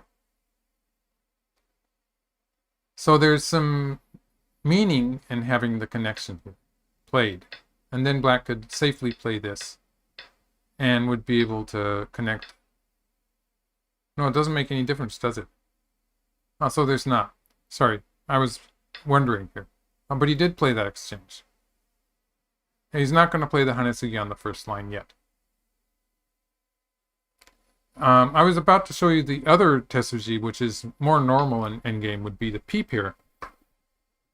In which case, if we compare it with the game variation, this is a 6-point white territory in the lower left corner. So usually in this position, what black does is black peeps here. And then, if white plays here later on, it's not a 6-point territory anymore, because eventually white's going to have to put a stone in. So after this happens, white has to put a stone in while filling blues. So there's an extra point there gained by the peep at 1 and 2. So the point is that in this game position, later on, if black peeps here, white's going to answer here. But if black peeps first, and white plays here, then black can reduce from this side. So peeping there was the Tetsuji, endgame Tetsuji. But he didn't play it basically because of the issue on the other side. So he didn't want to play it in this case. It's a potential 1-point difference. But I think maybe it was more important to have that connection on the first line. Okay, I might be falling behind here. So he played the connection at 0-19 SP, and white played here. So I told you that this is alive, and it is, but there's still some value in playing the 2-2 point. So for instance, if white plays here, if white plays here and black plays here, this is 8 or 9 points of black's territory. So if we count it this way, there's still 8 points inside there. So this is an 8-point black territory. If white plays, for instance, in the game white played here. So in this variation, if we make a diagram saying it's something like this, black is still alive, but will be eventually, this actually turned into a seki. So black will be able to capture these white stones. Let's just say white connects here and black wins by 1 move. Even in this case, black's territory is shrinking. It's only 7 points now, and that means white got an extra stone on the outside. So there is some values. If we compare the game, this variation, with white playing something like this and allowing black to live with just the 1 stone, there's probably about a 2-point difference in the size of the territory of both sides. So white's going to get an extra point on the outside, while black puts an extra stone in on the inside. To simplify it, it's something like that.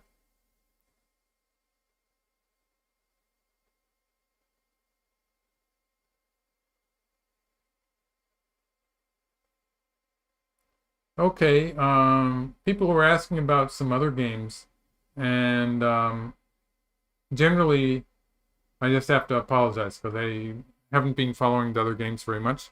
I did take a quick look at Ali and Alex.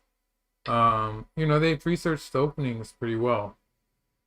But yeah, and the level of this tournament is so strong. They were just, they lost in the fighting.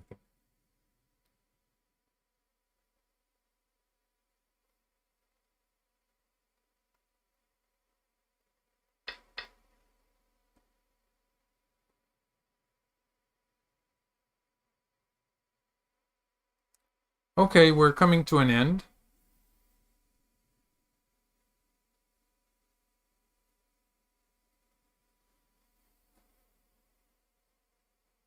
Okay, so when black plays a6, the Hanetsugi at a6, black will have to add a stone there. So it's not going to be sent in. Otherwise, the black territory is going to be reduced. Okay, a nice tricky move. So the point with this move is that usually white would be playing something like this, right? And then playing here. This would be heading into a seki. So black would play here. I mean, not a seki. Black would win by one move.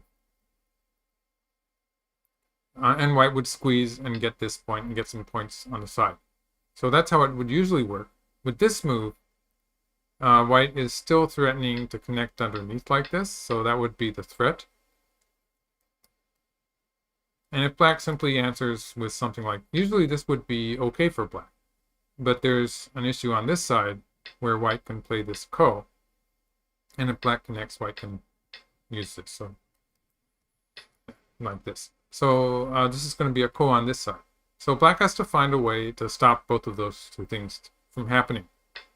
Yeah, so that's the answer. And now if white plays here, this is more like a ko. But it's a very distant ko. It's probably not a serious problem for black. It's a step ko. So white might not actually go that far. It's probably not very realistic. If white connects here, then the corner is still black territory. And white does get to squeeze here. So eventually black's going to have to add a stone like this. So just locally, this would be the endgame sequence. But white did manage to get black to play a stone at 6. So there was some value in that. Oh, he's playing the co-variation. I didn't think that this was realistic.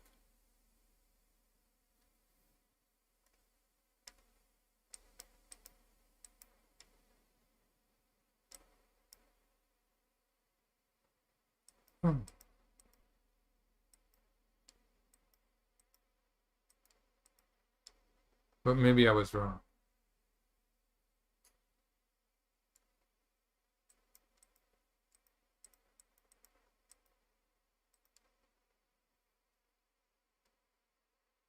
Pro Go Baduk, thank you. Thank you. Thank you for the donation.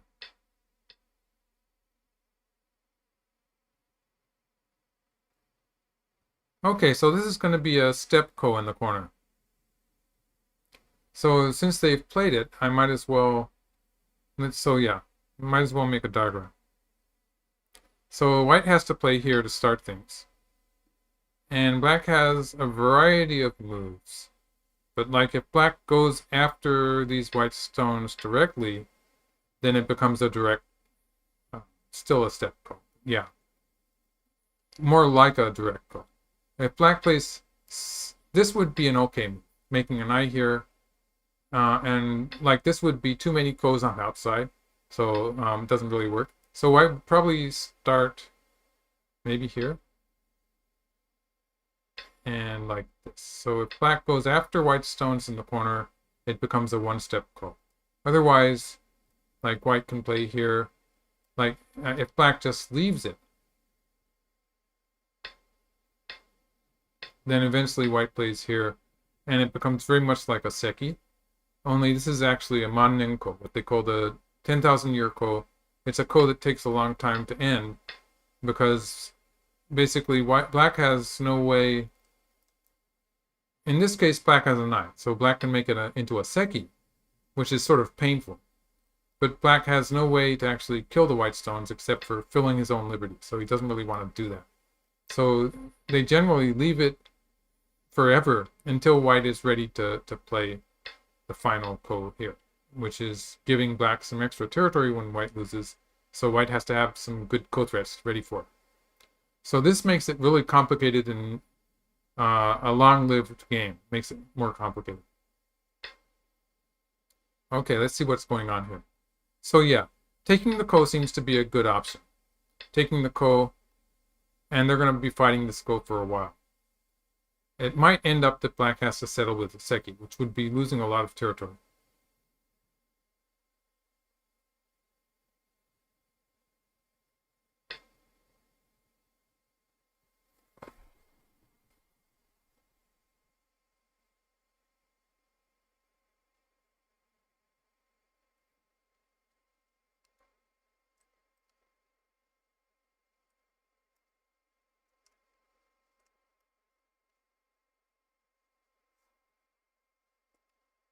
Looks like black is going to try to win the ko. So here, when black plays here, black is threatening to make a nai, which would settle the whole thing.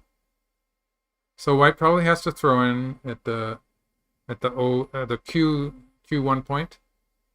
Otherwise, black would just make a nai there.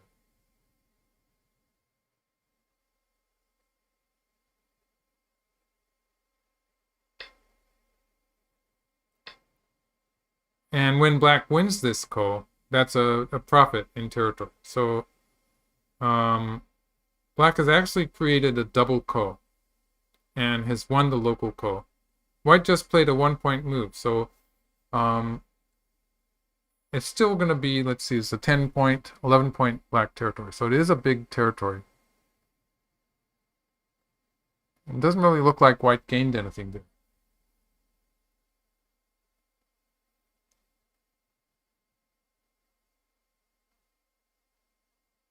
So white's co-threat at K17 was just a 1-point move, and maybe it wasn't good enough. Well, it was bigger than 1 point. It did have to do with a potential stone that white would have to add to the territory. Maybe it wasn't big enough.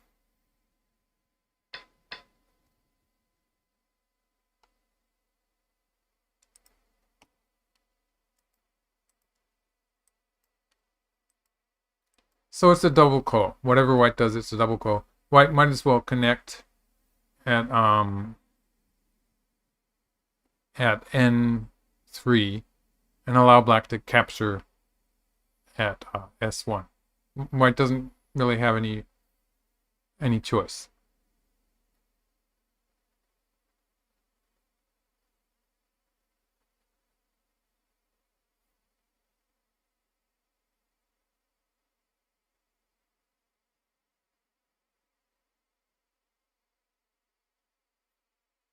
Okay, about K17. So Kukulus100 is asking why K17, and to be frank, it's probably a mistake.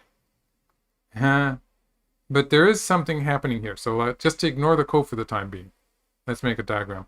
So eventually, and ignore white 1, 2. I was just putting a stone down.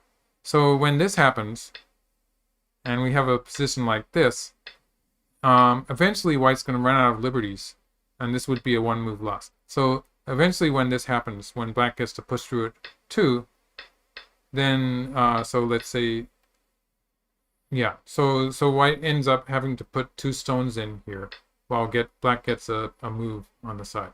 So it's actually a fairly big endgame move there, where black was going to reduce the white territory to 10 points, a total of 10 points. Whereas in the game,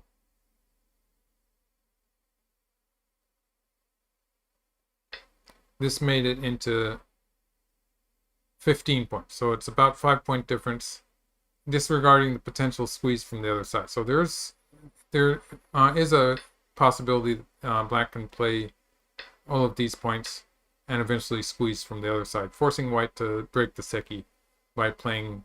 In that case, it would just be 13 points, but it's still a 3-point difference. And it's also a kind of an extreme case. So at least 3 points and maybe about 5 points that white gained there. So playing the ko here is pointless because it's just a double ko. There's no meaning to it. So yeah, it's pointless. All right, so he's just extending the game at this point, but it's very close. Having said that, it is a very close game. There's just no point in playing this ko in the upper right corner anymore.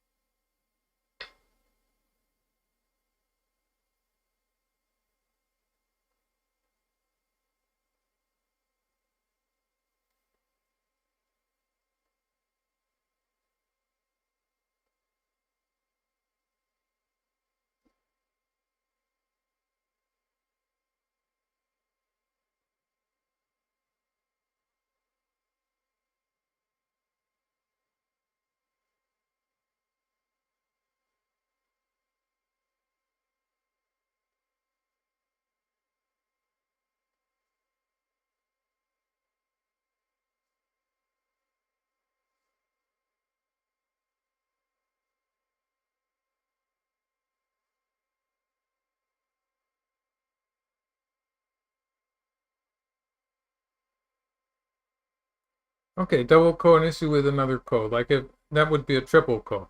So if there was another ko that they could not afford to lose, it would be an issue. So it's infinite ko threats. But the fact is that this ko that they're playing at M, let's see, where is it? It's N3. This ko that they're playing at N3 is bigger than a final ko. So like they have some ko at the end of the game, which is worth just 1 point. Even if they have one, I can't really see where it's going to happen. But if they get one of those ko's, then white would have infinite ko threats. But the thing is that like if white gets a ko there, let's just say it was a shape like this, where they had a ko like this somewhere. This ko at N3 is bigger than that ko. So even if white takes this ko, taking this ko would be bigger than that. So the double ko is not really relevant to a final ko like this. It's only relevant to a life or death ko, which would be really big. They don't have anywhere to play that ko, so there's no extra ko.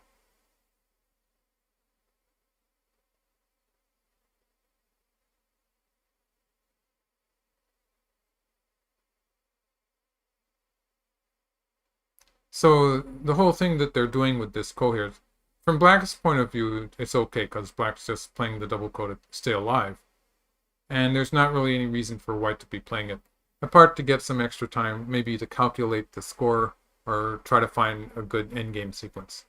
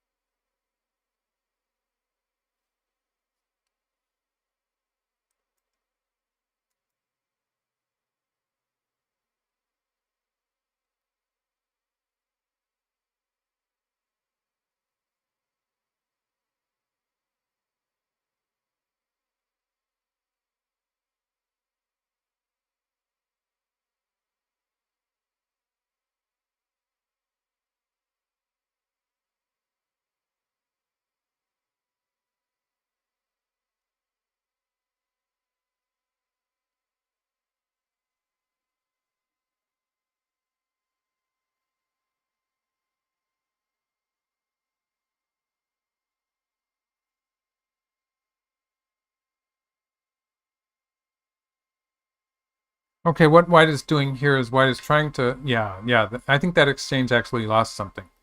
Maybe a point or a fraction of a point. So what white was trying to do here, white wanted to set this up. So white has a potential forcing move here. And so the thing is white plays here and can throw in here. And then, well, black can capture the main group, but white will be able to save something. So like, yeah, I guess this is best. So white would get into the territory to a certain degree. So this was a forcing move, and in the game he was sort of setting that up with this. But that exchange was, it looks like it was better not played. So this exchange of the white stone for this black stone, which was necessary anyway, looks like it lost a fraction of a point. Maybe a point. Okay. Starting to look good for Shin Jinseo here. So they're at the final stages of the endgame. Looks like white has finally given up on the double ko. And they're going to finish. So there's just some forcing moves on the bottom side here. Some, we call them sente 1-point moves. On the top side, there's something there. And a little space in the center to play some point moves. And then they're finished. So like in a casual, relatively casual game, it would be over in something like 10 seconds. But they're going to use, probably going to use a minute per move in this game.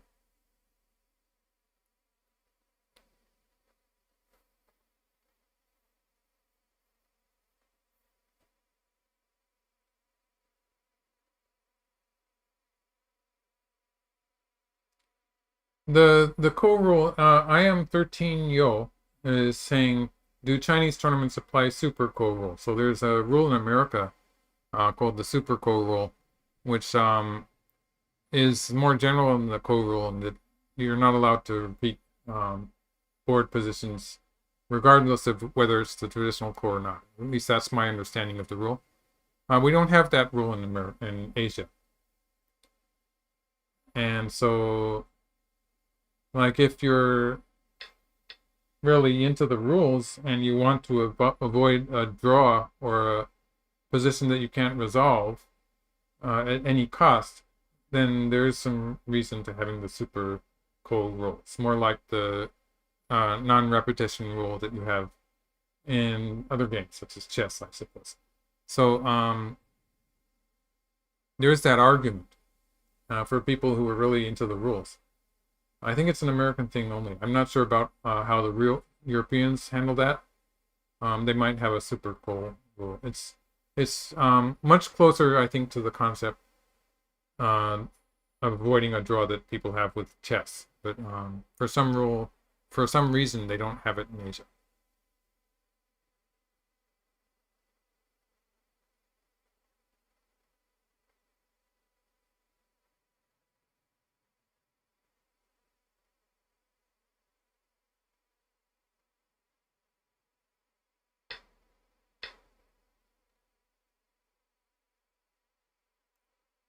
Jack is saying he's just coming back. It looks like everyone who has a computer, I mean, an AI, is saying that Shin Jinseo is going to win. It's a very close game. Shin Jinseo did make a comeback, so it's a lot closer than it was before. It looks like maybe it's going to be a half-point difference. Actually, I think Shin Jinseo just gained a point, maybe, so maybe it's going to be a bit more. But yes, White failed to make the most out of that situation in the upper right corner, and so didn't profit from it. I think it was probably an opportunity for White, but it didn't turn out very well. So yeah, it turns out that it was a difficult game for Shin Jinseo, but he seems to have turned it around in the endgame.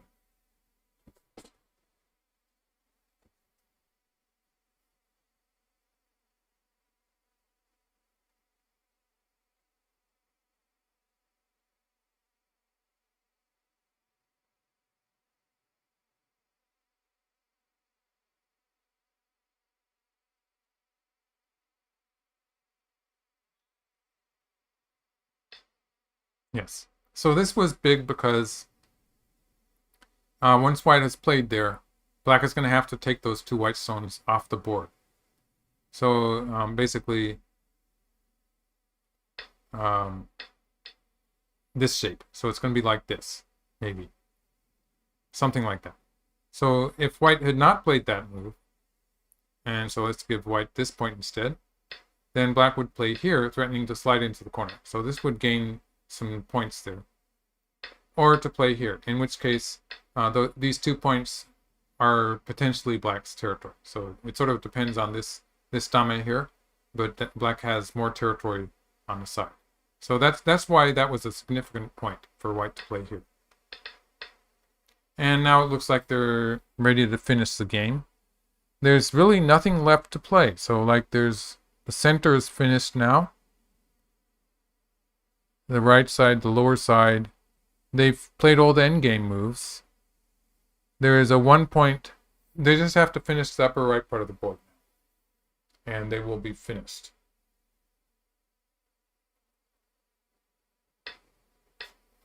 Yes. Okay. So, yeah. So there's a potential ko at the top there, which Black might or might not play. It sort of depends on the number of ko threats and Black's judgment of how the game is going. Yeah, so he didn't play the ko. They finished the game, and they're going to count.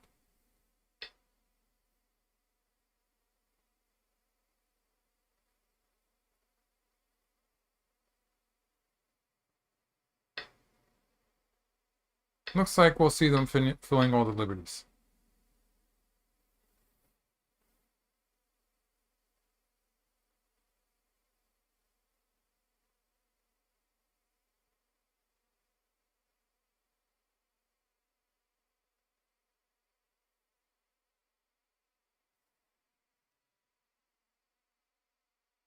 So if it was a half point before, I'm going to say it's going to be a 1.5 points now. And if we come this far, actually, fairly soon the counting system in this server, actually, it works once you've filled all most of the liberties.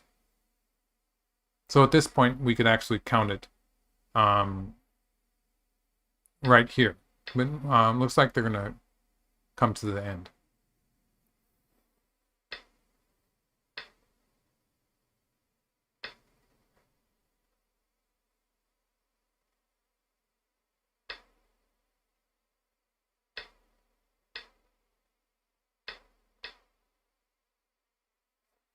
Okay, so that was the one more dame on the first line on the top.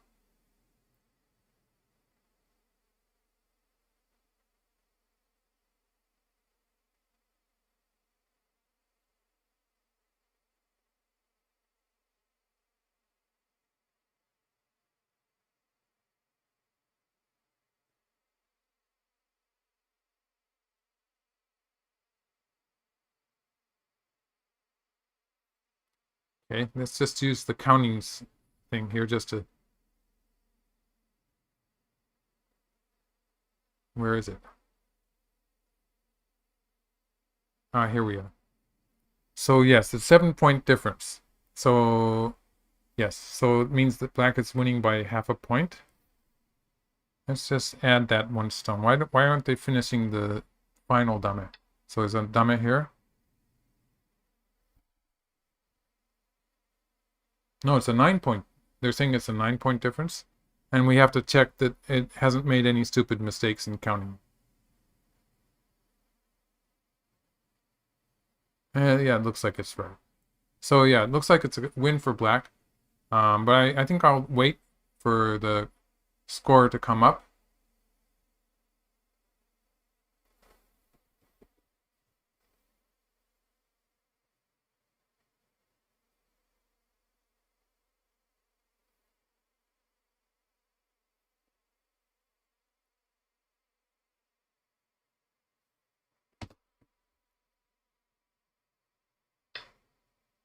Now, finally, that final dame.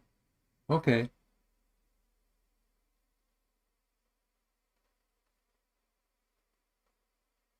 So those of you who are saying that Shin Jinseo gains points in the end game every time, looks like you were right this time.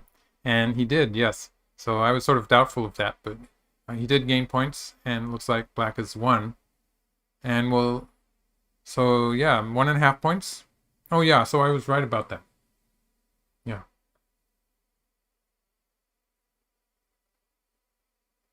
And it should be coming up, but it's 1.5 points. It's taking them some time to get the official result. But I think I'm confident enough that I'm going to finish now. So thank you all for staying to the end. And Shin Jinseo won, so he's going on to the next round. I think I might be finished for this set of games. So that's it. And thank you all for being here and staying to the end. All right, very good. So thank you.